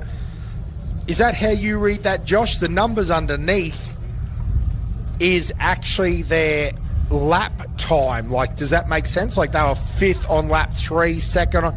Does that read that way to you? Like, he actually ran 43rd on the 4th lap, which is actually the second lap today, right? Overall, I'd say that's the positions that they ran in that particular lap. And then it's his overall time, and then his overall time. Is that how I'm getting the nod?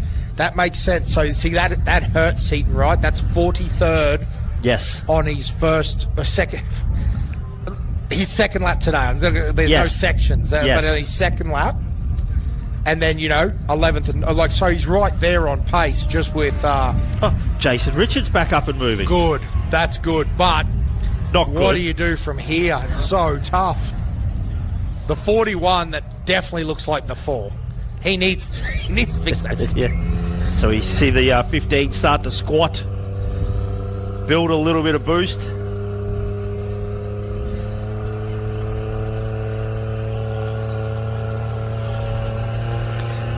And they'll get that thing off the line. Hey, Josh, I know you know all this. They're very logical statements, but just to physically put it out there, Clayton Chapman's going to be back home. I need no commentator. 1 lap to go, right? But theoretically, Clayton Chapman could be home, spraying a little bit of champagne down Victory Lane, and we've got people getting ready to go out on their final lap. Yes. It's going to be... Hank the Tank is going to look out the window and go, hey, boys, save some for me. I'll be back. Because I'm taking... Window down. Yeah, manual winder, no electrics. It's a new car, guys. You guys are happy to buy those things. It's a $100,000 car with wind-up windows. John Curran would be proud. And a crook wheel bearing straight out of that. Stop it.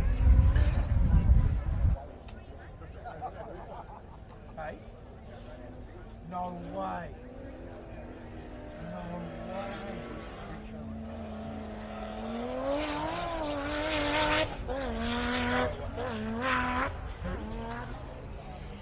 Just here?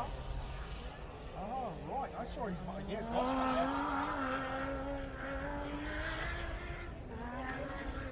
yeah, bummer. Yeah.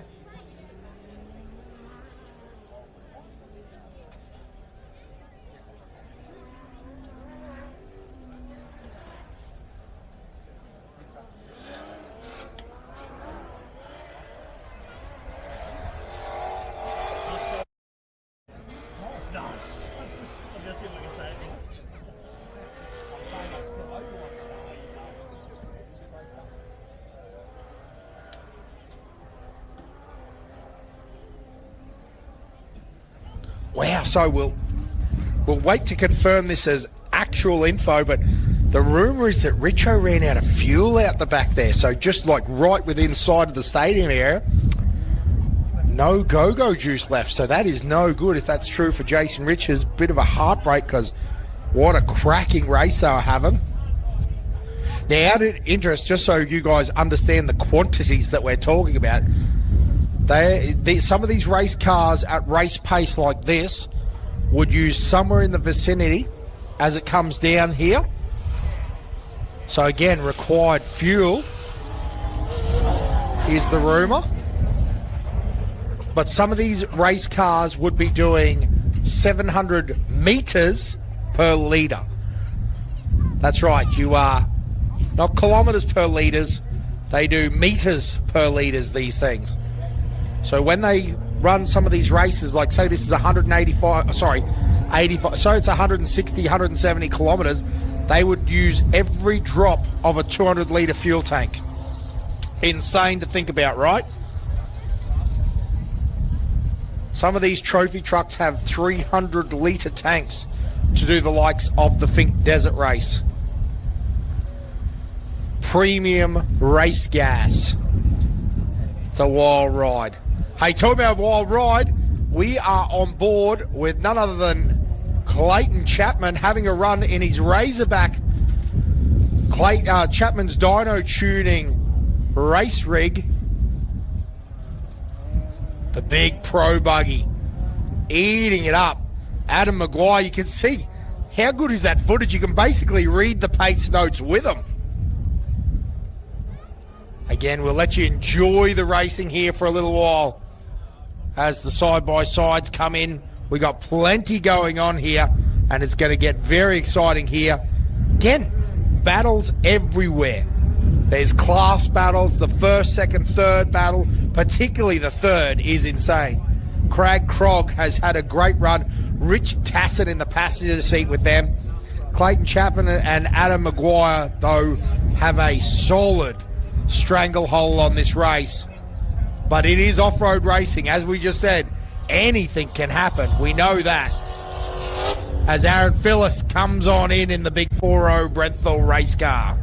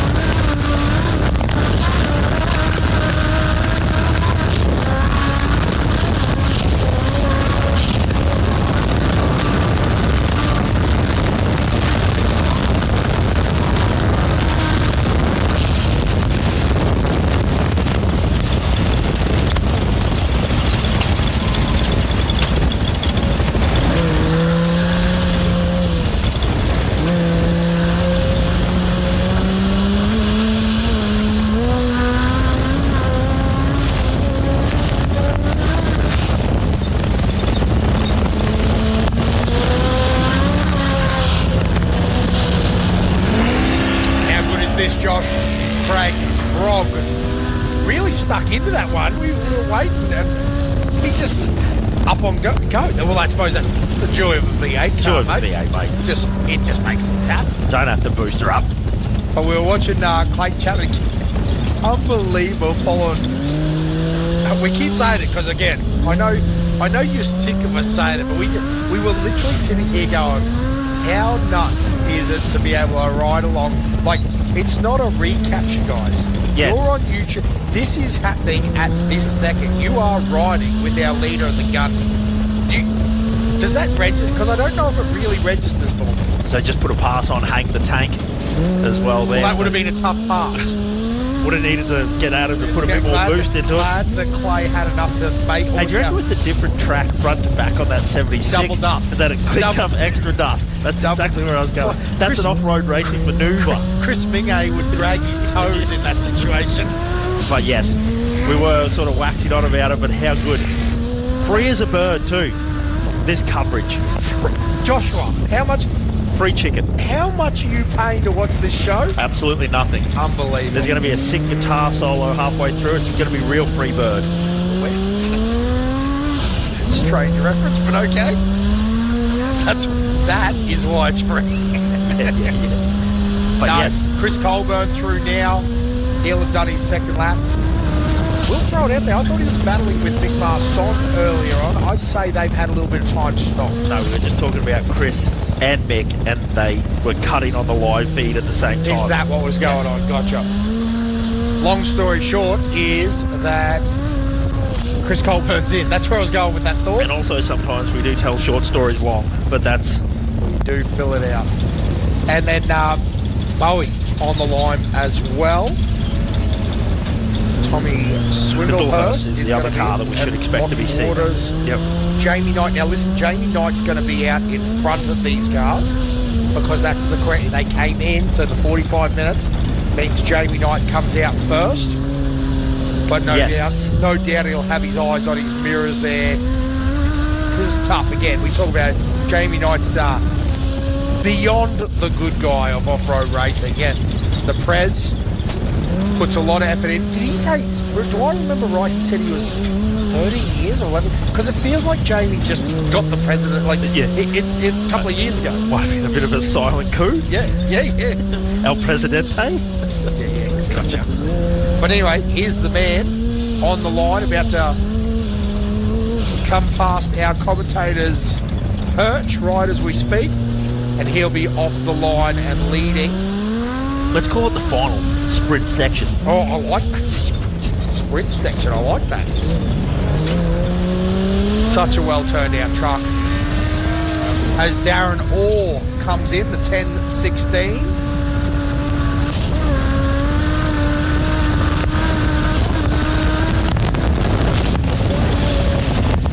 Just having a listen. That truck sounds very nice there. Wouldn't think there's a, because I agree that it had, but I think it had it after the first section. Like, Yes. and I hate this section word, but the first lap, because we are all under one section. Again, the timer's been running since the moment they got the flag this morning.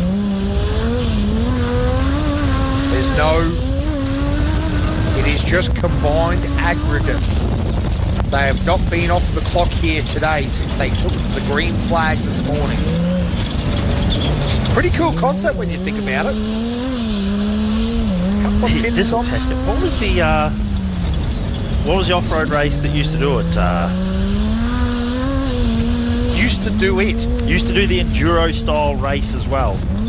I believe it was close to 700 kilometres in a race weekend. Not condo, or what are you thinking about an enduro? Mate, are we having this conversation on mic? Yeah. I can keep throwing things out. Safari? Probably should have hit mute before I. What are we talking about here? But the 699, man, that is a big side-by-side, isn't it? Again, Holy Lockie cow, yeah. Waters, it just looks big. Like you look at it beside the 10 car. It's every bit as big as a 10 car. The Lumi might have a little bit more wheelbase in it, right? Has the side-by-side got bigger tyres on it? Well, that's. going to say both 30. Well, tens of tyres on the side by side, a little BF. I'm going to say they're both 35s. Yeah, and it's interesting because a lot of these side by sides, as Jamie gets off the line charging, a lot of these cars run a thinner tyre. So once you go to like a pro car class, and we often run a 37, 12 and a half. They a lot of companies making specific tyres that are 1050 or even a 950. So I reckon these guys are running. So the Swingle Bopper, he didn't even slow down. Gave her the tip of the hat. Griffith. Used to be a 700-kilometre enduro race where your fuel stops and everything were included as the time. There you go. One day. Yes. Whew. I remember it being an enduro, but I didn't realise you did it all in one day. Fuel stops and everything. Yeah, that's pretty cool. I mean, Gundy always used to be the timed pits, then parked for May. So you essentially ran crazy and then had a break where you couldn't touch your car. But yeah, the enduro. Wow. Gee, Jamie, pushing hard. Again, it's for a position, right? Yes. Not just a position. It's for the podium step. I understand that. This is where it gets hard too. Lots of people... I'll say it, Josh. I'm going to have a conversation on air and I'm prepared to throw it out there. You know us. I like to... People talk about you should let people pass. And I totally agree if you're in 53rd. It's a different game when you're second and third outright, right? And now, again, I understand the corrected time. I understand all of that. But, again, you think about it. It's third step on the podium. I'm pushing as hard as I possibly can. Billy Geddes is pushing as hard as he can. Come on, mate.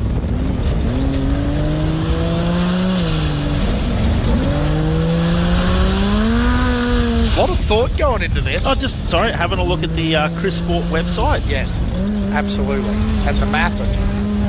And again, how crazy, I keep saying it, because we're going out for our final lap here, ladies and gentlemen. Lockie Waters in a side-by-side. Stephen Graham in a Class 10. Jamie Knight in a trophy truck, two-wheel drive trophy truck. And the Swingle Bopper in a pro car. There is, keep pointing. And Tony Falaba in a pro light. Falaba in pro light. So 5 cars. Five classes for the third step on the podium. How cool is that?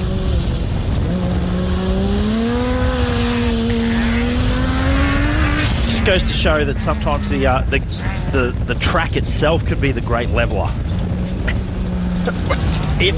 It levels people out here at Gundy. It's the reality of it. It is one of those tracks.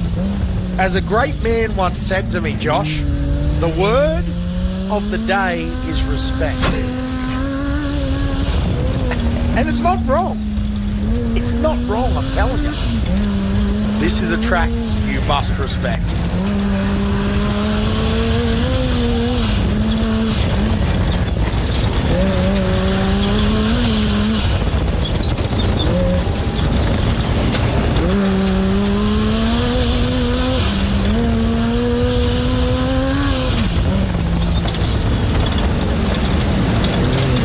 Yeah, I mean, this onboard gives us such a excellent idea of what the track conditions look like out there. Like you said, it looks pretty open and wide where we are in some of these farming paddocks. But you see very single line track, even a little bit sandy in some of the creek beds, it looks like.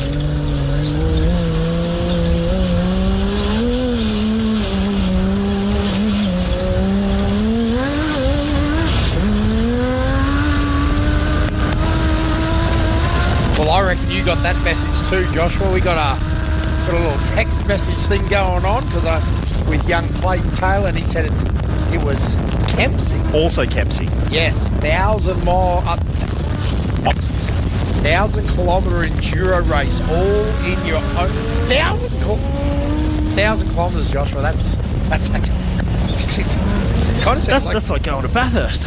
Kind of sounds like it sucks to me. No, I'm kidding. That is all. It would have been crazy in a Volkswagen, Joshua. The real Class 4s. I know another bloke that used to do about 1,000 kilometres a day in a Volkswagen.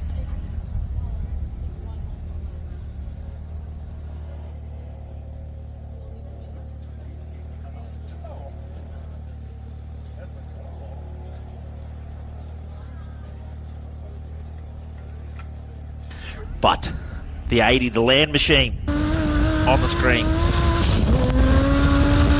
So Tony Falaba also off the line. This is a 6.29. That's Nick Pye now. Oh, no. I was about to say we haven't seen Lockie Campbell yet.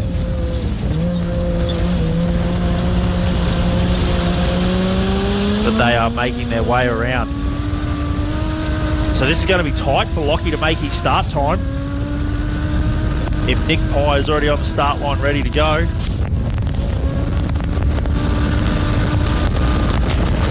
So again, Josh, just run us through it. Because I know as an experienced racer navigator, although they were early days, I'm sure it's come a long way, the Rally Safe, right? But it does count down your time on the Rally Safe unit. So Yes.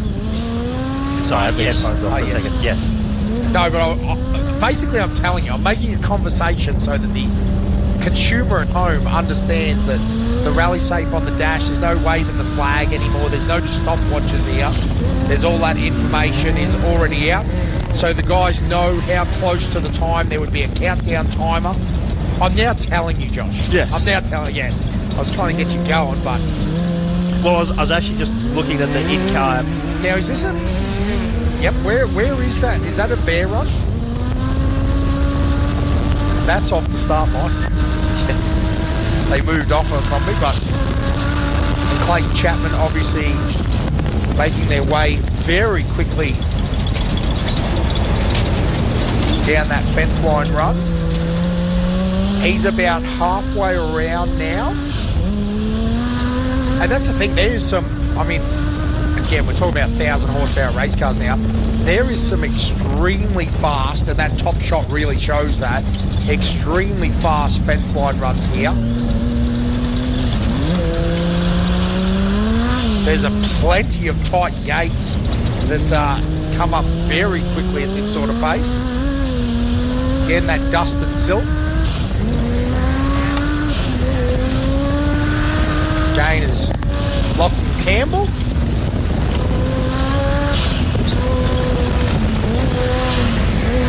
Oh, the boys, they're pushing, right? They know that's a position. The chase is on. The old blood in the water shark eyes going on. It's good to see, honestly. Now I'm trying to see where the 23 is, Josh, because he'll be there. That clock. We've got the 10.07. Bro, Yes? surely not. I don't know what's up there.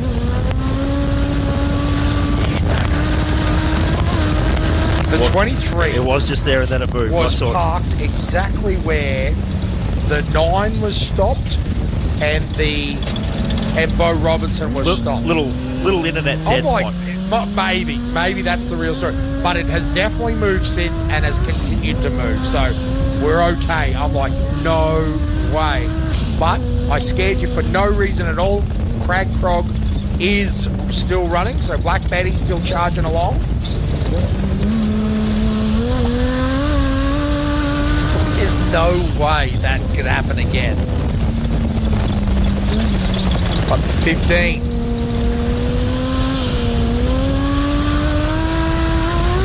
Started off the line with about 9 minutes, Josh. Plus the time that he had in front of Craig. Off the start line this morning. Yes. That's the thing that, yes, I wasn't taking into account on my initial statement. Yes. When I went, this doesn't make any sense. Yeah, it's not started on corrected time. It started on physical on-road time. Yep. So Clayton being off the line first. Craig actually has moved up very quickly. He is physically second on road, as well as second on corrected time. What a beast. Oh, look at this. A pass on the big screen. Clayton Chapman. And again, you can see that's interesting. It gives you good perspective of what we talk about. Often it is easier. I mean, it's still, you've got to be careful, right? Always. But it's easier to pass a slower car than it is to pass a car the same speed that you're doing. You can imagine if Clayton was in dust and essentially it was running the same pace he was, how difficult it would be to get past now. And that's why when there's those 5 cars fighting for third, oh, it's just difficult work. They've all got to work through that. It's kind of hypnotic to watch, isn't it, Dan? It's brilliant. I absolutely love it. Tickner on the line now as well, about to get underway.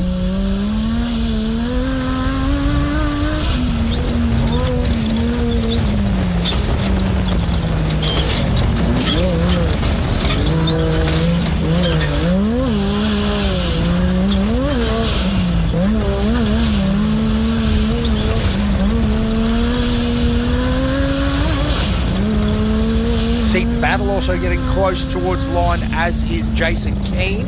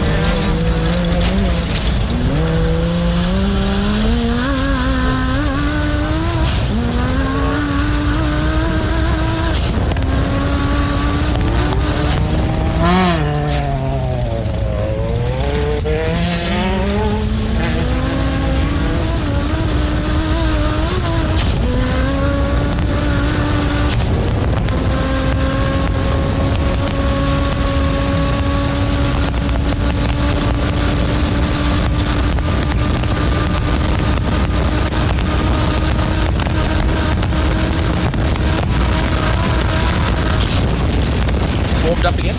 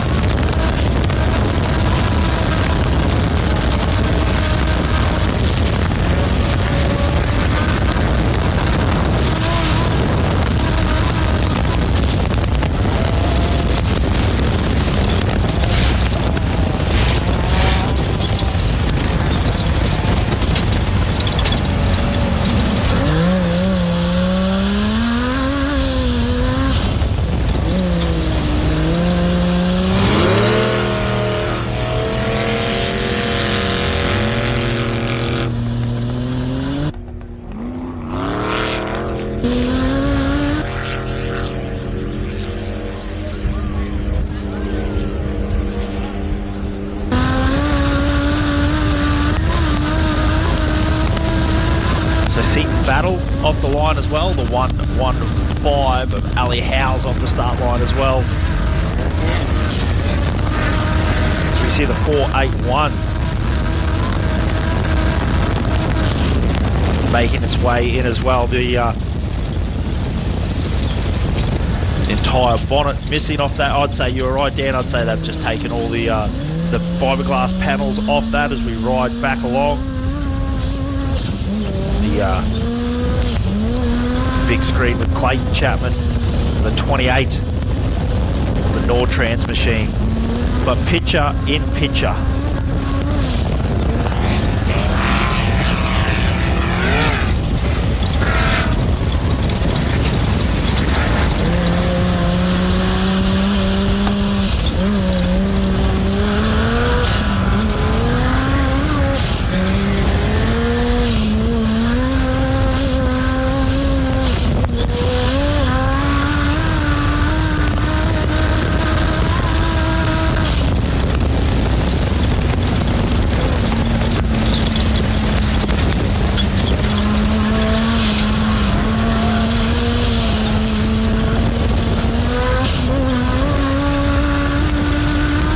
10:13 of Jason Keane on the start line now.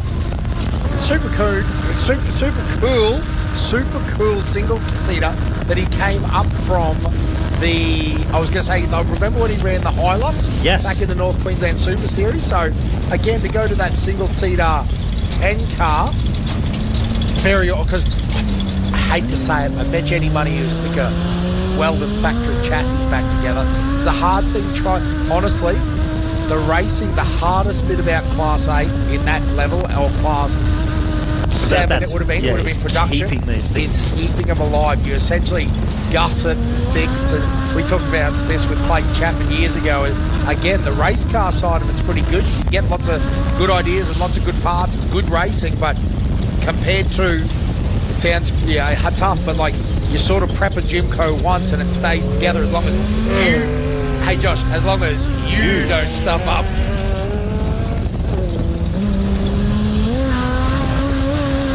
Now, maybe a little bit of an issue with that car because he was locked in a pretty good battle with Brody Tickner. But seems like he's dropped off a little bit. The 811 machine, the Gold Brumby, the Settlement Creek Racing Boys. As the 80, the Land Racing Machine. So that is third lap for today's section done and dusted. 45 minutes. Service interval, and they will be back out on the track.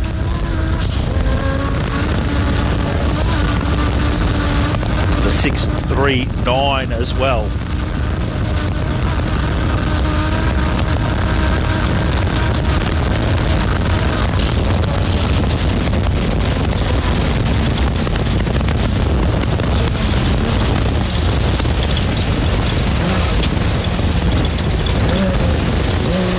Lots of little moving parts all happening along the racetrack as we try and deal with the information that's coming in at hand.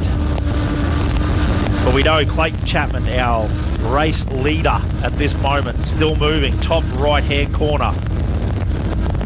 Longnam, the 104, out onto the track, sitting on the start line, ready to rock and roll, ready for his final lap. The Sands machine also lining up that big carbon racer engineering. The 50.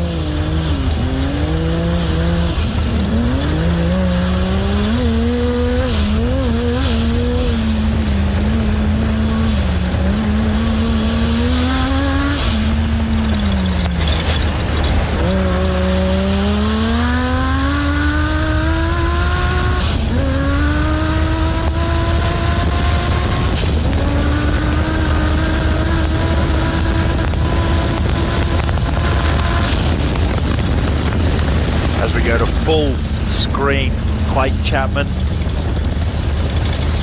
Adam Maguire. Tell you what, how good you can see those notes that Adam uses. Might be a few lads on here trying to get a screenshot of that. Write the same notes as your Gundy race leader.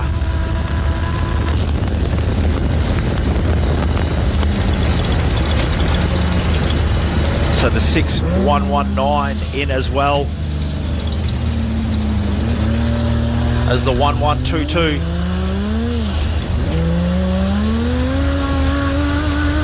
So 3 laps done and dusted for those competitors.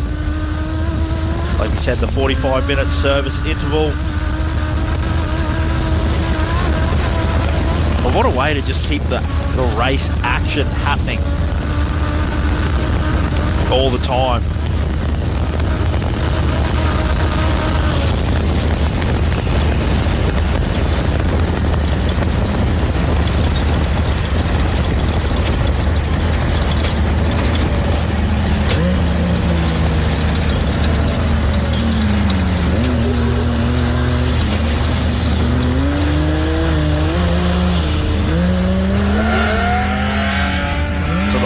For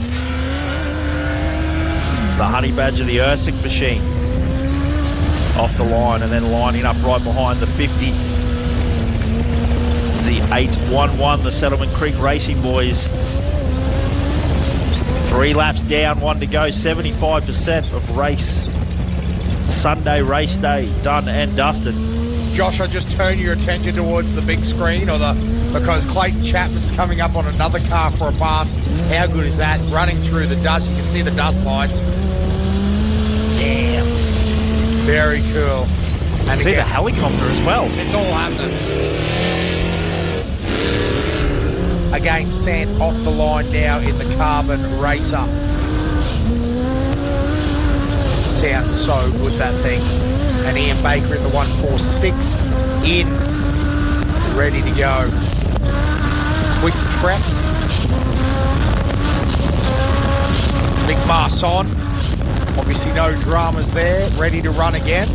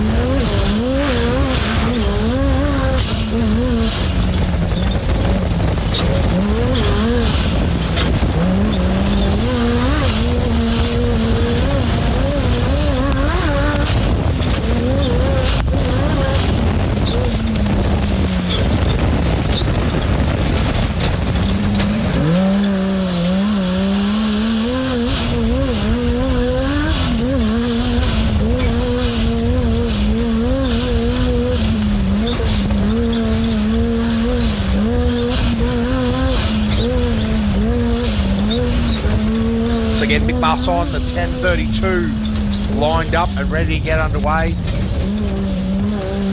Unfortunately, probably a pained Jason Richards is out there with the 91. He's ready to go early. There's nothing wrong with that car. Just a slight miscalculation on the fuel load, on the ability, distance. Maybe there just wasn't enough tank room. Again, I do have to confirm that that's true, but that's the rumour. Have a look at that. Also on the big screen is Clayton Chapman in cab and camera action going through the Bear Country. Wheels up on the big girl.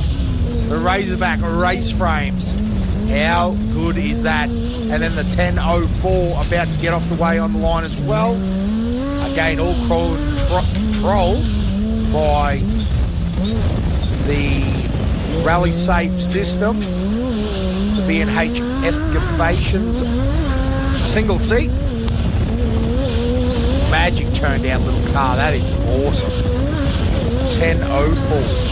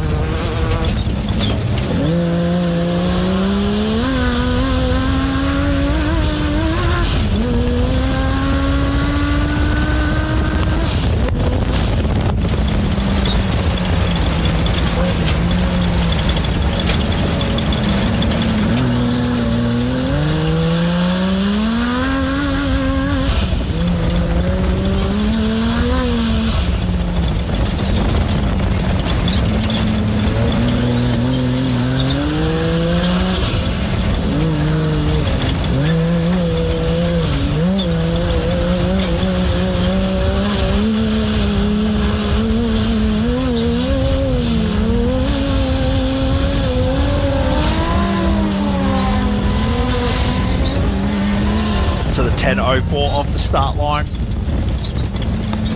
Then we get these shots from Clayton.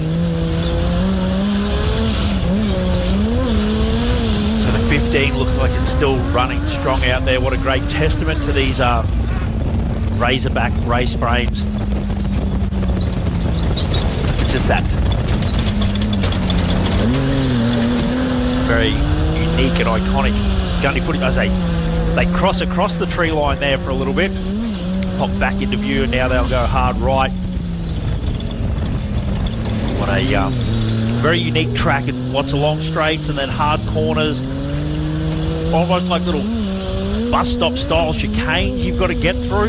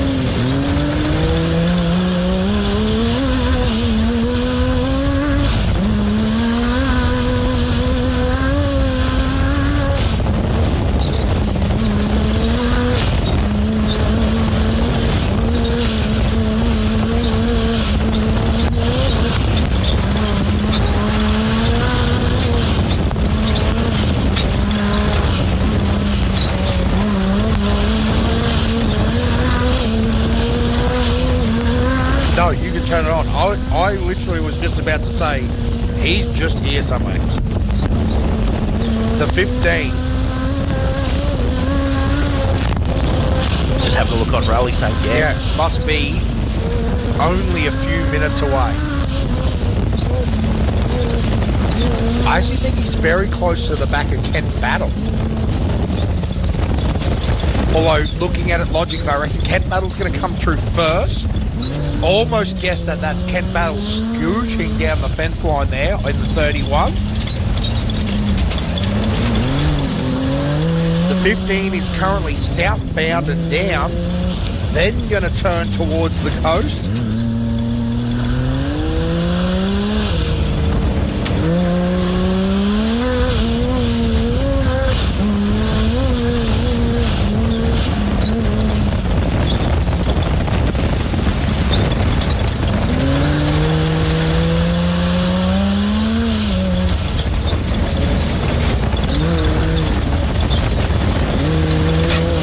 So just getting some on-track information, yeah. I can hear that V8 out the back. So from some of our wonderful people out in the field there, he said Kent just in front. So if you see Kent, you won't be far off seeing our race leader at the moment as the intensity starts to pick up just a little bit. Bro, that's crazy. Kent Battle's car has got some motor in it these days.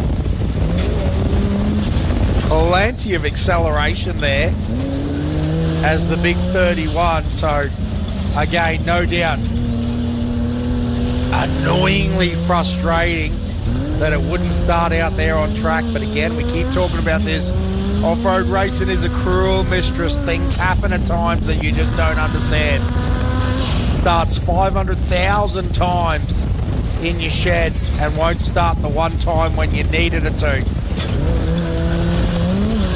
But that Element car, again, if you want to get yourself a good car, make sure you have a look around Australia first. You got the Elements, you got the SSs, you got the Ursigs. Like, there's a lot of good cars around. Razorback race frames. Razorback race frame. That's what I mean. Like, there's so many good. Notice not one person said a trophy truck. Nah, I'm just kidding, boys. I'm just kidding. But seriously, there are so many good frames available in Australia now that you'd have to have a look. Don't get me wrong. Hey, Josh, you own a Gymco, brother. We understand. We get it. Yep. We are not saying that the other ones aren't good.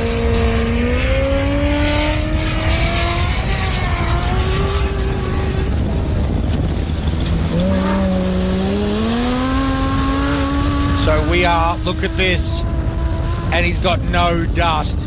He's going to be on boost, ready to go. I'm nervous to say anything, Josh. I'm nervous. I want to see Clayton get his third. How crazy. Have we ever seen as dominant? Yeah, we have. Plenty of times. As many dominant, successive Gundy wins. Yeah, I think Shannon went 6 in a row. 6 in a row at Gundy. Yeah, I think so. Wow. I mean, I remember that era. I just can't remember the 6 in the row bit. I remember the fellows, Trav. Damn, Shannon. Damn, Shannon. Listen, Shannon.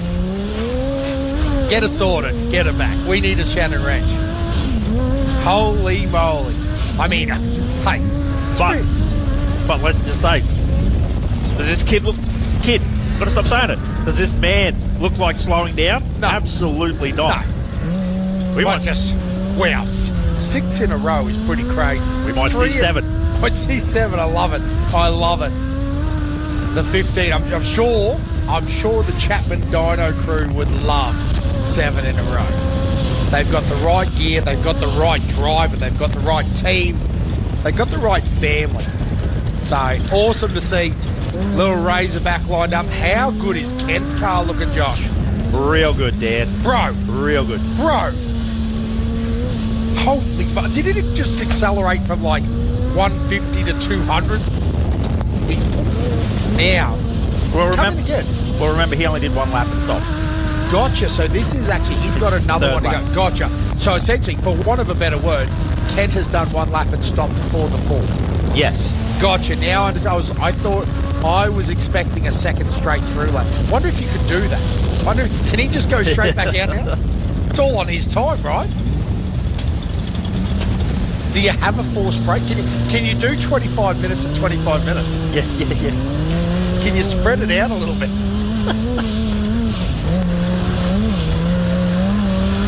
Is it written? I don't see why not. Is it written in the rules? Is it in the regulations?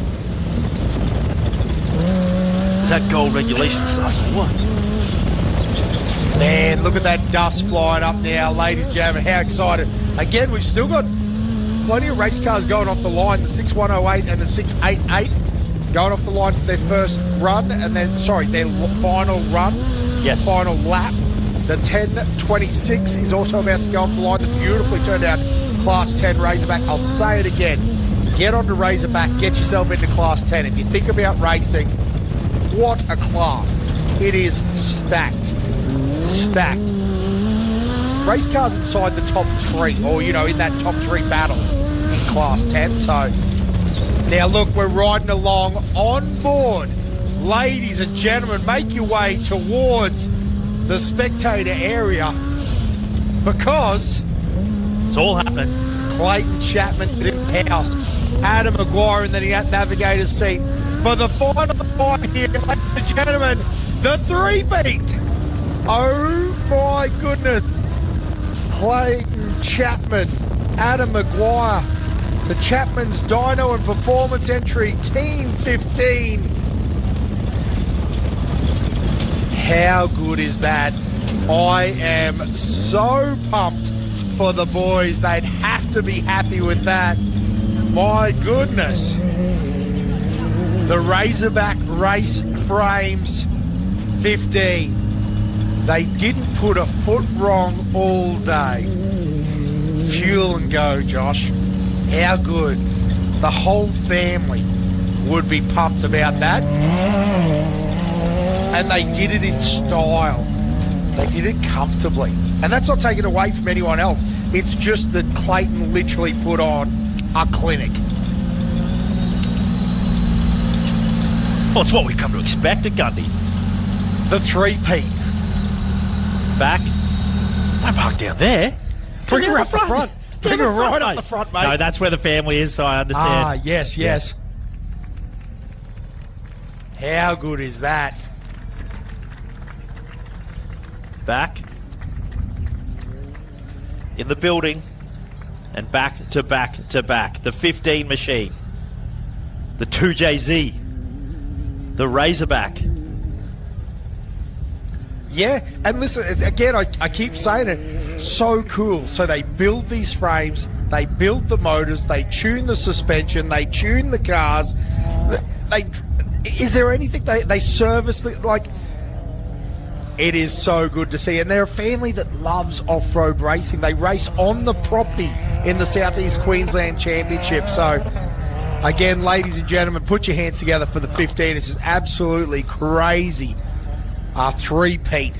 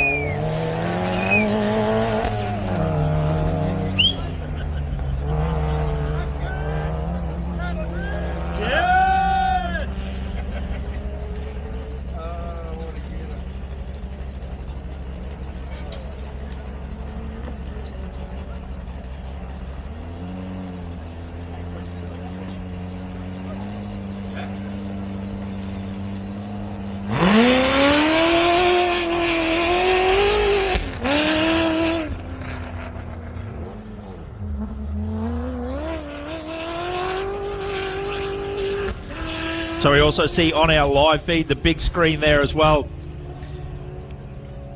Craig Krog getting it done through Bear Country.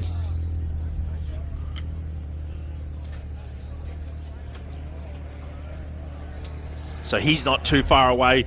That is good. It's always nice to keep an eye on the rally safe, but also see the visual confirmation that the car is still out and moving. So Craig doing an awesome job.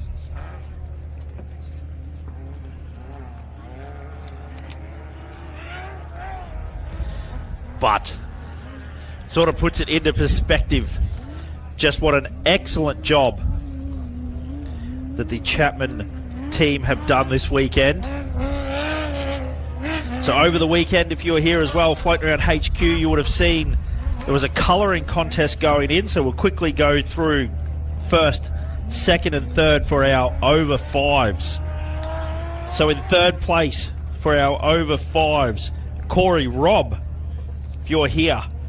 In second place, Paige Palmer. And in first, Aurora Gunn. So if you guys are here, present to HQ. That's our over fives. And our under five colouring in contest.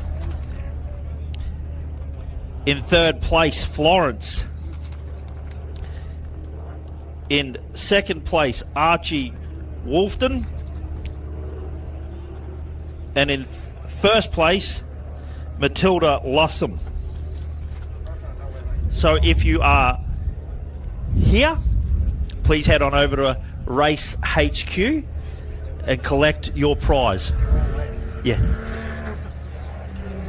I think they were going to do a colouring in contest for the trophy truck drivers, but they couldn't keep it running because all the crayons got eaten.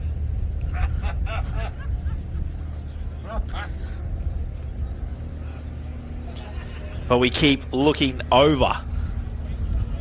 Oh, I had a little heart attack there. There was a car running slow, but it looks further out.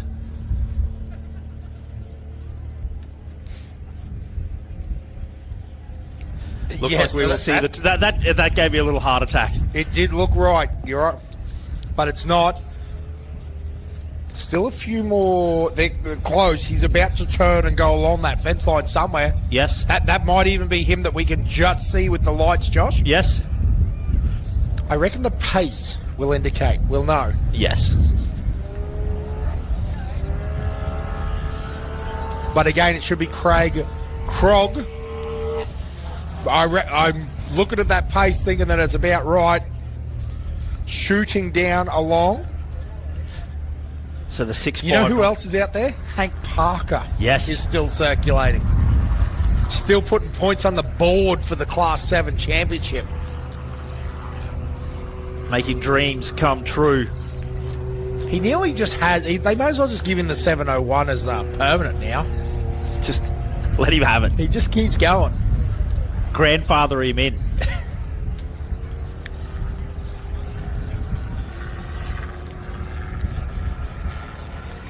So again, we are looking to the north at the moment, just keeping our eyes peeled. Because as I keep saying, I reckon it should be the 23.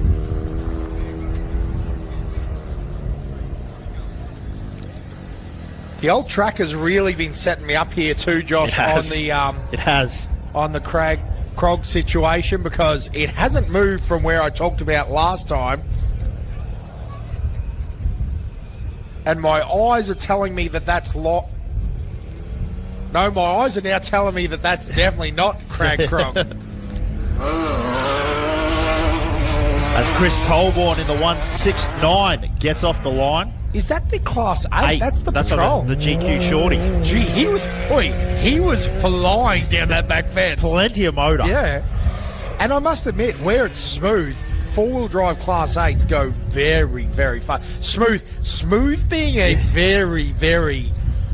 Well, like Kabisky said, perspective. That's a good way to put it. When we say smooth, we're not talking Sunshine Coast Motorway. We're talking walled fence lines that, probably just one step down from the Bruce Highway. Well, the Brucey's cooked anyhow. That's what I'm saying. Have you driven the That's what Brucey? I'm saying, the Brucey's worse, mate. Jamie Knight. Look at that footage. Look at that suspension cycling. Yeah, okay, boys. Trophy trucks are okay. Look at the travel. Man, that Yokohama tired car really does look good, doesn't it? Kept all the panels on it too this year. Again, that's a mission in itself. It is. Chris Colburn out of the paddock now. A couple of side-by-sides chasing him down for time. And again, I keep looking. The 23 is here. It's moved again, but it's got to be here. Ladies and gentlemen, please. Krog should be in this little pack right here. Looks like a side-by-side in front, right? And then, is that Josh Stewart? Yeah, again, you don't want it. Well, I think it's a very fast-moving set of lights in the dust, right? No, that's Hank Parker. That is Hank Parker. Not a side-by-side, you're right. But I think that it's, see, directly behind, there's a set of lights closing the gap. Yeah, well, I think Hank's Hank moved pulled over. That's yes. excellent. Look at the dust. Yeah, and that's got to be the 23 machine. A big shout-out to Hank Parker there. Yeah. Doing the right thing, pulling over. Did you see? I could see the diesel soot over the dust from Hank Parker's car. He obviously has the 12mm plunger wound up. They have 12mm plungers on those. He's got the DC6, mate. He's got the DC6. Lights the wick of all the ladies. Whoa. The VDJ. Got the tune. The Yanmar. The boat motor. Wonder whose side he's on. G Turbos or Tuneworks? That is the question. That's the battle at the moment. But the 23. That's what the influencers are doing. How the hell would I know? So Turnbull, the 19. Now, very out of position. no. Do you know what? We've been asking about who's runs that blue Jimco the whole time. Wasn't it Turnbull? Gary Turnbull? Gee, yeah, I think you're right. So, is that Turnbull's son?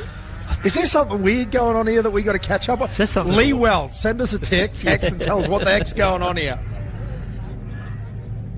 But I'm sure that land machine is the ex-Gary Turnbull car, which is the... Turnbull now has a... I don't know. I'm sure. I'm reasonably sure. Someone's going to tell me. Yeah. Anyway, the Class 7 of Hank Parker. Again, the drone struggling to keep up. About to finish his third lap as we also see the 1065 as well. Well, again, these boys have got to push because particularly for this third Yes, it's position, still wide open. and it's time related, right? Yes. Look at that thing work through the rough, Josh. That footage. My goodness, the 1065 working. Little Illumicraft. This is why I say well that Class set 10. up. Oh, beautiful. Beautiful. Like, again, you cannot drive a road car. This takes 3 and a bit hours to drive around in your Ford Ranger. You Nissan And Patrol. pushing it. And that's not mucking around. Might be a couple of quick can stop. No, I'm done.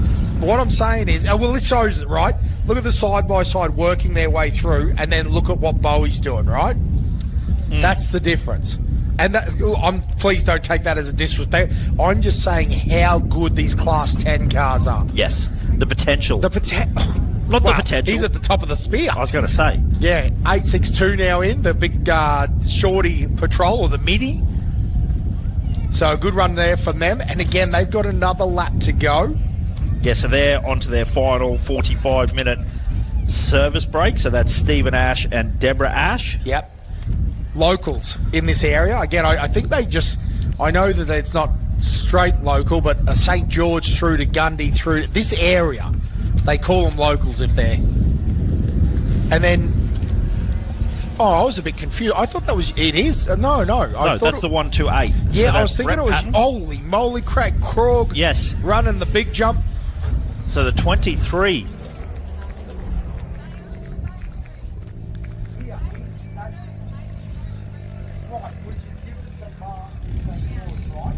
So the the 23 in the house. So Black Betty back in the building. The second car across the finish line. How good is that? The 23. Now, Josh, I just got the good inside info. We were on they locals. They own the bakery. They own the Gundy bakery There you here. go.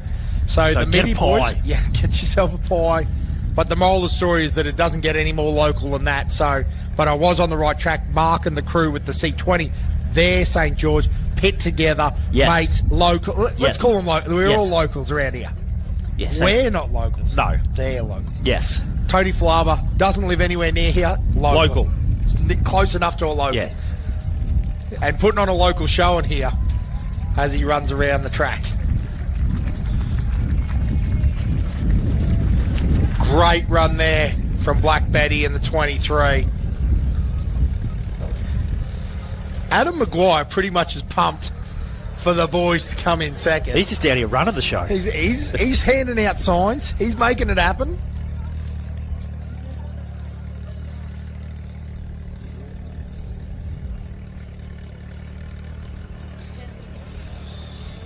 So Tony Falaba, the 138. Listen, Hank's just come in for a pit. That's it, third place, Hank Parker. Yeah. No. Just kidding. He's got to go out and have another run yet. But again, that's exactly where they need to be. 798. Great run there. Now. Now this is where it becomes very interesting. This is the position. Short of mechanical problems, we were reasonably confident.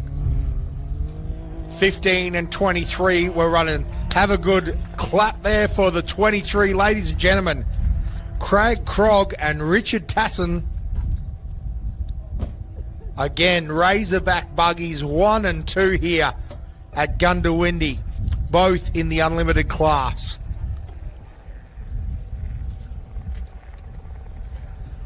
How good is that? Especially, Josh, tough situation.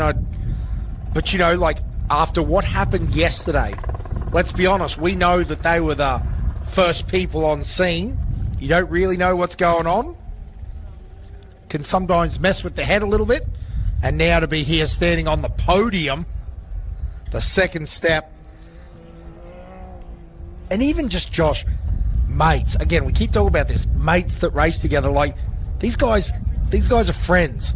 So they're on the podium with their mates, Razorback frames. Just a great time. You can see the celebration down here.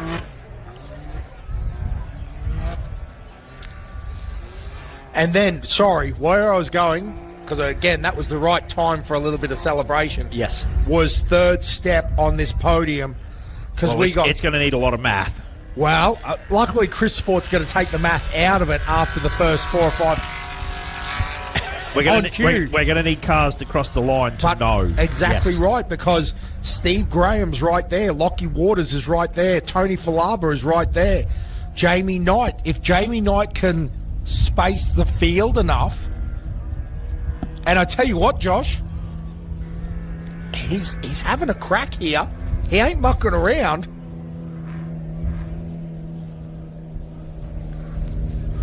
Yeah, he's still charging hard all the way to the end. Well, he has to, because he's third on road, but he's actually down and would have known he's down on corrected time, right? Yes. He has to gap where they took off to lock that third in. Now, out of interest, I'm zooming in a bit here. So that is Swindlehurst as well? Swindlehurst, yep. So that's who we expected. Now, the next key is the 1065 of Bowie and then Tony Falaba. And I think I can see the 1065 of Bowie coming through the gate as Tom powers away from us as well. Yes. There you go. Oh, ladies and gentlemen, get to the mound, because this is going to be the call. We have a battle on our hands. And I tell you what, I'm going to do one sneakier. Yeah. I'm not even going to tell anyone until it's official. I like it, Dan. Well, because I'm not game. I'm not game. Yeah. Clayton Chapman, I knew. Yep. Craig Krog, pretty obvious. Yes. What happens now for the next 5? I've got no idea. Flip a coin. I've got no idea until they tell me, but what I can tell you, Is they're going to have to push all the way to the finish line. it's tight. They've got about 30 seconds between them, and I ain't counting 30s. My ichrometer is not that good. I reckon even the officials are a bit, what's going on? Who knows? They haven't got an answer. Yet. They will have an answer. They do. They will get an answer. Yes. But right at the moment, because Lockie Waters is in there too, Josh. So that's the 6:59. Yes, so they've completed their third lap. Nope, for sure. But I was just saying, the 6:99 Yes. we've got to keep an eye on. Because again, if you looked at it off the end of last race, so before this one lap to go, Lockie Waters was in 5th outright. Yes. Yeah, So- we still... 5 cars, 5 classes, 1 step on the podium. Is Lockie still moving according to your... Well, I'm not calling it, mate. No. Let's just focus on the cars we can see. Because this... Jamie Knight, one final time. Josh, the answer is, and I can give you it because I like this, the answer is yes. It says that they're still moving. As Jamie Knight comes across the line for the final time in the 4:39, he's pulled. Did he pull her up? No. Nope. Going the other way. Couldn't get it pulled up. That's when you know you're flying. Welcome to Nida Airline. Please lift your seat tables. Tray tables and seats in the upright position. How good is that?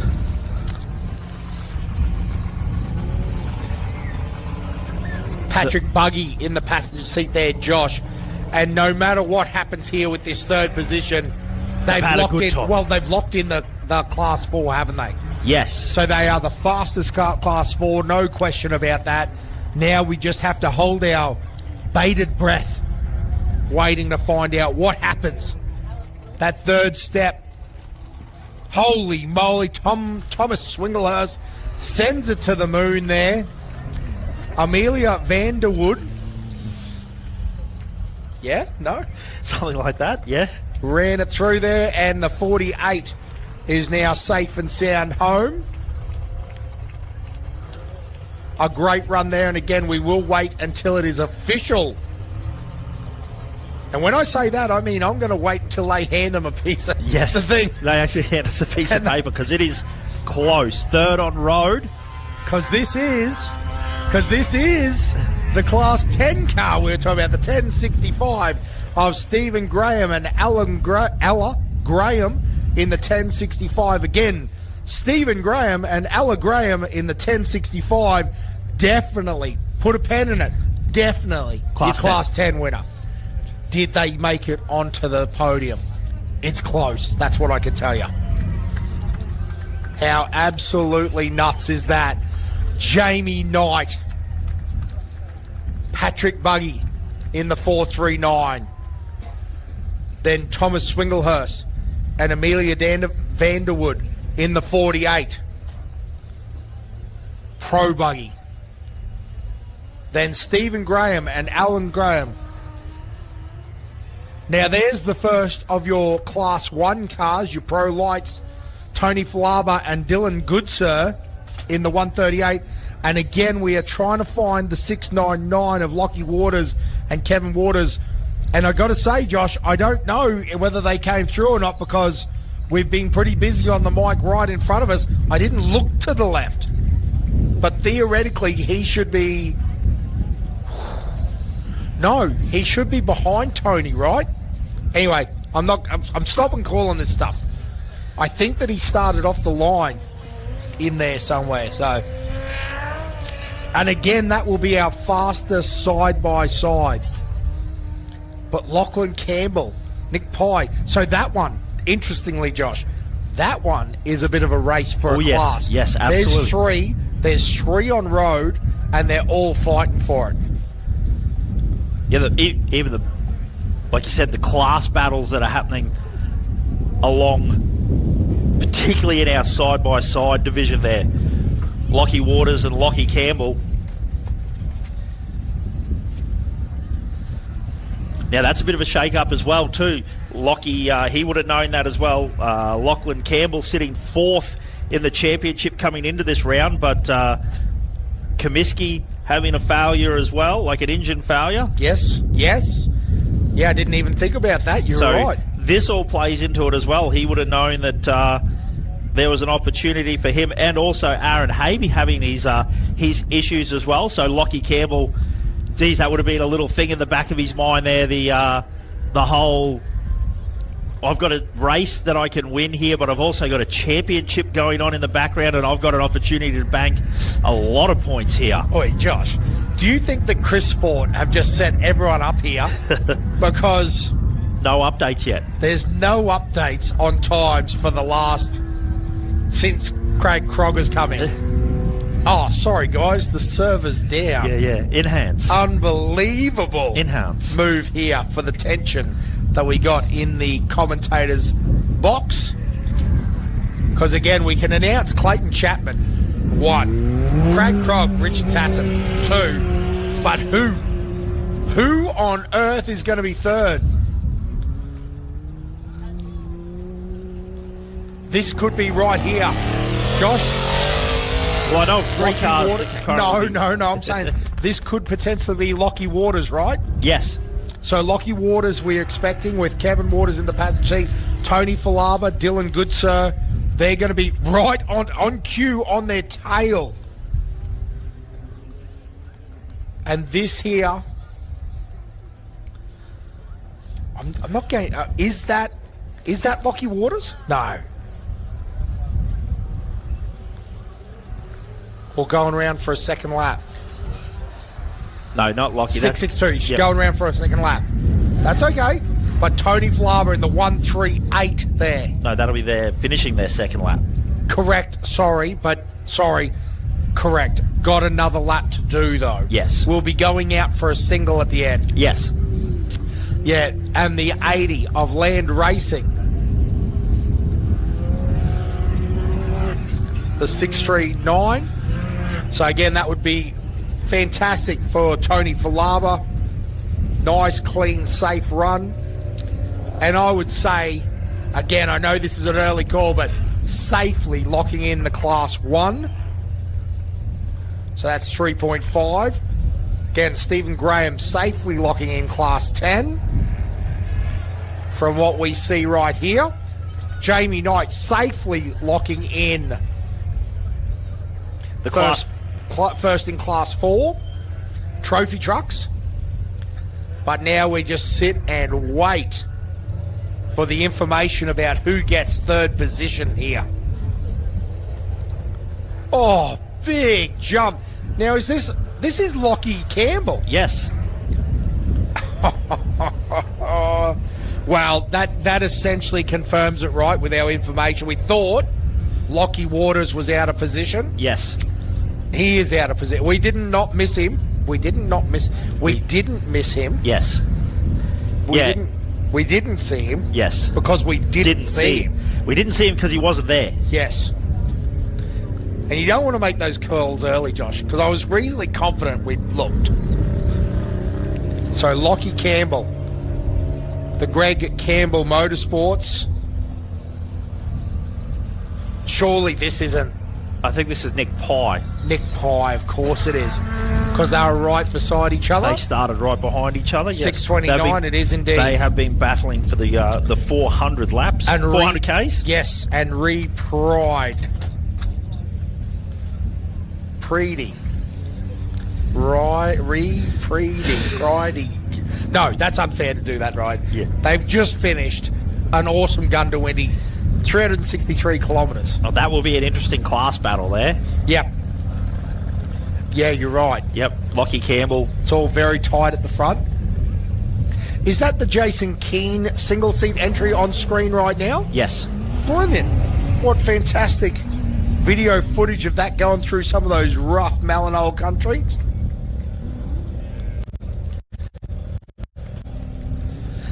Again, I'm not trying to, that car is working nicely through there, but again, it shows how dull Steve Graham is, right? Yes.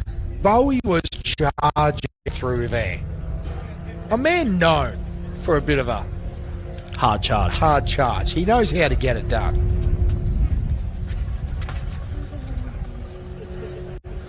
I believe that's the 10:07. Yeah. He came in and had a longer pit stop, didn't he? Yeah. Came in... limped in. Yeah, limped in. But That's looks right. like he's actually going okay. running pretty hard. So that's Sean Ratcliffe. Yep. And again, nice little Jimco turnout. 11:22 on the way out now. So that's Peter Makem and Daniel Brooks.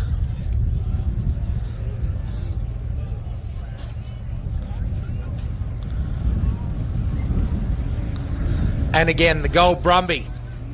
He's finally let everyone else have a little bit of victory. He said, Clayton, you can have this one. I'm going to wick her up for the last lap. That's what I'm going to do. They actually turned the boost knobs up. They They turned the screw on the Turbo Smart. Yes. Does anyone do that anymore? The Gold Brumby does. They've kinked the hose. Yes.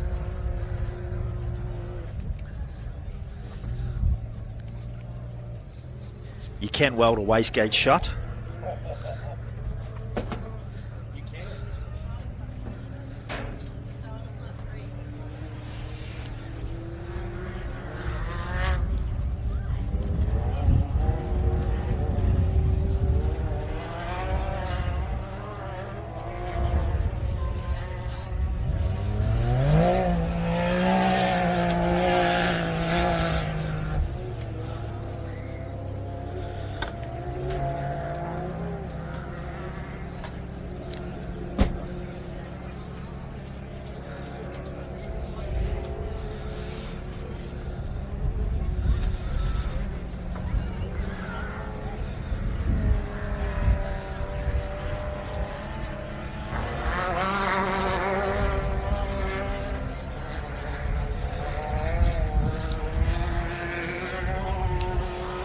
So that is another Pro Light making their way, and that's the 115. Ali Howes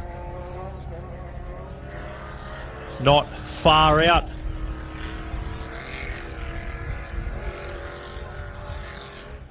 And I think that might also be the, just using the eyes through the dust, that might be the 28 of Seaton Battle as well. But wonderful racing conditions here. Wind is still blowing. dust, but not hanging around on the track too badly. But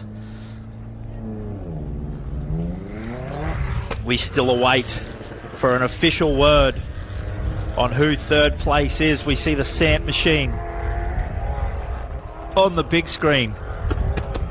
The 28 in the top box.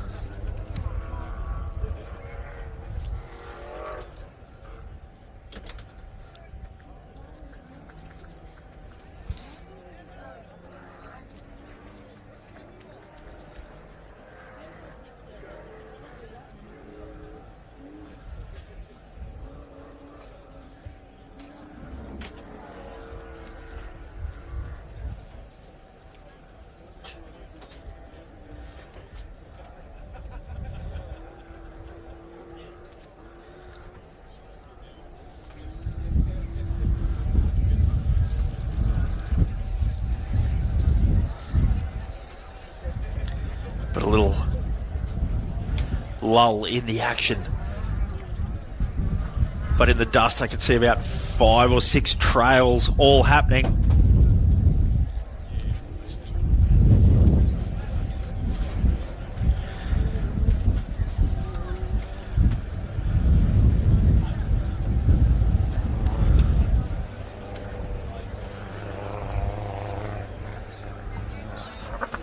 So the Gold Brumby heads on out for his final lap.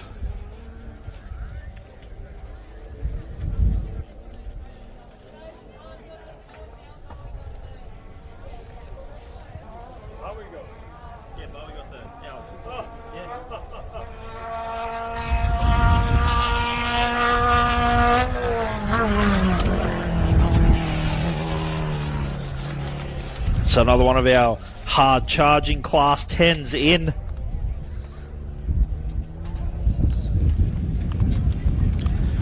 These guys have a lot of fun, a lot of great racing.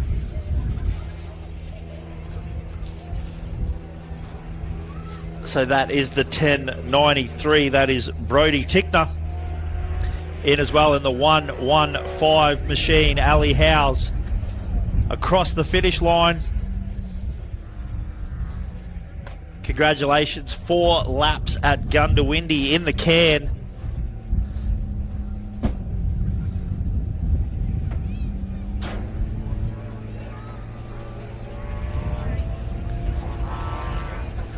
We also have the 28 of Seaton Battle in as well.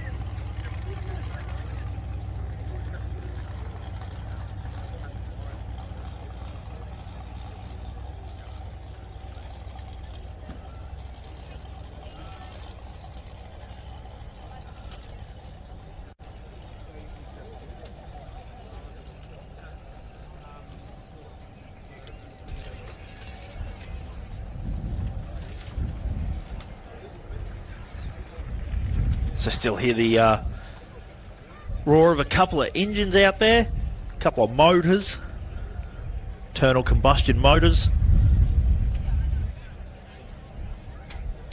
So that looks like the 10, I reckon that's the 1032, the single seater of Mick Marson, making his way through Bear Country there.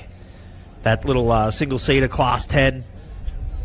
They have proven that sometimes what they lack in horsepower, the reliability of the 10 class 10. Now that's the 1013. That's Jason Keane. Now listening from the old ear there, sounds like she's got a little bit of a miss. Happening nothing too major though. He's still clutch kicking, keeping his foot flat.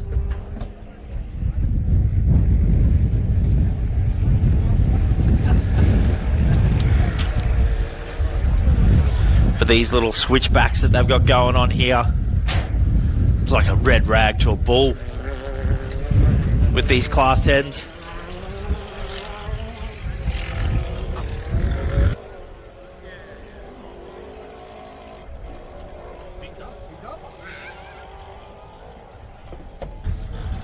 So not far for Jason Keane left to get himself in. Hopefully that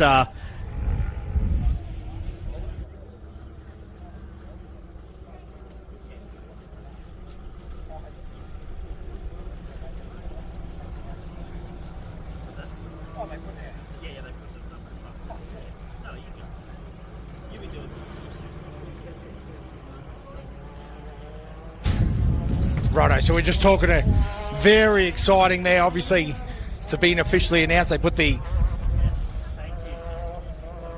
tag in front. Steve Graham and Ella Graham officially in third place. The little 10 car. Then Thomas Swinglehurst in fourth. Jamie Knight in fifth. Anthony Flava in sixth. And Lachlan Campbell in seventh. So a great run there. And again, all class other than Thomas. Again, that's a podium position in Unlimited, which is insane. So pretty much all of them going home with a trophy here today. Now, fun little fact for this ride along.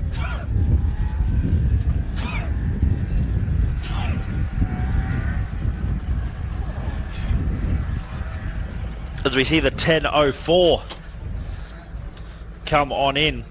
So that is Brendan Hill, the little Hurricane, the 104 as well. So that was a 10.04. Quickly cut to the 104.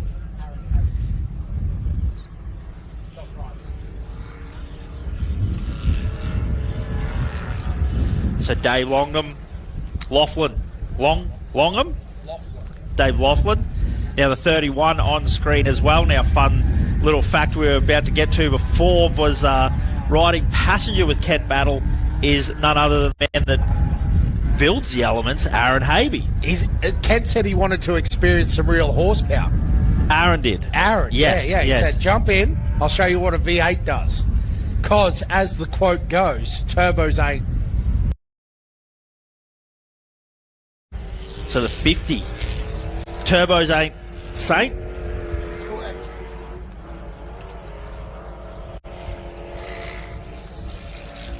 So that is the 10-13. Jason Keane. Yeah, so maybe a manifold broken or something. Not sure if you're picking up on our effects mic, but yeah, definitely sounding like she's got a little bit of a miss, but didn't seem like it was too down on power. They were still launching that thing across the finish line there.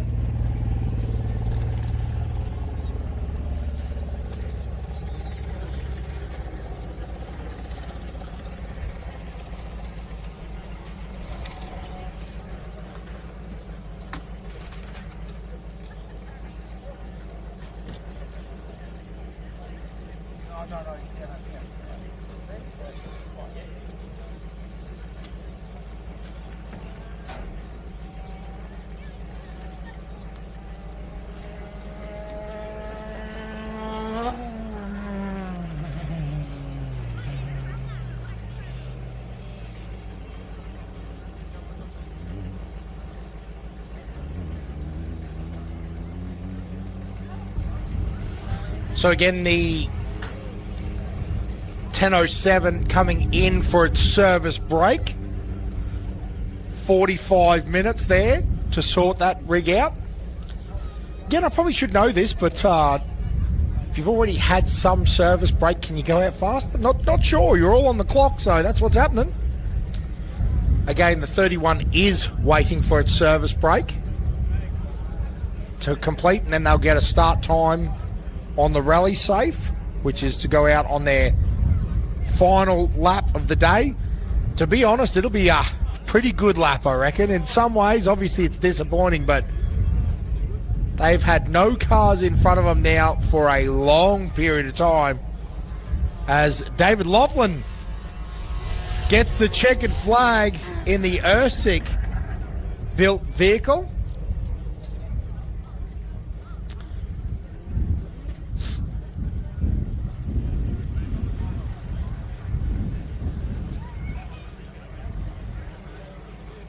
So again, big shout out there. We were talking about before. Brody Tickner made it through the Illumicraft 10 car. Ali Howells and Sarah Corrigan in the Jimco Aussie Special. Jason Keane in the single-seater Class 10 as well. And again, that's for a position. Brody Tickner and Jason Keane for a position. Seaton battle now. Ian Saint across the line now. And, James, not Ian. I don't know why I keep saying James Sant and Lizzie Sant for in the 50, the race of the Carbon Series. So a great run there. Again, Seaton battle we talked about. And also Dave Laughlin and Darren Barker in the Honeybag Badger, the Ersic Custom.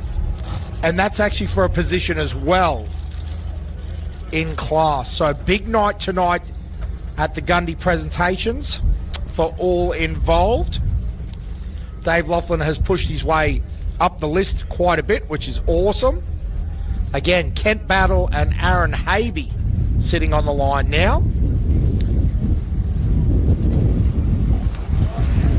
Aaron said, do you need some tips?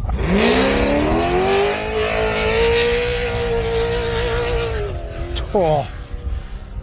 Wait, is that the hardest he's launched it all weekend? Yeah, for sure. He loves it. No, Kent, again, because you love these stories, again, Kent Battle is actually one of the good guys of off-road racing, as much as when he's not playing, making trouble on his meme page, these that's guys. what I was about to say, when he's not running his meme page. Not playing stirring trouble in the off-road community, because he's a forum boy. That's all I got to tell you. When Outer Limits was a thing, Kent Battle was. So everyone that knows. Yeah. But yes, again, one of the funniest nice guys in off-road racing, because big internet personality would take the shirt. Again, Aaron Habe needed some parts to keep racing. He offered, before he'd even turned the key, to give him steering. What do you need? That's just the kind. It didn't come to that, thank goodness, but that's just the kind of guy that he is. And the whole team, the Nortrans, again, OBR have prepped their race car up in Nortrans because it was easy when they were running at Moranbah. So, great team, great family. Trucks. Lots of trucks. Move things. Gas bottles, Josh. Concrete, I've seen them delivering concrete culverts near Yeppoon. There you go. That's what I'm saying here. Fast on a motorbike, Seaton battle. That's what you need to know. He's already in. No, yeah, he's in. Ken's only just starting his fourth lap. Copy. Oh, wow. It all went wrong. It all does make sense. It all went wrong when he started taking the spare tyre off the prologue. Seaton was already in his head. When Seaton loosened the starter motor was. Yes. So the 10:32, Mick Marson on the screen making his way in the FPV. How did it, man? They must end up so close with that drone. It looks close from where I am, Josh. Yeah. It looks close on the big screen as well. Yeah, Mick Marson, the 10:32 Marson race transmissions. Again, you can be further abroad and send it, but particularly if you're in North Queensland, you want to be hitting him up about servicing your transmission. Lots of good guys that can do your transmission. Not your RE4. No, sorry. Yes. Well, probably. Mick can think, hey, man, he can build you a tough Ford. I'm sure he could do it if you needed to, but you're right. No forklift. Specifically. No forklift required at the drop-off zone. Correct. He lifts the gearbox and motor combos out in one. No, you're right. Up, mate. Keep that attitude up. He'll lift your chin off your face with an uppercut. Anyway, Albans, specifically. I'm sure he can do others, but he's... Am I on the right track, Josh? He's Albans. Yeah, I'm sure he does others. If you got an Albans... Oh, look at this. 3 cars. All in the one shot. How good. So we see our push to pass operating there. It's a good system. I didn't see it. It's a good system. You mean working? Working. Good system gotcha. when people pay attention to it. Absolutely. It took a little while to implement. Lots of people didn't want to.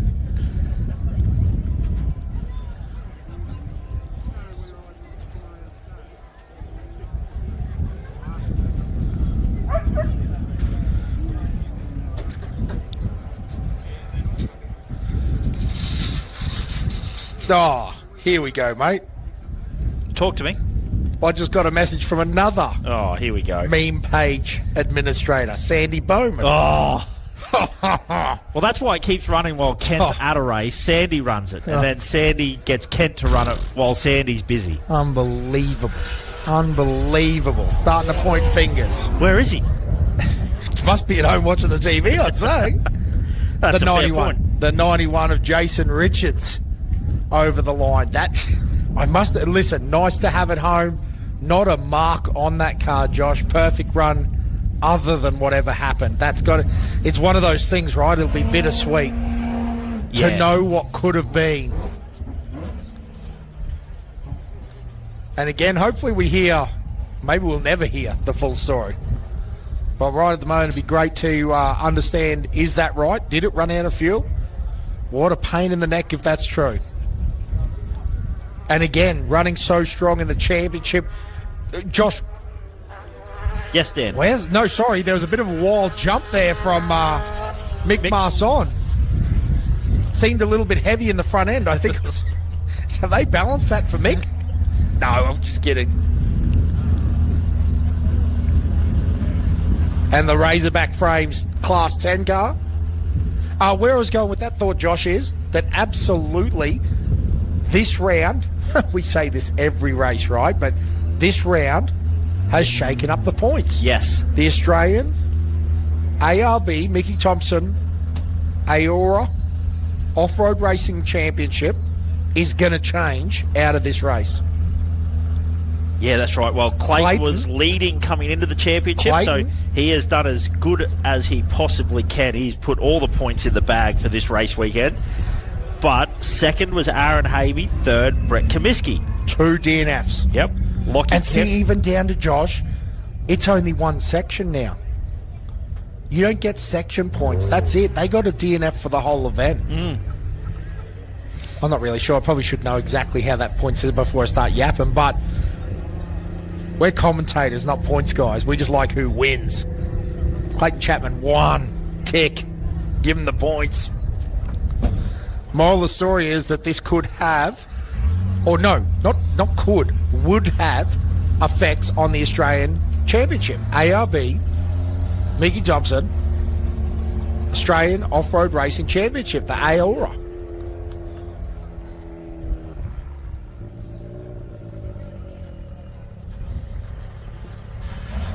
The 10:04 now in.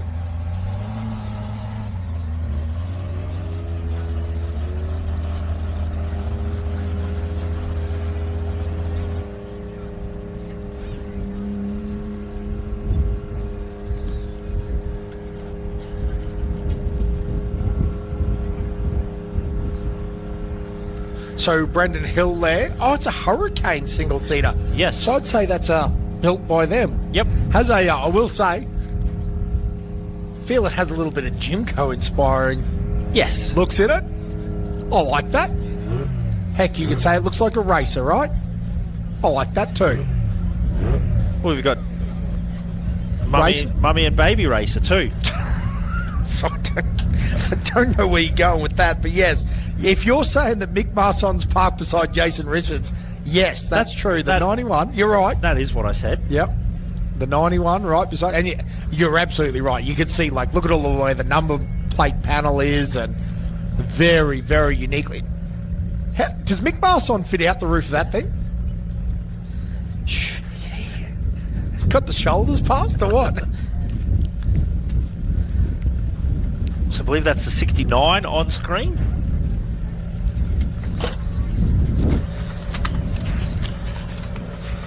Yes, it definitely looks like it. Yeah, Ursik car, right? Yes, Ursik car. I believe their number is, yes, Ben McNamara, Wayne Pascoe in the Ursik Engineering Honey Badger. Ben and Wayne dog. BO and WO. So the 660 off the start line. Do you know I got excited there wondering what was going on, but there's another car going off the line. That's what is happening. Yep, so that's Timothy Mapuza and Christopher Moak.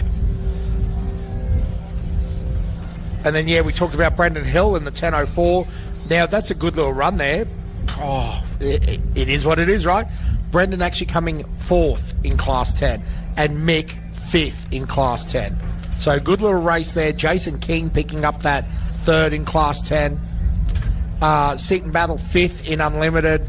That will make Jason Richards with that time penalty, not penalty, the time Lost. Yes. In 6th in Unlimited. I hope Billy Geddes is listening along for this comment because we've only had one trophy truck home, so 15 buggies home, one truck. That's what you need to know. It's a good day because it doesn't feel like this at Fink, does it? We're really losing the Fink war, us buggy dogs.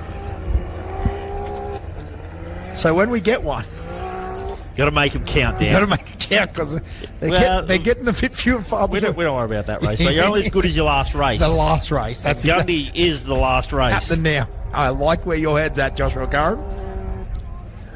Because I tell you what, we get smoked in the group after Fink.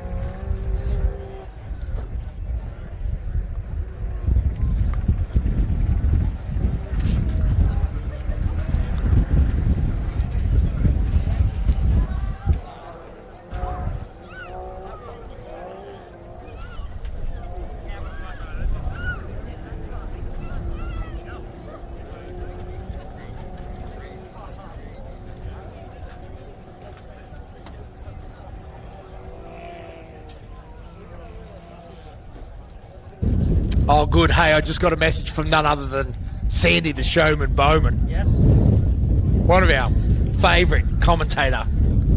Co-host. Cohorts. Well, he's the boss and we just assist. That's how this works. But he sends me a photo. He's working on another Class 8. Ah, beautiful. So we'll accept this one, Sandy, that you didn't come up to Gundy. As long as you're spinning spanners and spraying paint and the Oz four-wheel drive, getting the rig ready again, because I tell you what, if there's a guy that knows how to put on make Class 8 great again, it's Sandy Bowman. So that's the 654 Joshua Ward, Timothy Sheen, or Tim Sheen, on the screen, making their way downtown.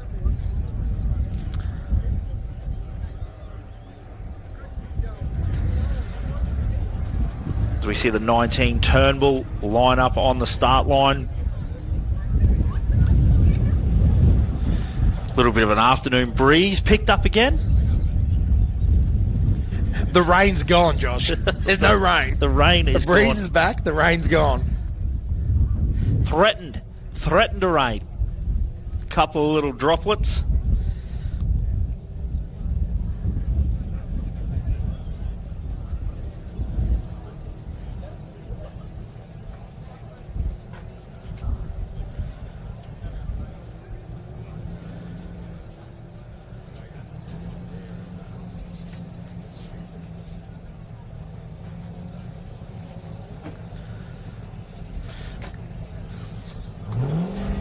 Again, Josh, still plenty of cars on. Heck, some cars still going off the line on track.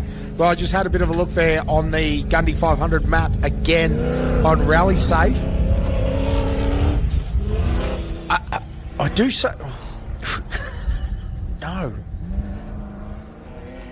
Surely not.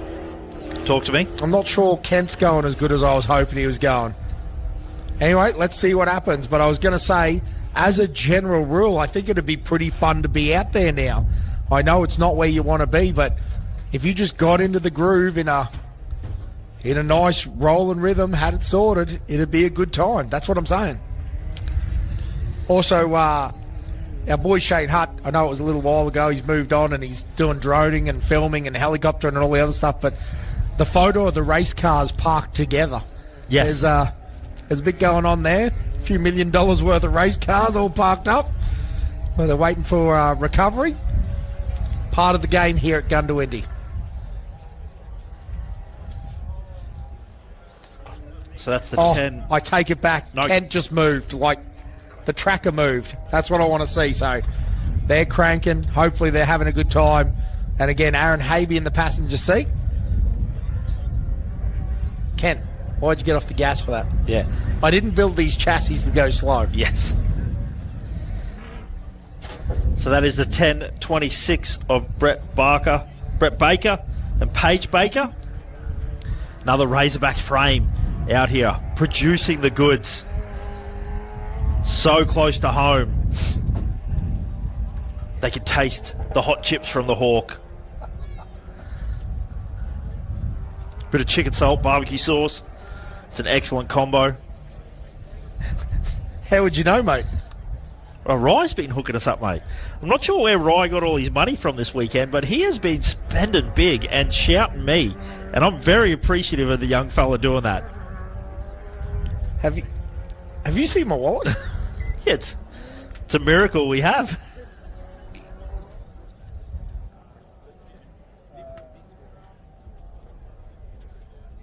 Now, Josh, Chris Colburn coming through that rough Gundy country. So he'll be out in Bear Run country about... Normally when we see them, they're about 15 or 16... Wow, that was getting away. I meant 15 or 20 minutes away. So still about... Yeah. What are they doing? About 2 kilometres a minute out here. 85 kilometres. So... No, Josh is leaving me hanging up here, team. But anyway, what I'm saying is they're about 15, 20 kilometres away, I reckon. Looking at the map proportionally, I would guess that they're 10 or 15 minutes away. Again, the 6-9 making its way back in here, should be here very shortly. The 6-9-9, 10-15, the 6-57, Chris Colburn. I'm sure the 606 and 620 are still running at the moment. That's the 6108 home. Good feeling. Great feeling after a tough weekend of racing, coming under that start-finish banner. Now, I'm not going to lie, that's got to be tough. And it always happens. He'd be used to it. But Parker headed out for his final lap while all the pro cars... Chappies, have a conversation with Hank. Get him into a Razorback.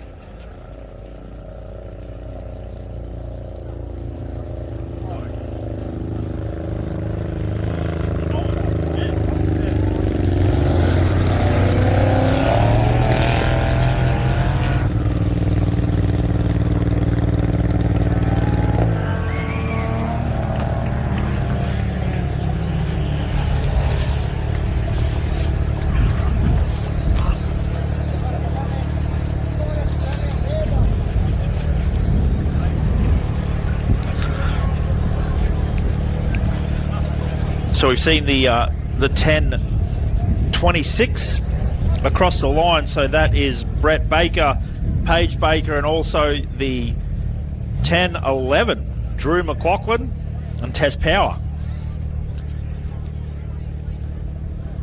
Jeez, mate, Class 10s right now might be the largest finishing class at the moment. It could be close. I agree. Sorry, I went quiet there because my page updated and changed where it was, and I was a bit confused for a minute now. But you're right. Like, looking logically at it, there's some serious stout numbers in here. Yeah, Brett Baker, Paige Baker in the Razorback frame. They're looking at possibly 6th in Class 10 at the moment. And again, just trying to work out all the updates and times. The 69 making its way back in at the moment too. You think Jan Krag is still going?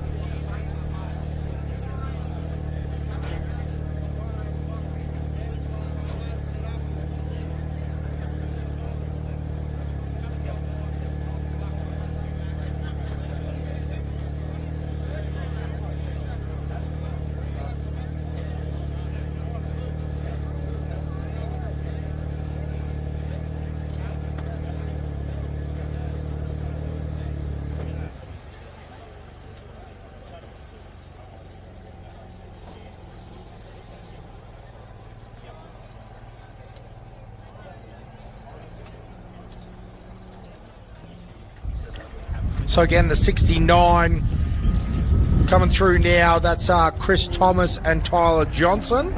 Sorry, that is Ben McNamara and Wayne Pascoe.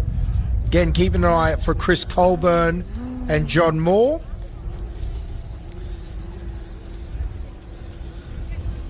Hey, the other note while everyone's down the front here, I still have a yellow DeWalt drill, Chuck style drill. So if you were involved yesterday... Did you say DeWalt? It's a DeWalt. Bring it up. We'll put it in your purse. You'll have to show your purse for us to put it in. Stop to it. prove your own DeWalt stuff. Stop it. It's a yellow DeWalt, 18 volt, 5 amp hour. It's a good little setup. Yeah, no, look, it's a step above. Step above Milwaukee. Better than Milwaukee. Stop it. Stop it. The moral of the story is, mate, too many tradesmen up here think they know what they're talking about. Got a DeWalt. Come up here and grab it because we, one, appreciate you helping, and two, want to get the right gear back to you. We don't want you out of pocket when you did the right thing. So if you are missing a piece of equipment after that little incident yesterday in the cleanup, the crew did find it, bring it back. So if you know anyone that's missing something, let us know. Come and grab it.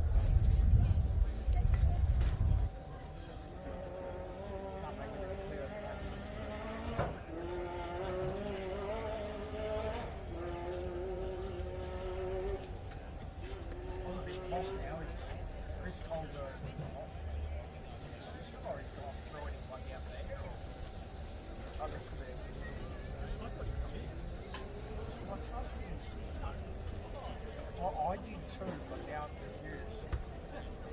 Unless we got confused with is that Chris Colbert behind Darren Hall? He kind of looks like. Yeah, it might have been on the screen. We saw it. Gotcha. And then the white car, yes. And then the 69. Yes.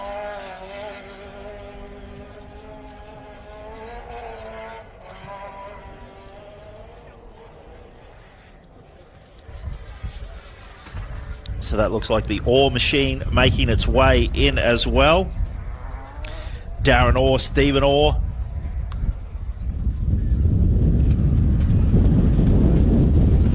As we hold on to our little sheets of paper up here.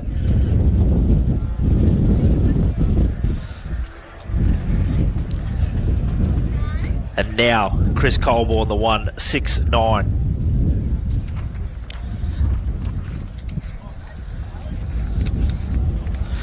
But rains, you can all blame Danny Curran. He was the one that said the rain had moved on. So So that is Chris Colborne, John Moore, the 169, the little Class 1 Jimco.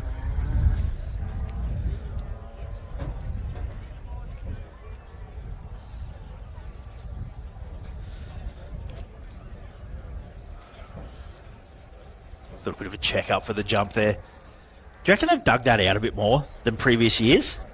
I don't know, but what I was saying, it is nice. Like, it doesn't seem to be one of those uncomfortable, bucky, man-made jumps. Everyone that I've seen hit it, and man, some of the crew have hit it wide open. Yes. And it doesn't upset the car. Not sure that'd be true in a Class 7 style vehicle, like a like a workmate Hilux? Like a road-going Hilux wouldn't be the go. But, or like a Ford Ranger, probably not. But in a decently set up side-by-side Pro Buggy, any of those, because I will say, I'm nervous about the man-made jump. They don't tend, whenever someone says, hey, we've put in a whoop section. Carnage. Except for the whoop section at Burdekin. Correct, but not the first one. See, here's a prime example. Not the first set. Yes. It was after they did some version reconnaissance. 2.0. Correct. That's a prime example of what I'm talking about. Version 1 and version 1.1 were not ideal. In fact, you couldn't see your eyeballs. You couldn't. Your eyeballs were. You know what I'm saying. But then they went and dialed them in. Yes, it was. And I do appreciate that it takes a little while, but what I'm saying is, Darren Orr, I think he's done a few Burdekins. He'd know his way around the track at Burdekin. The Orr crew. Talk about that.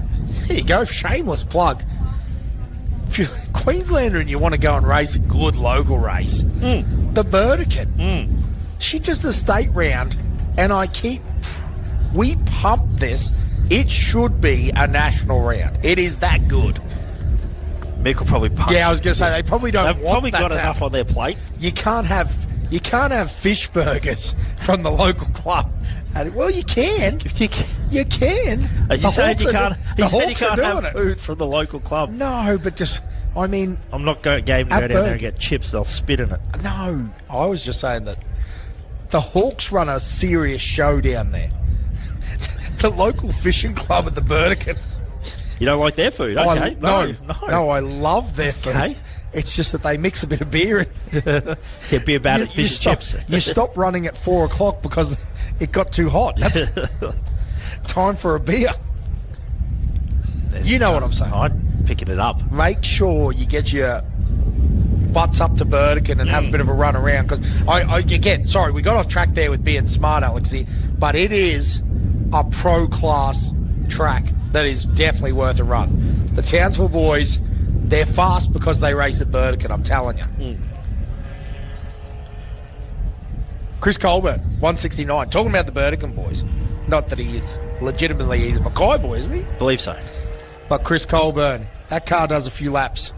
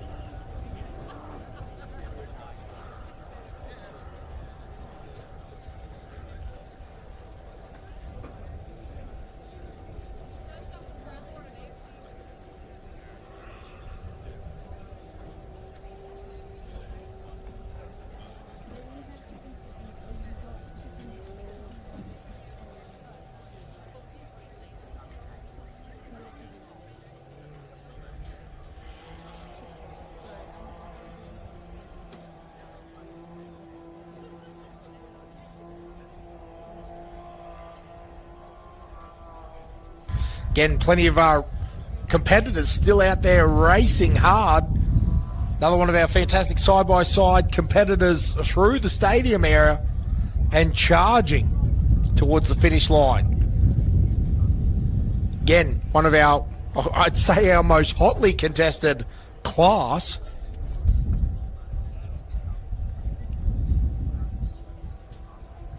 Just looking down again, we were talking about the Class 10. That's another one that's just absolutely insane at the moment.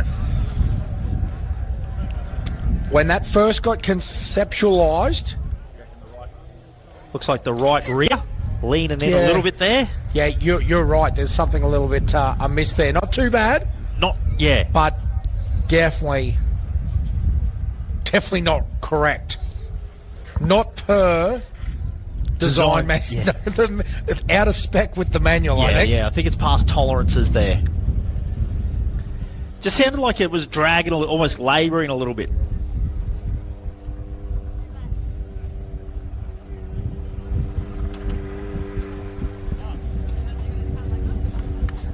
So that is the 6.57. So that is Chris Thomas, Tyler Johnson. Back in the building.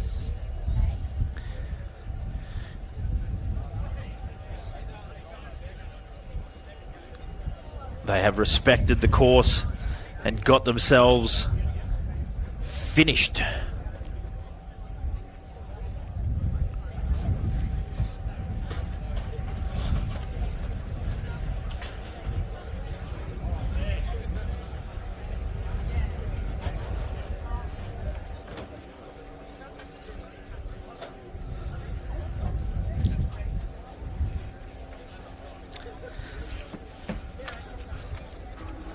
So we see the second of the Swindlehurst Motorsports cars on the screen there.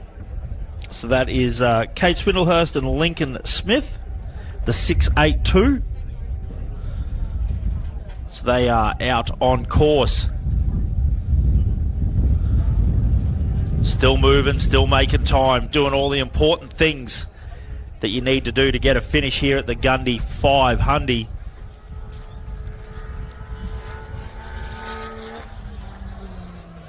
Now, I'd say they've had a little bit of a excursion there. Daniel, I was going to call out the number of the side-by-side that just come across the finish line, but no roof fin number. I'd say bolts have come loose because it's not laying flat. Yeah, I hear what you're saying. There is something, or a bit of scrub brush or something. Yeah, bolts falling off, no parts. But you're right. Normally when we see no roof number, that's a problem. Yes. Big problem.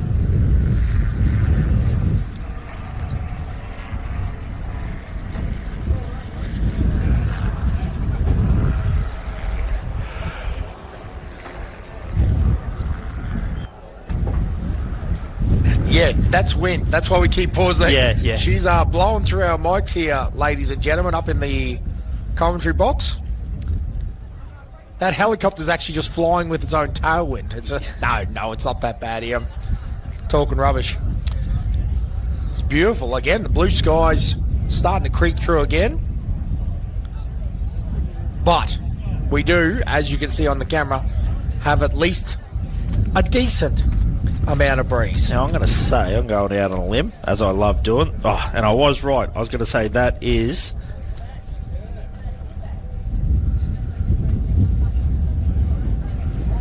our little 481, the little Toyota truck, our little stadium racer, I guess you'd say. So that is Lee Ryan and Nathan Wills.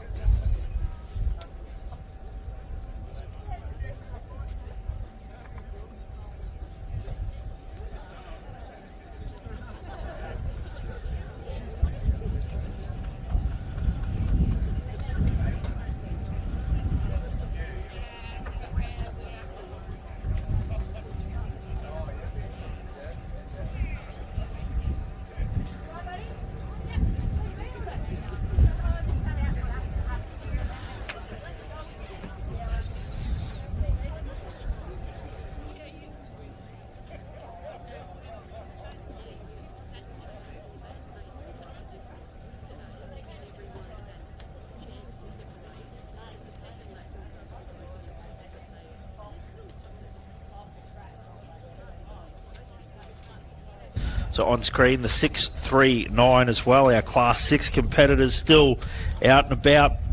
Moving to that is Jamie Harris and Dave Roberts. Another Can-Am on track. So now the Class 6s looking to wrestle that finish rate, strike rate, winning percentage there. Away from our Class 10s, we start to see more of our Class 6s get across the finish line. Oh, Huddy's just appeared on the live stream for a little bit there. Legs 11, right there. Yeah. The face almost as hairy as the legs that appear in the helicopter shots.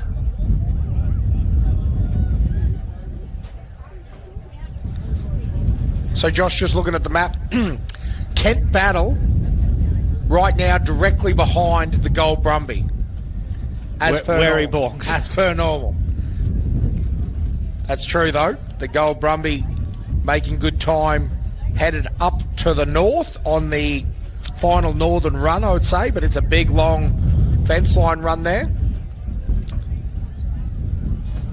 Kent Battle still moving nicely, which is good to see. Closing the gap fast too, just quietly, but that's to be expected. Well, that's probably thanks to Aaron Habe. Correct. And then the 80s still in there, the Land Machine. And a whole heap, I know you know this, a whole heap of side-by-sides still out there racing. Harrison, Swinglehurst, D. Avenel.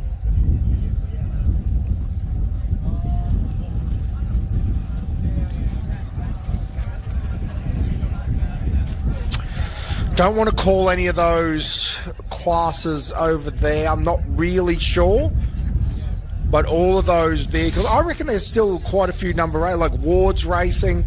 The one that is racing absolutely is the Class 7 of Hank Parker. Yes. So, yep, still some guys. And tough run, essentially still a whole lap to go for those competitors, Josh. So they are working it out as we speak. Working around the course. And again, brilliant to see so many competitors back in safe and sound. Still a lot of competitors out there racing. Don't believe we have any more competitors to go out now. But there is some race cars making their way back into the stadium area now. We should be seeing the 652, the 682, the 481. That's Bert Nazzy, isn't it? I'm sure the 481 is... No, it's actually Al Ryan.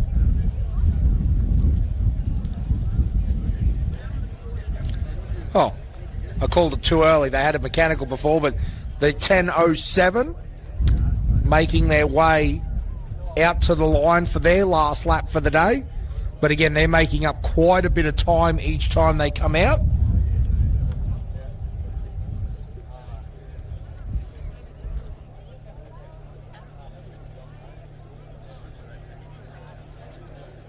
I think Ken has now rounded up the Brumby and that side-by-side and got clear air now all the way to the back of the 80 Land Machine.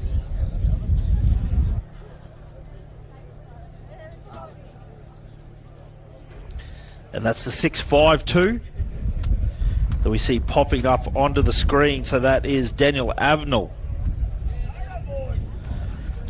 So coming in close to home as well. 26 cars out of our 81 starters now finished, Josh. So 26 is the number.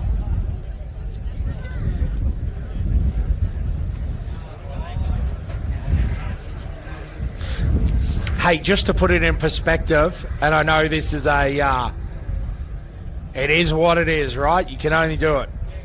But Jason Richards in the 91 ran the fastest lap of the last lap. Now, that's not fastest overall, but the the fastest of lap 6 was actually Jason Richards. He topped off Clayton Chapman there. So, at least you can take a little bit of pace away from that, right? That is a A very impressive drive there. So Richo on this last lap banging out a... Lap 6. Yes? Jason Richards. Yes? Fastest car on lap 6. So now Yes. Clayton was the fastest overall Yes. on lap 3. The first lap he did this morning was his fastest. Yes? But Richo ran a 51 with a 7, 51.07, and that was fastest on lap 6. Yes. Just lap 6. Yes. Yes. Because it shows me the position on lap times. Does that make sense? So Yes. I can instantly look and say, well, Bryce Derrick was 24th on that lap. He was 43rd on that lap. Yes. Yes, that's the little brackets underneath the bottom Correct. of the time. Yes. Correct. So yeah, it was just an interesting fact. Again, Clayton obviously knew his position, wasn't getting hassled. Fantastic. But again, just a little, it's there. The Yes. pace is there. They know that. Jason Richards has always had it, to be fair. Yeah, well, he was running an excellent pace before the little issue, the little hiccup, whatever you want to call it, that stopped him on his second lap, and very close to home as well on that second lap.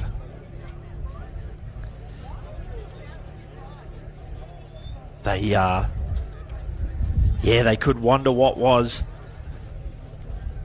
but that's racing, isn't it? These are the little risks and the calculations. Look, new car, a relatively new car for Jason Richards as well. So Jason Richards, so learning the ins and outs. How much fuel they got to put in that big Danzio V8 to make sure that it is good to go. So now the 4.81. I tell you what, they had a bit of a rough start to the laps this morning. There, Lee Ryan took plenty of panels off it, but they've done a good job of maintaining the status quo of panel damage since they got the racing underway today. So that's the 6.52 across the finish line. Daniel Avnell.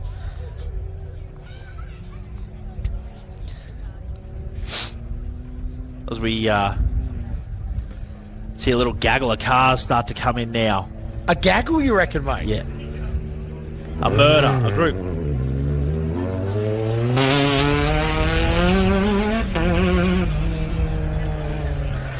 Well, As we see Kent Battle in the 31 I was about to say, well, he should be here. pop onto the screen. Oh, no, that's No, Bear Country. That's Yes, Bear sorry. Country. So still 15 minutes No, away. sneaky. He was under another tag, so he must be very close to another competitor. And then it popped out, but yeah, because I can see now land where he is in the 699. The 1122 is actually looking like going to be our next car in. Sorry. Next car into viewing, I should be a bit more, because obviously the 481 and the 682, and this is the number's a little bit hard to read. I know who it is. It's Kate Swinglehurst, but I think that's the 682. Yes. Yep, very good. But the 639 headed out that way. Again, the 481, the 1122. So that's both of the Swindlehurst Motorsports cars back. So that's a good weekend. Don't have to go out and recover any of the cars. They've all made it back to the trailer. It's a good weekend. Doesn't get much better than that.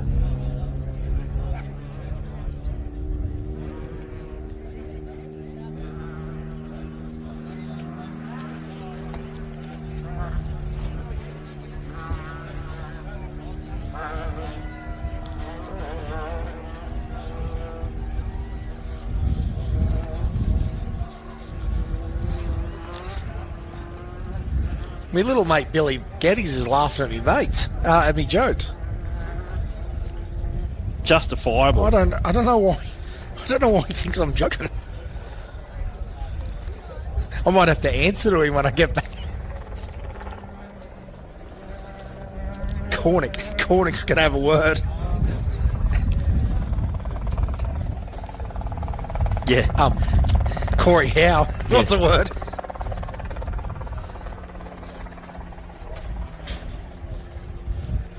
Again, we've got the 11.22 making its way through, and we should be looking for the 6.39 and the 4.81. So this will be the, I think it's the 6.39. But it could be the 4.81 now that I actually look at that like that, because that's the non-trophy truck panel trophy truck. Hey, Josh, this is for a position. Yes. How good is that? So they've come out and had a good weekend running here. They should be very happy with that. Ryan and Willis. And that's actually for a class position right there. Good on the boys. Jamie Harrison and Roberts in the passenger seat, the 639. Now coming down for the final time. It'll be feeling good. Like I should. Well, you know, the gold can, or might be a black rat waiting for him. Great Northerns. A Northern. Sitting there ready to go. You know it will feel good.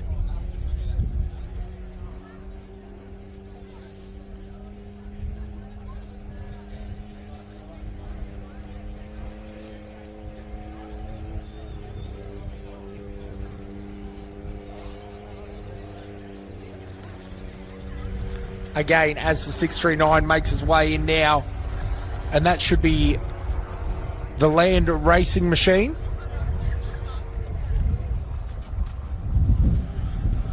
Again, I'm expecting to see none other than Kent Battle in the building very shortly, Josh. That 31 machine. Great to see Aaron Havey in the passenger seat with him as well. That's a, no better way to learn a car, understand what it's capable, than have the man that's helped build it sitting in the passenger seat. Yeah, not a bad opportunity, right?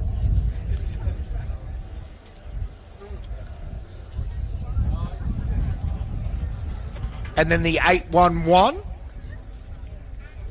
Now, Josh, is that for a class win as well? I cooked. That's for a class win. Oh, the giant killer.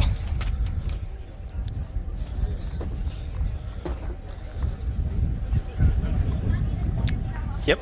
Slokowski? No, Yep. just Yeah. looking at the names that are in. Yep, so that should be Kent Battle that we can see the dust scooting there along the fence line.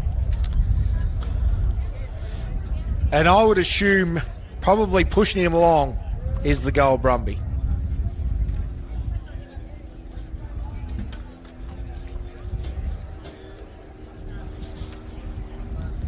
Again, he's pulled over for a break. Yeah. Let someone have a go. But no, we kid. Kent Battle having a great run there. And listen, they would love the Nortrans crew to have two cars home, completing all the kilometres. Again, it doesn't. They would want to be up the pointy end. I totally understand that. But then the flip side of it is, I bet he's had one hell of a last lap. Yeah, he would have had a lot of fun having the track not all to himself, but so that's the 11.22. Peter Makem and Daniel Brooks. Yep. Yeah, you're right. This is KB on his way in. Has won the Don River Dash previously, so very much an outright competitor. Have a look at the drone footage there of the Nortrans element. Wow. Big jump down into the gully. Double danger? Don't worry about that, little guy. It is a sneaky little drop there, isn't it? That's bigger than you think. Absolutely. And have a listen to that Briggs performance motor.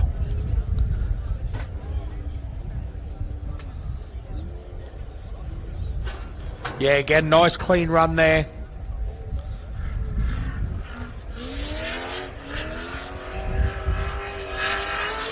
So that'll be the 80, Josh, of Land, making its way down for the final time here today.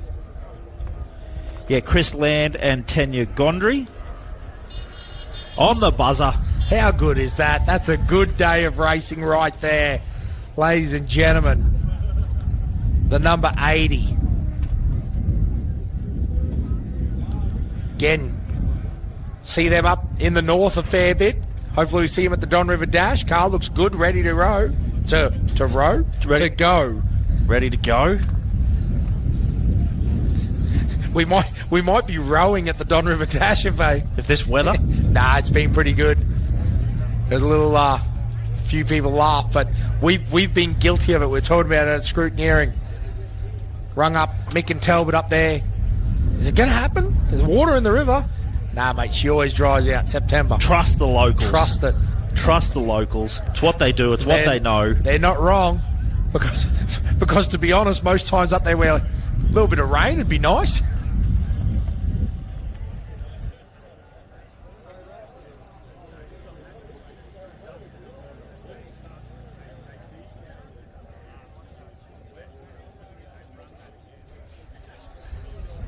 So again, Chris Land in now. Fantastic effort from them.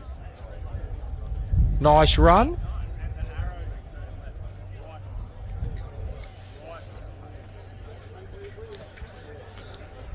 And I'm just watching the dust up here, Josh, because we can see it's Kent Battle in the 31, the Nortrans Racing Element Pro Buggy. We'll start calling them trophy buggies, I think, Josh. Just keep collecting them.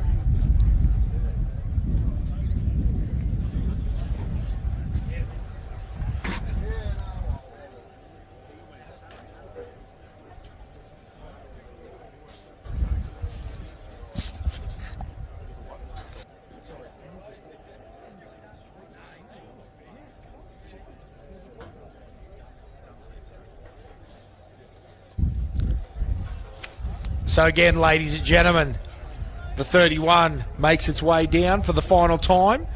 And as we turn, again, the Gold Brumby, Class 8, the 811. Again, as Kent Battle makes his way over the start-finish line for the final time today. A hard-fought checkered flag. Hard-fought 4 laps. And with Aaron... Well, really, probably when you think about it, it was just one that was hard fought. The one where it wouldn't start? The one it didn't go. It was a pain. And again, Seaton, unfortunately, having a few little issues there too, just with respect to one lap. Everything else was good, so they'll be happy to get both cars back. And, well, really, in race, perfect for Don. 2 cars for Don. They're ready to go. So how convenient. The Gold Brumby now making its way around. I thought there was another race car there for a second, but Josh, that's a 200 Series Land Cruiser. They're not the same thing. One of our excellent recovery actually, now that I say vehicles. that's actually a Hilux, isn't it? It's got a canopy. I just looked, it looked like a wagon. I made it cool. Yeah, look, and that's what you got to do, Dan. You see something, you just call it as it is. Play it as it lies. It's probably a bit disrespectful calling a Hilux a 200 Series. Ouch.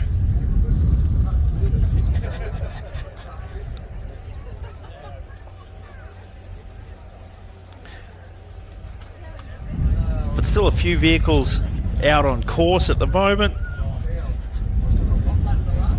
A few still moving, so that's good. Most of our field close by. But a wonderful Sunday afternoon of racing here in Gundy.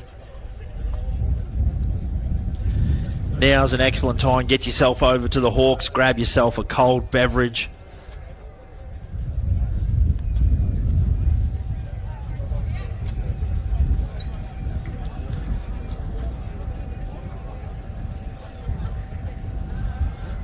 Touch over 300 kilometres of racing done today. Why not wash it down with a nice cold beverage responsibly? Or if you're feeling a little bit chilly, the coffee van right in front of us as well. a warm coffee, hot chocolate, nice sugary drink for the kids before you drive home.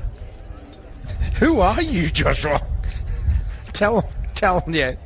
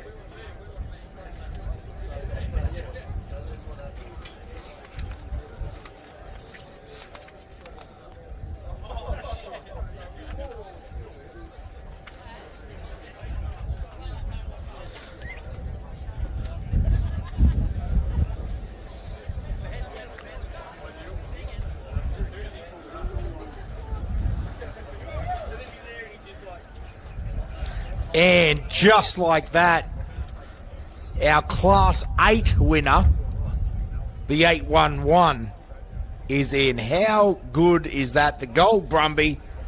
Again, make sure you follow along on Facebook, Instagram, all the social medias, because they do a great job. And I tell you what, they're looking for the class championship this year, Joshua, and they're going the right way about it. New motor. Yes. Done a lot of prep on the car. Yes. And again, I hate to put this guy, but headed the right direction. Doing well. Yes. Things are going right. Reliably getting around the track. That's exactly right.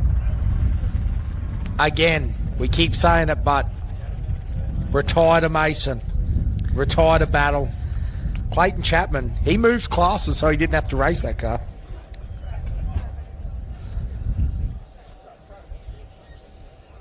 But it does exactly like what Brett Kabisky was talking about when up here. Sometimes, you know, it's the track that you're racing. You got to have that you got to have the outright speed, but you also got to have the reliability. Got to know the car. Got to drive it close to the limit, but not above or beyond the limit.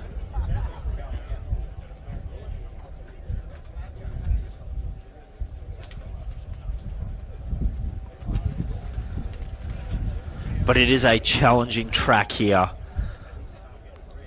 Approximately an 80-kilometre loop, 85-kilometre loop here at Gundy. And I don't think it's ever changed, hasn't it? It's always been known as one of the most challenging off-road racing tracks in the country. Probably even one of the most challenging off-road tracks in the world. Have been some international flavours across the years. They've all been blown away by the harshness of the track. But we have a look at our rally safe race map that's up right now on the screen. So we see Hank the Tank, the 798, still moving.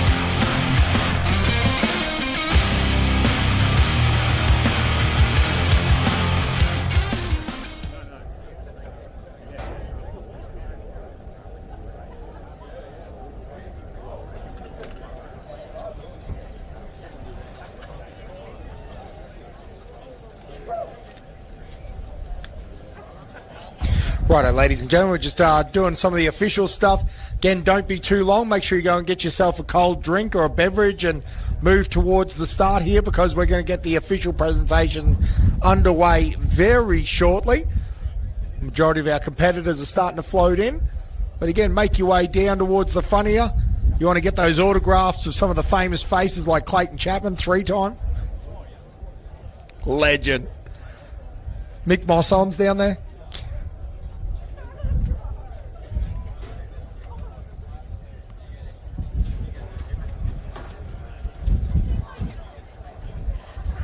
But yes, we're going to spray the champagne here very shortly, ladies and gentlemen. And it'll be one heck of a time. Gundy, it never fails to be an adventure.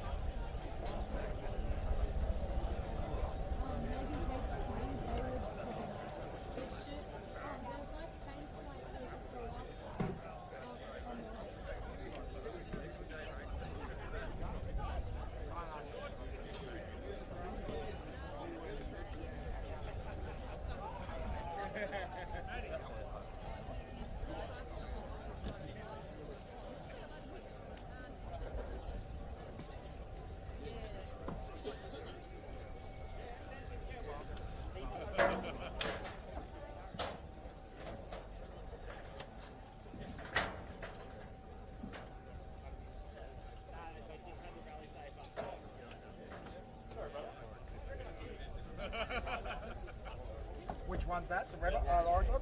Yeah.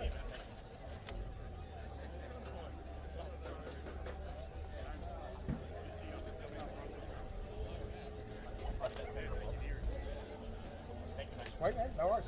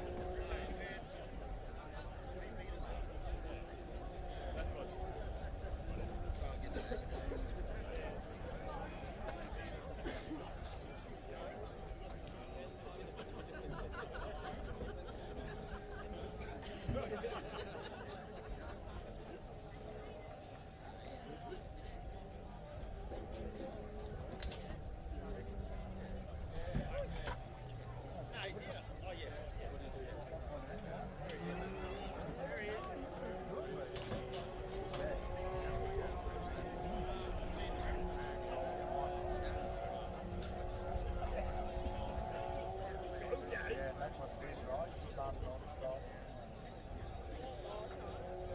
Reaching the eye.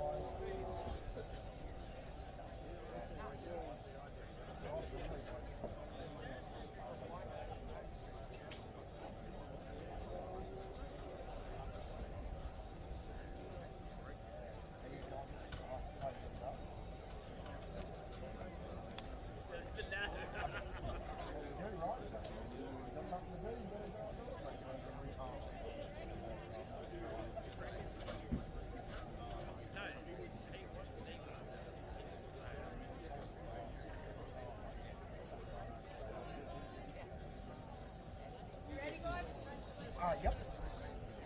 Josh is there. He's down the front.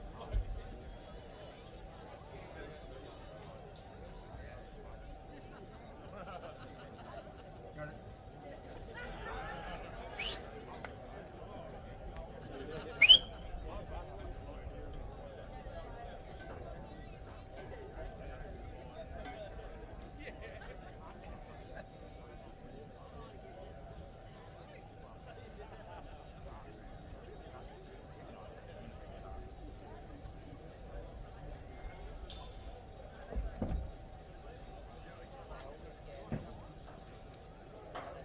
Hey. Oh. Hey. Josh.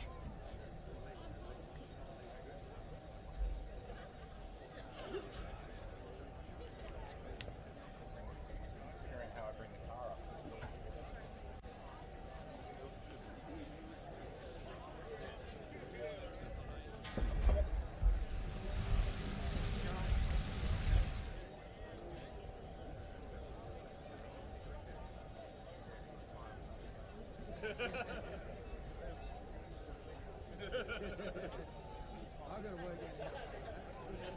Who owes who what?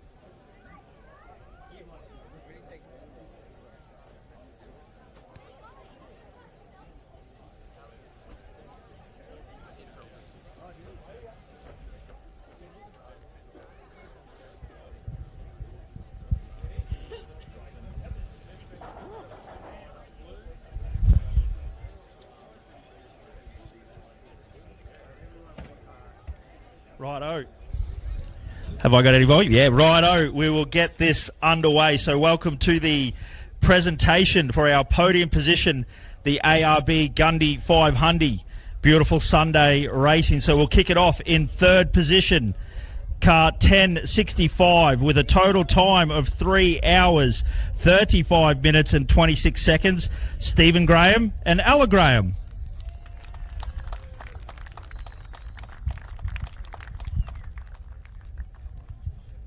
In second position, car number 23 with a total time of 3 hours, 31 minutes and 45 seconds. Craig Krog and Richard Tasson.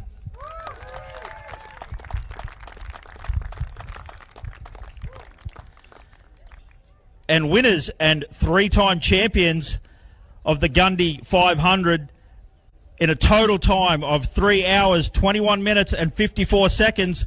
Car number 15, Clayton Chapman and Adam Maguire.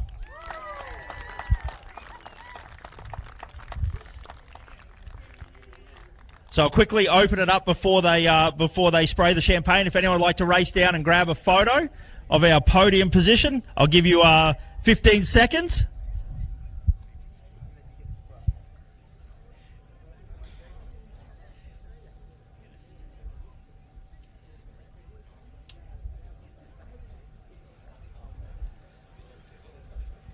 And now I'm going to take a big step back and let them go for it. So, ladies and gentlemen, boys and girls, put your hands together for our podium for the 2026 ARB Gundy 500.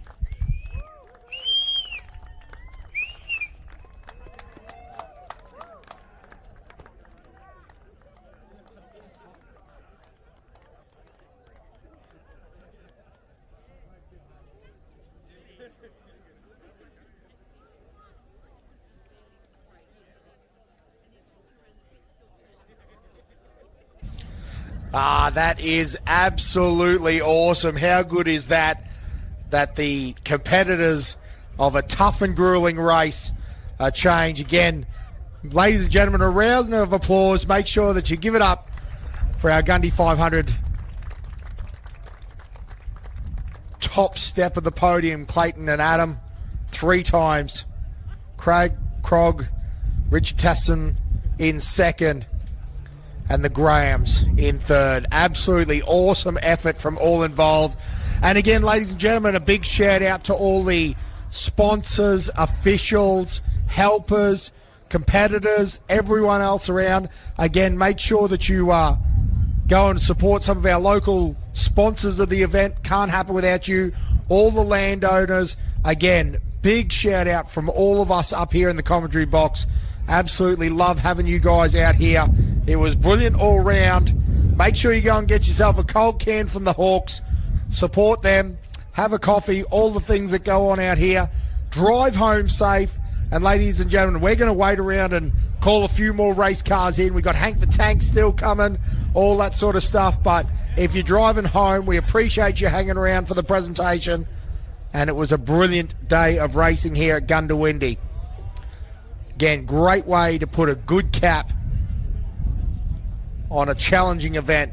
Now, don't forget that there is presentation tonight. We're going to do the full run order of the competitors, of the classes. There's classes everywhere. We talked about that crazy race for third position. They had 5 classes chasing the last step on the podium. Insane in the membrane. Again, drive safe, and we will see you again. If you're not, plan on coming up to the Don. It's going to be a good party up there. If not, the ARB, the next round of the championship down at Millicent. Make sure you're organised and ready to go. All the local faces will be there, and it'll be race time.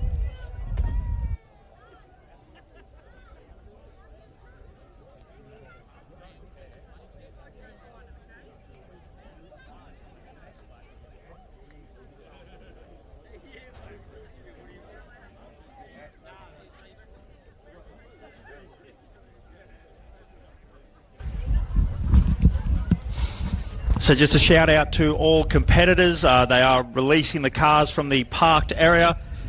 So if your car is parked along the front start area. One thing to not forget is your rally safe. Please disconnect it, get it sent back. But any competitors listening along, if you'd like to come and grab your car from the Park for May area, you're more than welcome to.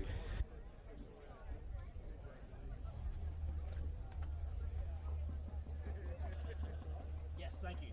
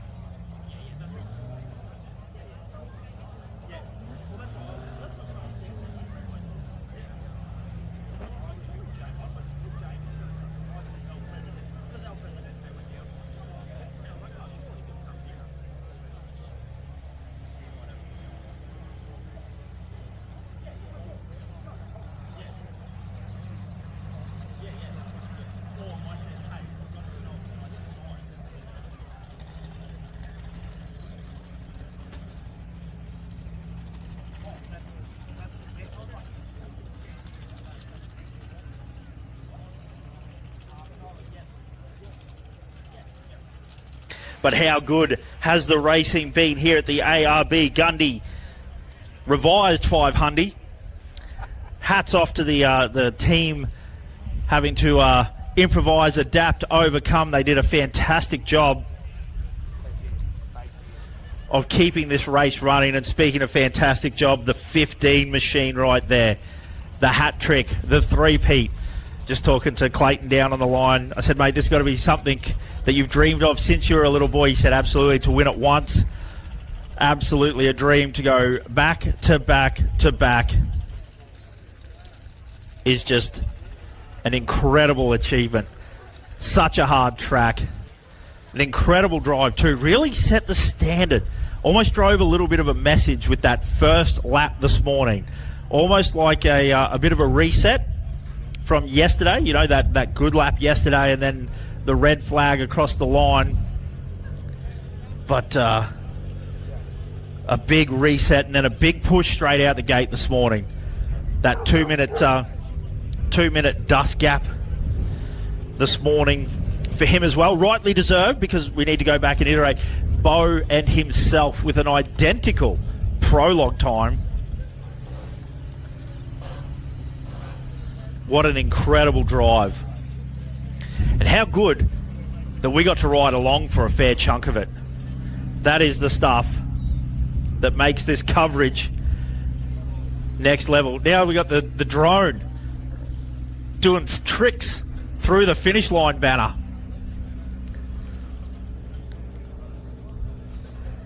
Barrel rolls, hey? Good. How bloody good. This is unbelievable. But what an excellent weekend.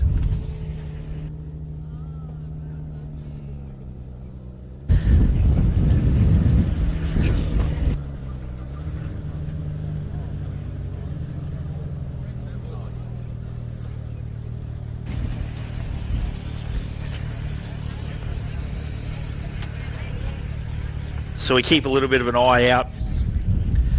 Still a couple of cars out on the field, though. We see the dust appear. My man in the drone just keeping himself entertained. 659, there's a race. 659. So we got a little bit of a race breaking out too. The 659, so one of our side-by-sides, and then the 798, Hank the Tank.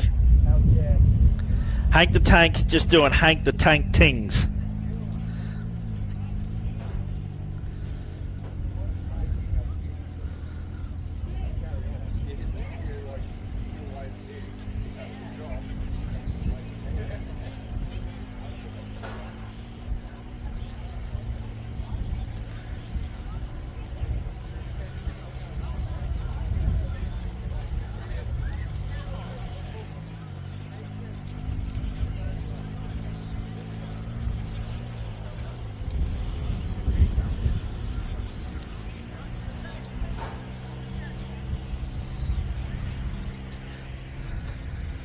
So we're just been a great way. So this is, yes, the 659.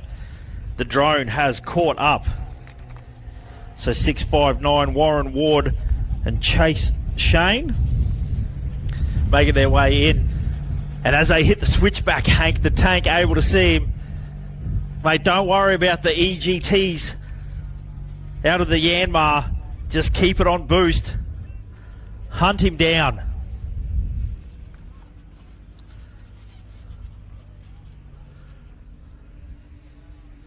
But an excellent weekend of racing. There's been highs, there's been lows. Highs and lows, all within the one drone shot. So the Silver Bullet, our class champion. The one and only Class 7 here this weekend.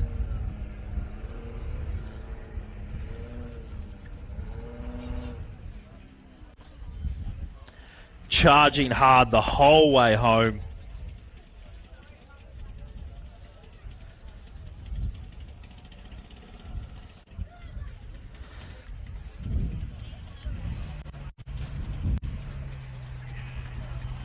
So a race. Yeah, the 659 Warren Ward and the 798 Class 6 versus Class 7.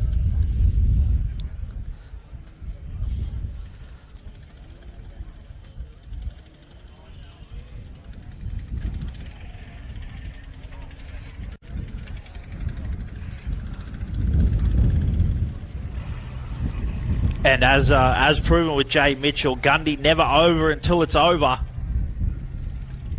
So close to completing his third lap today, and then having a little bit of a incident.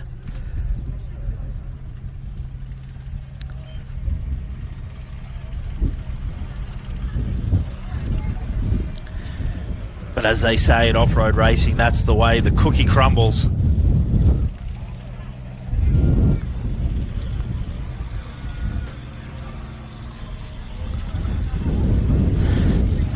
But how good the weather holding out for the weekend.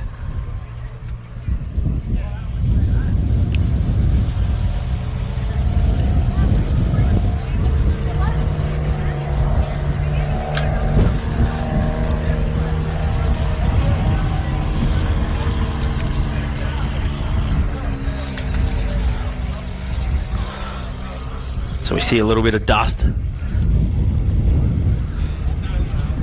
So it looks like the 659 there, Warren Ward, old WW and CC.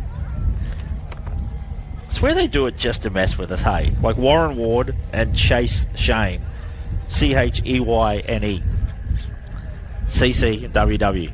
Unbelievable.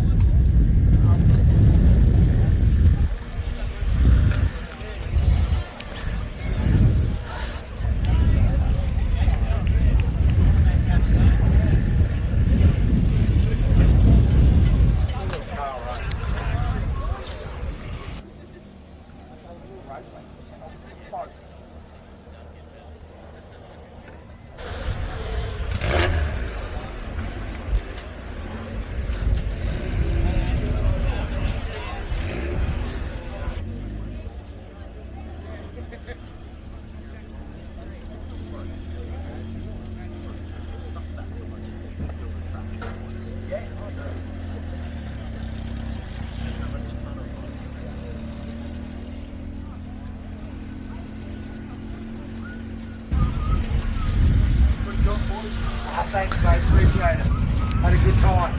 Good race. Always is, right? So that is the 659 Warren Ward across the finish line, and now our Class 7 winner and champion, the 798 Hank the Tank. Hank Parker, Matthew Lawless. Mate, I reckon that big girl will just get swung straight into the Hawks bar. He'll back it up. There'll be an esky in the back ready to go. He's probably been on the phone and pre-ordered. How many golds do you want? All of them. don't think you understand. That's a party platter that feeds 12 people. I know what I'm about, son.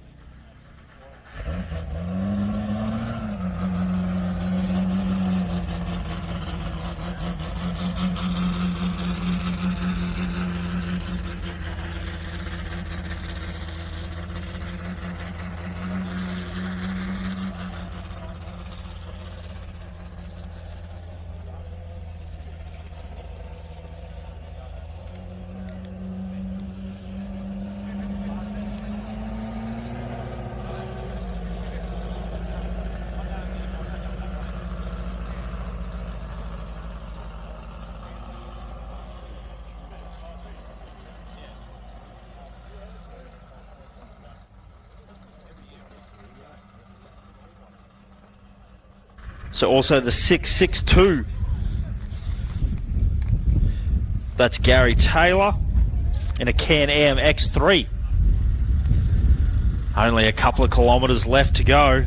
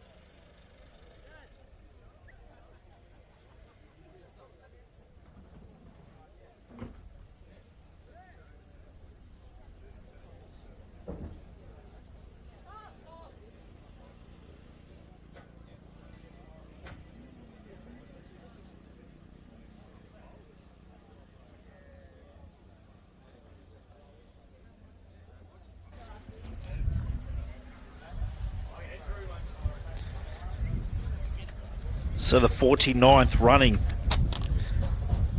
the ARB 4x4 accessories. Gundy 400, Gundy 500.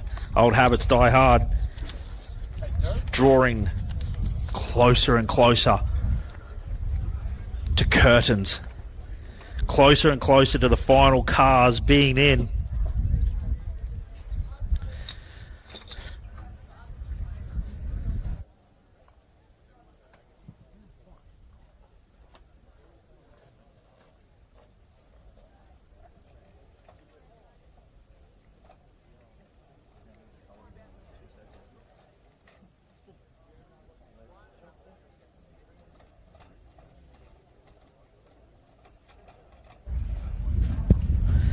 The winner's champagne has been sprayed. I think all of our classes have now been decided. It's just the bragging rights, the pride, the prestige, the privilege of racing the Gundy track and saying, I survived. I completed all the laps here.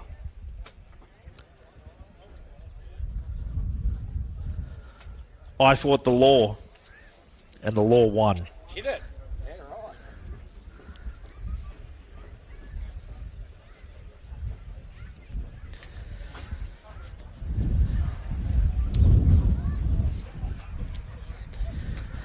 it's a beautiful day.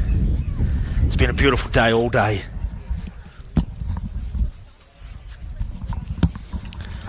It's the stuff dreams are made of. Now the sun's out. I'm taking my jacket off. What is going on? Are we in Melbourne or are we in Gundy?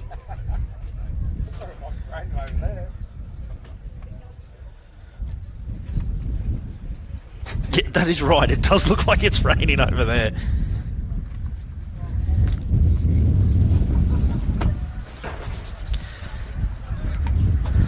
So another side by side on the way in. The 6'6" Gary Taylor.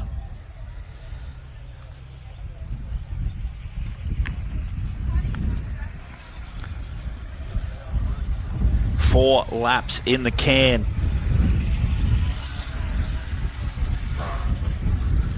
About 320 kilometres of racing today. Nothing to be sneezed at.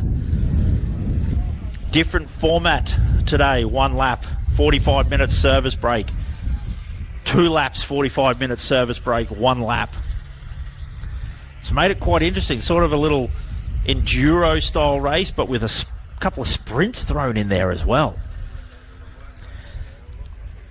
So congratulations there, Gary Taylor, Paula Ford Fernandez, the Can-Am X3.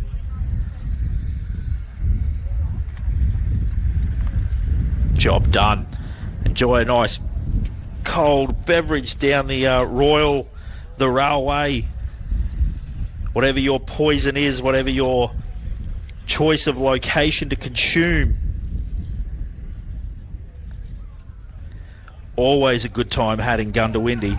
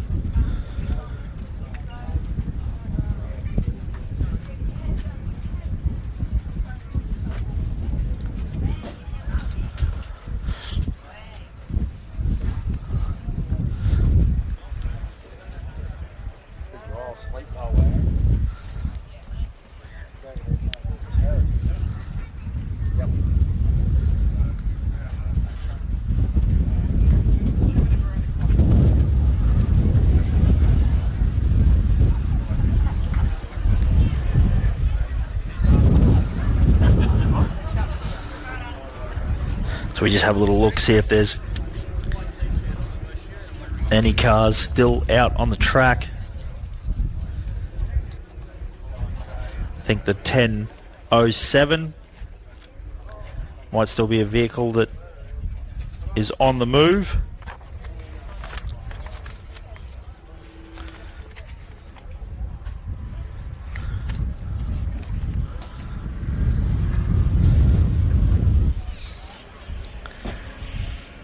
But we have 99.9% of our competitors in the house, in the pits.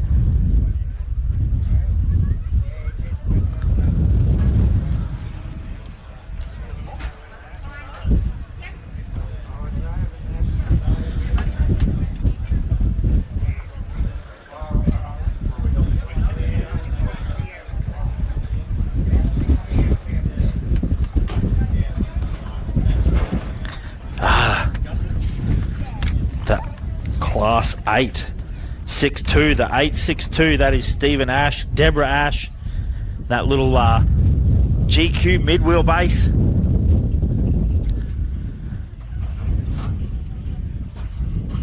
Still pushing all the way home. And then I think that will be the 1007 right behind as well. Look like that on our map, so that will be Sean Ratcliffe as well. Funny how it always tends to work that way. We have a fairly long, quiet moment waiting for some of the remaining cars to come in, and then in the space of 30 seconds, a minute, we have 3 or 4. In this case, 2.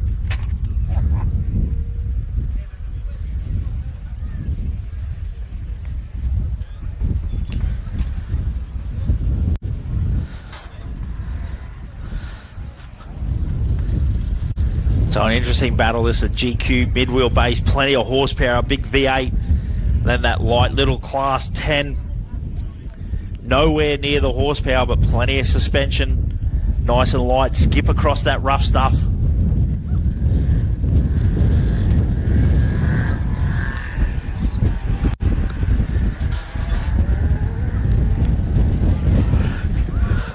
But it gives you an idea.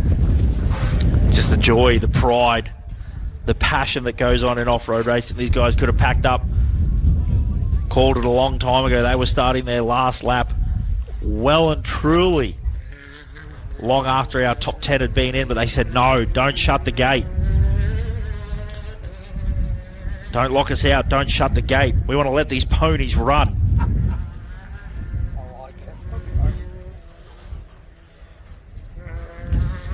Big dog's got to eat.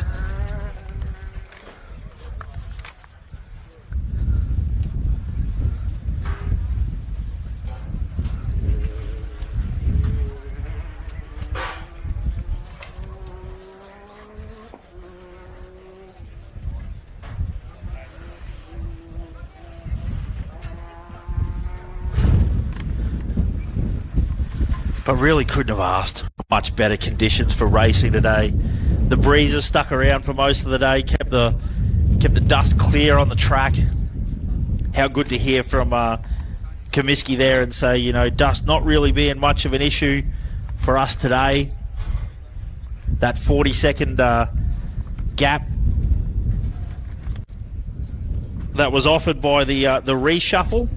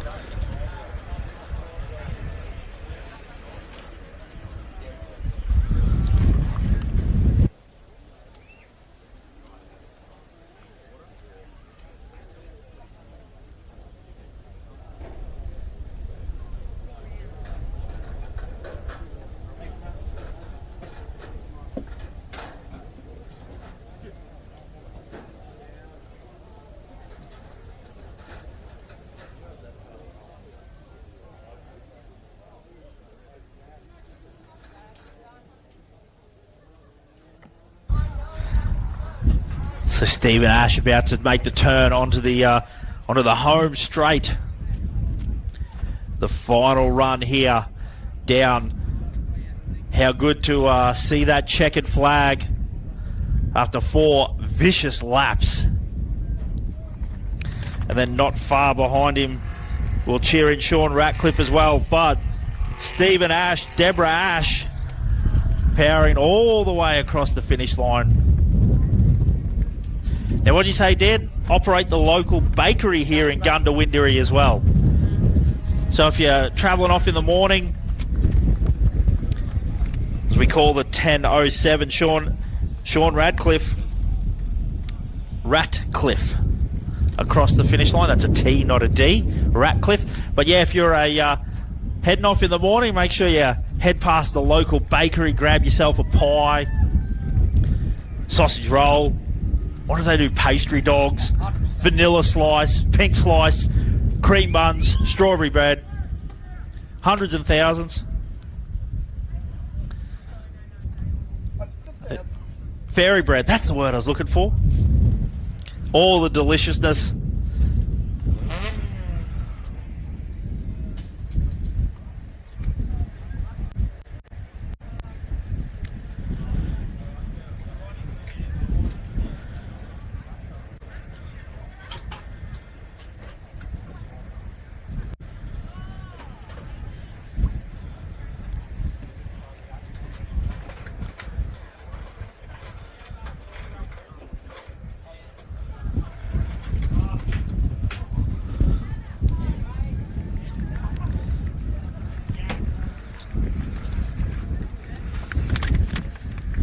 So the 8 8-6-2, Stephen Ash, Deborah Ash. And the 10-07, Sean Ratcliffe. But the two Gundy locals parked up.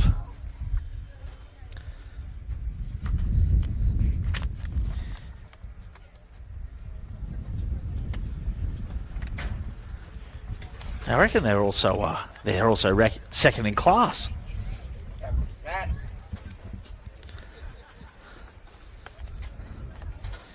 So a couple of class podium positions going to the locals here at the Gundy 500.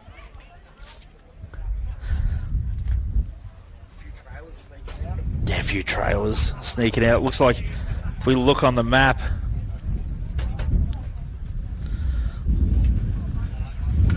I would say that is the last of our finishers in. I'd say the cars that we see on the map there are some of the vehicles still left that require recovery.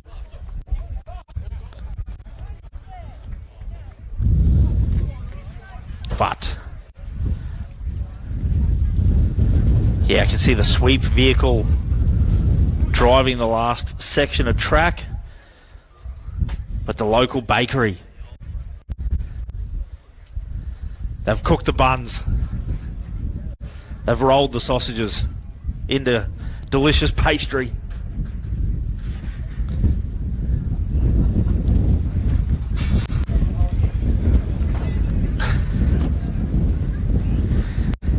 Apple turnover with cream. I'm making myself hungry here. Apple turnovers with cream.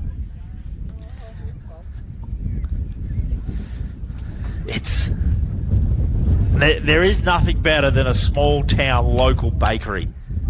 I've never said, hey, every time they crown Queensland Australia's best bakery, is there some pretentious wankers out of Melbourne? No, it's a small town local bakery. Yep.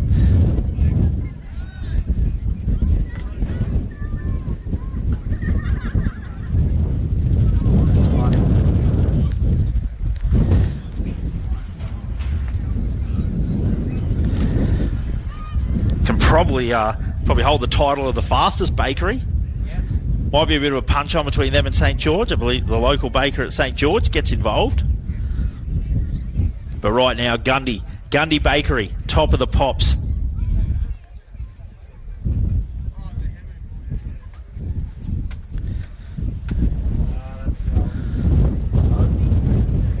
The breeze has picked up, even the birds are struggling.